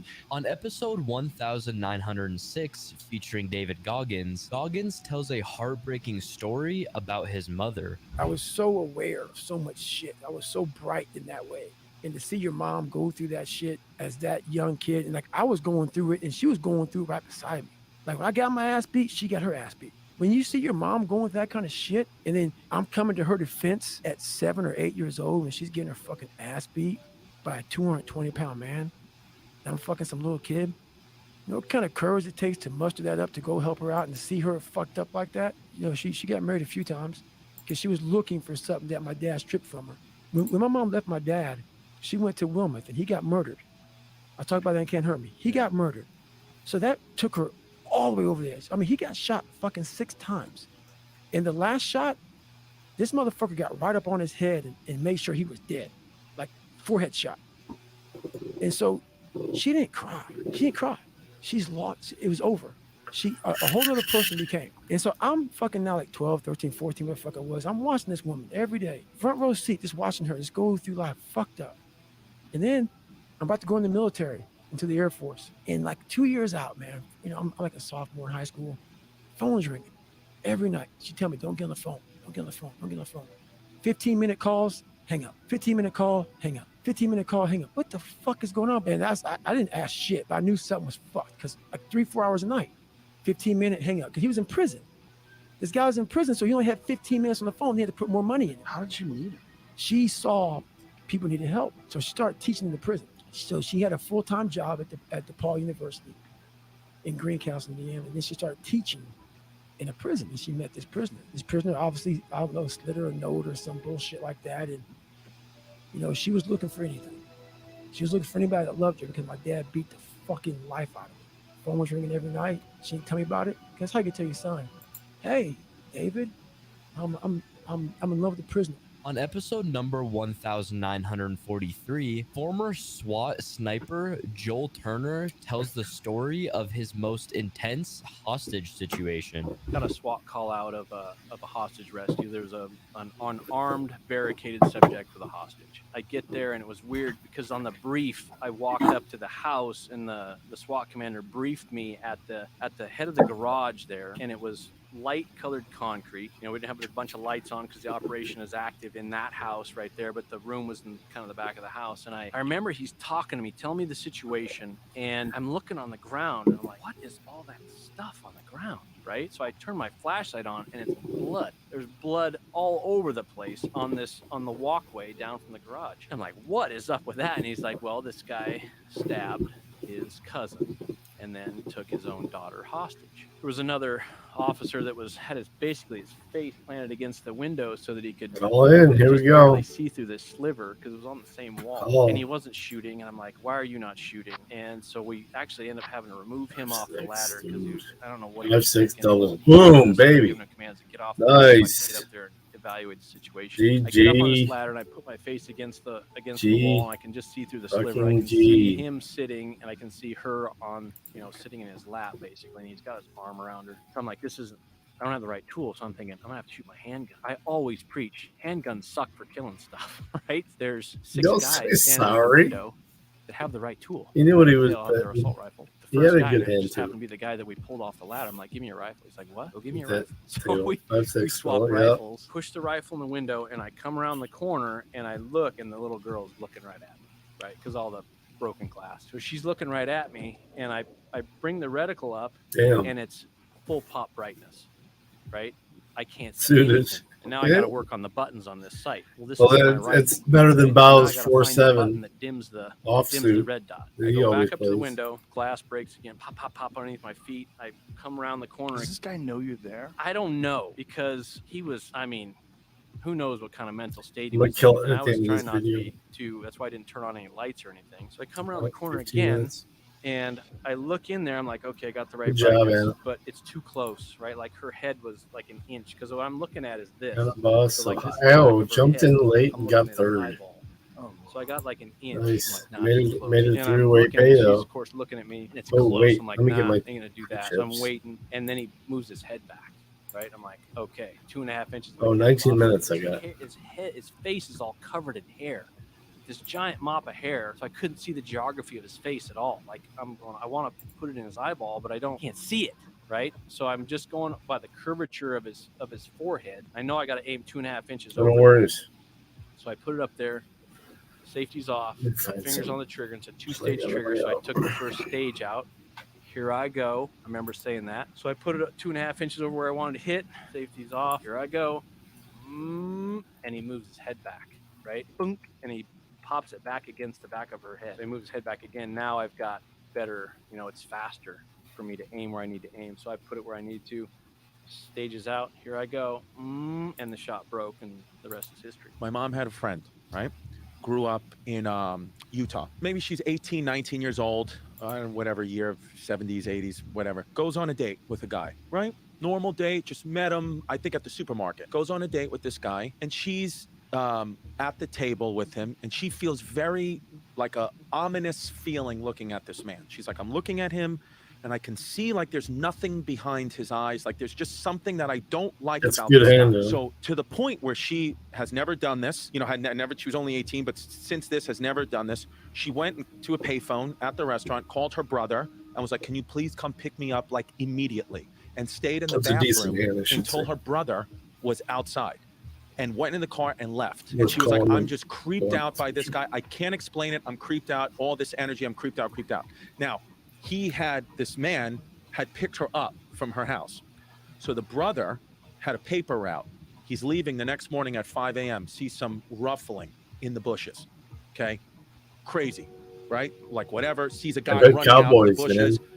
Oh, I just saw "Holy shit," that. whatever, runs back in the house, tells his mom and dad. I've had Sister wakes up, four says Cowboys. he was wearing like a beige jacket. She's like, that's the guy I was on a date with. Like that, he was like waiting. He must have been like waiting for me, right? Whatever. Goes on, life goes on. What a psycho, lunatic boyfriend. 3 years later, Ted Bundy on the news. Face, she was on a date with Ted Bundy before he had committed any murders.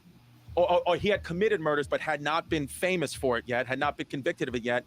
She said when he saw him, she literally almost fell out of her chair because she was like, that look. She said that Ted Bundy, about, how everyone says he's so handsome, whatever. She said he would get a look over him when he was preying on a victim, which felt she was being preyed on, that she doesn't even look. She's like, he does not look like that. His face configures and contorts to something that looks so sinister that she literally was like, get me away from him now. On episode number 1240, Forrest Galanti tells a story about a kid in a Oh, yeah, village boss. who got attacked by a crocodile. I was in Myanmar late last year, and we're down there filming this thing, and this kid, like 22-year-old crab fisherman, gets bitten by a crocodile.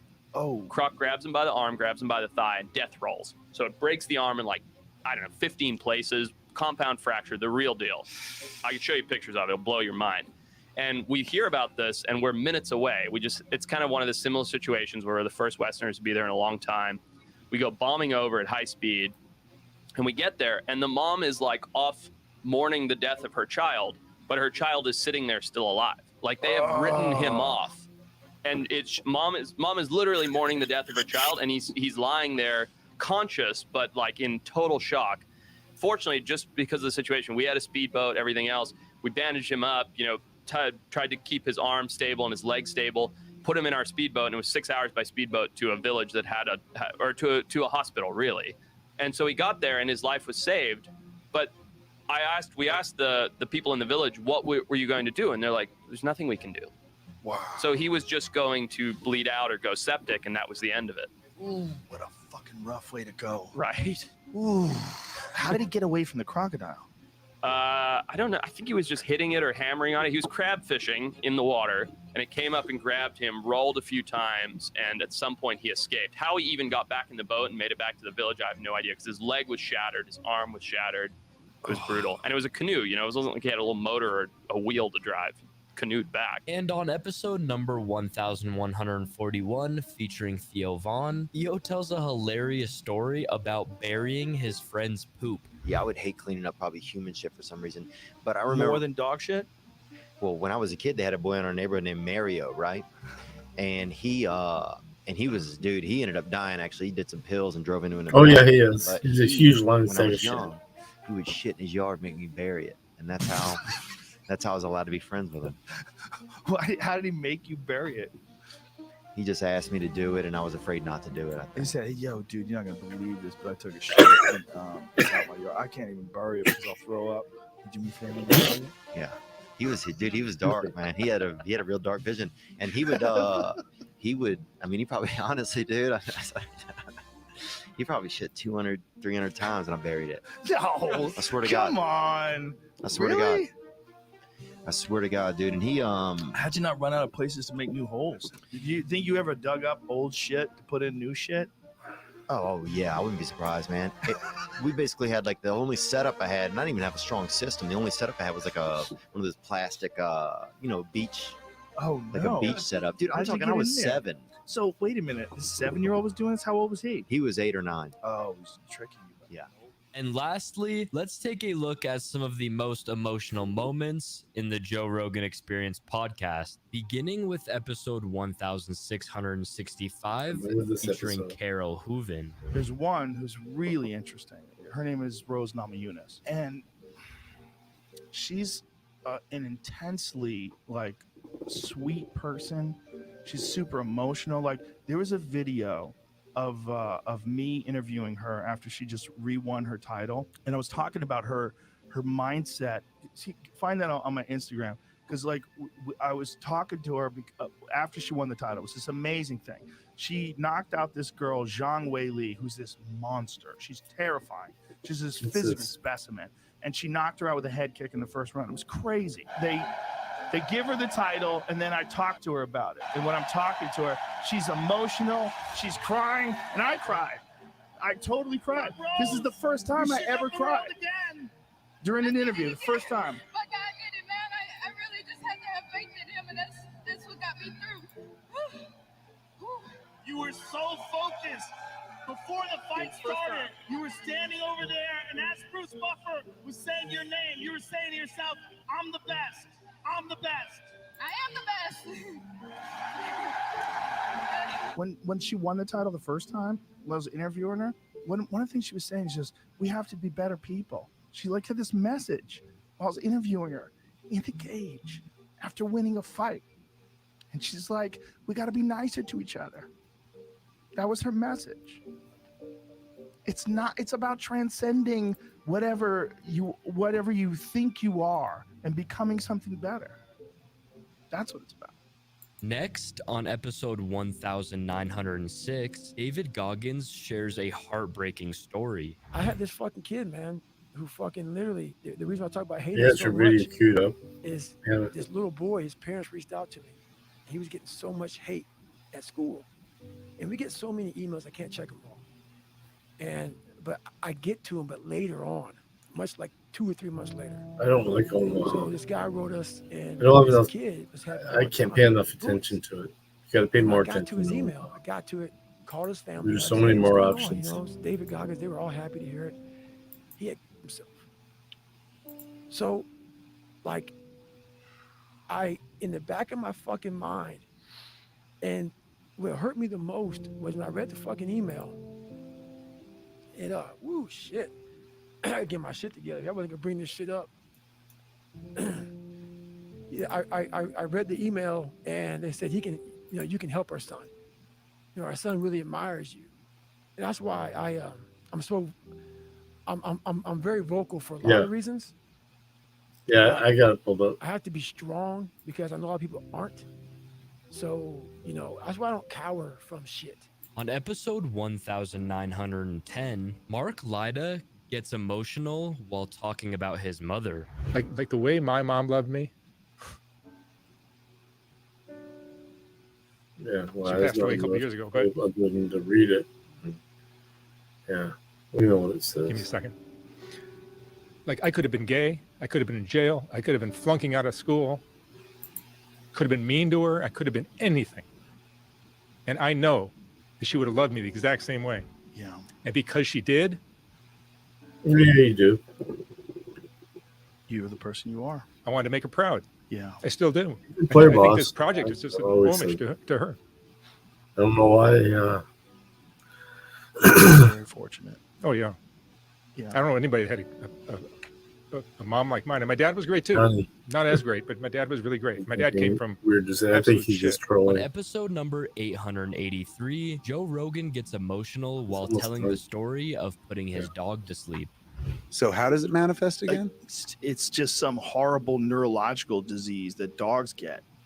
And if they don't get the right shots when they're young, they can get this, and there's a bunch of different horrible reactions, and it's fatal.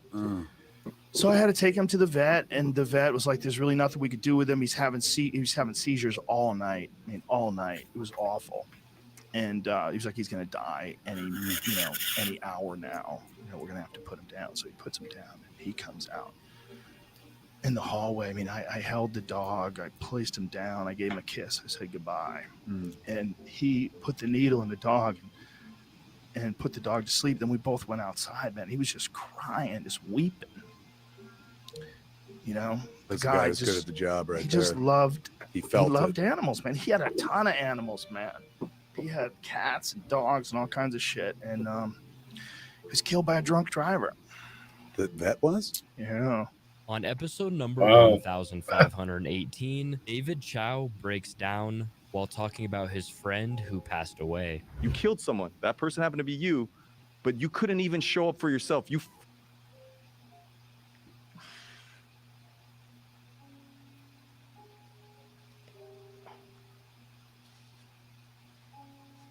I'm sorry.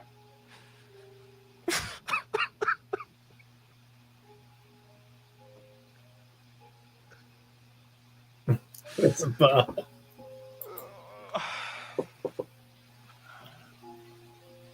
I'm sorry. I'm getting It's real. okay, man. Fuck it. So for this guy's a successful bow. I get it. You love the guy. I loved him too. It's, He made it on Joe Rogan. I've known many people that have themselves now. It's a very sad That was that you can never fix. That sadness is always going to be a part of you. You're always going to think, maybe I could have gotten to him. Maybe I could have talked to him. Maybe if I was there. On episode number 1140, Joey Diaz tells a very emotional story about going through tough times. Where did that fucking story I told you? Blum. Being on top of that hill at 17 and being homeless is because I had a lot of chances to ice myself, Joe. I had a lot of chances to ice myself. Thinking of getting out of fucking prison and thinking of getting out on bail. When I got out on bail, I had a lot of fucking doubts, my friend. Thinking of getting out on bail and knowing you're going to look at 48 fucking years and you're a fucking loser as it is. Think of all those opportunities. I used to break into a friend's house to sleep in his house at night. I slept in a rocket ship for a month outside at a park. You ever go to a park and see those rocket ships and your kids play on them? I still remember going up to the third floor of the rocket ship, finishing off my coke and jerking off on the third floor at 5 a.m. outside in a fucking park with leaves around me and shit. There was a lot of times I had that I wanted That to do. visual is amazing. You have no fucking idea. I would go up to the third floor with a bottle of fucking Smirnoff Silver vodka, a bag, a hooded sweatshirt, gloves with a missing finger, so I could fucking touch the rock and put them in my nose and shit. Yeah, I did. Now, I've seen that. that's For all veterans. funny. That's all funny on the way. It was the one I saw was about for veterans in Canada. It was disgusting. Way up the stairs and shit, but when you come down and you're in that rocket ship, and it's 5 a.m. and it's 2 below zero. Oh. And you're thinking to yourself, fucking God took away my mother. God did this. This is all God's fault. Am I down? This is the same God that I was raised to believe that was going to help me is doing all this. A lot of times I wanted to fucking.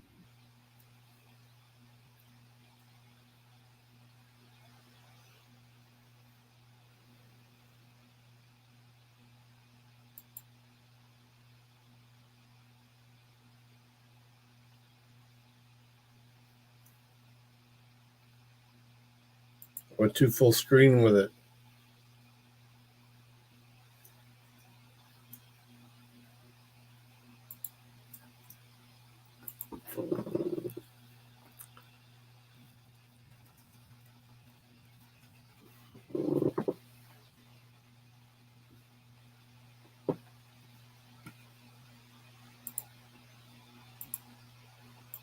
Just give them a hotel and everything will be fine. And the hotel is destroyed 2 days later. And it's one of the hardest ones to discuss because there really isn't a clean solution to any of it. Yours might be the cleanest solution to that type of thing, but that's just for the ones that are actually doing something that's harming the quality of life of somebody else. What about the ones that aren't? Like, what do you do?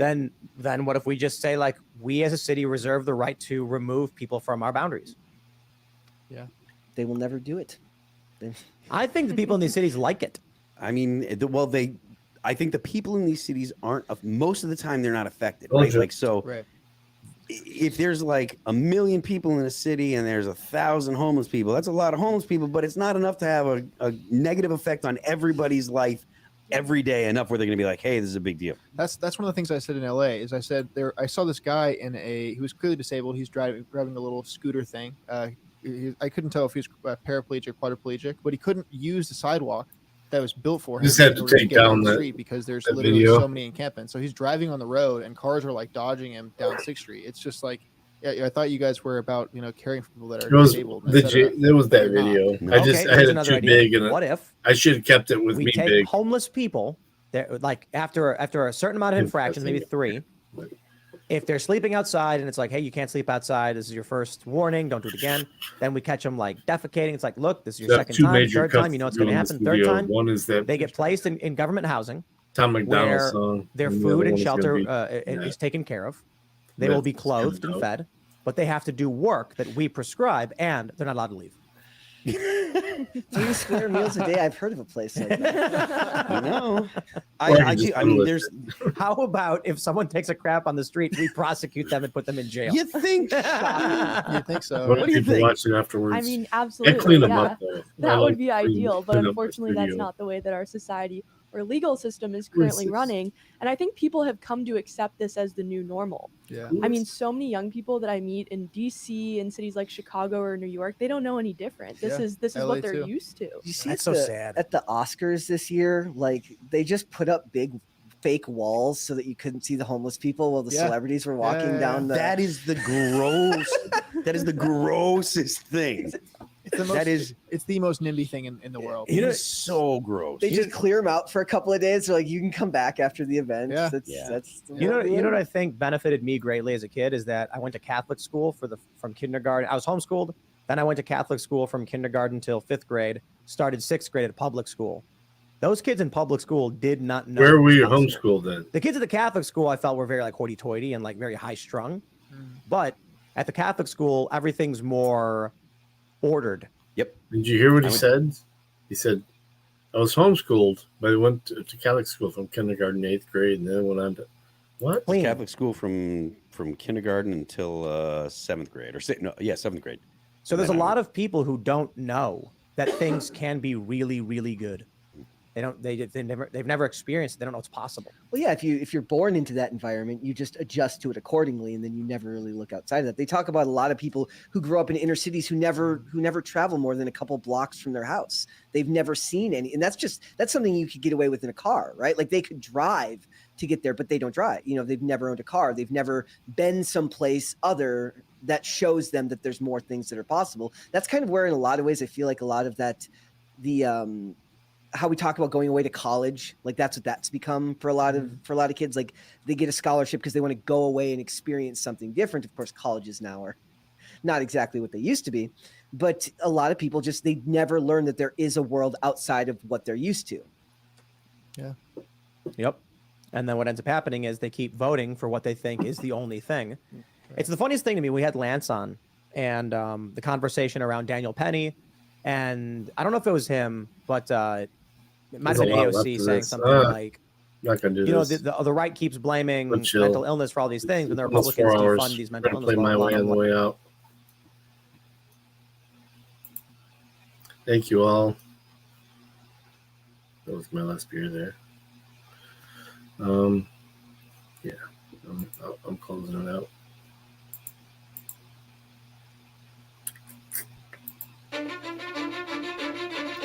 Cause I don't give a fuck what you say. Yeah, I'm shit my way. So you can go kill crowds, I'm a mistakes, I don't want to. Well, I got a lot of shit, so I'ma do this every day. I'll be writing things until I'm fucking buried in my grave. 6 feet deep, wonder but my body won't decay. Cause my messages are timeless, so I put them on display. Oh yeah, I rap with the certainty I have the sense of urgency. A message for eternity, for everyone eternally. I have the people burning me, but now they fucking learn to see I ain't the one they fuck with. Now they looking nervously, and I don't really care what you think of me. Respect me, duplicate the rocks if you think you're fucking better. See, I will outwork you, turn you to an enemy. Hurt me so bad that you're gonna need some therapy. I got the motherfucking recipe. I've been cooking up hits, I'ma leave a legacy. You'll be looking small when you're standing right next to me. I'm 5'10", bitch, but I'm 10 feet. Cause I don't give a fuck what you say. Yeah, I'ma do shit my way. So you can go kick rocks, I'ma stack bricks up, build what I want to make. Cause I don't give a fuck what you say. Yeah, I'ma do shit my way. So you can go kick rocks, I'ma stack bricks up, build what I want to make. Yeah, I'ma do it my way.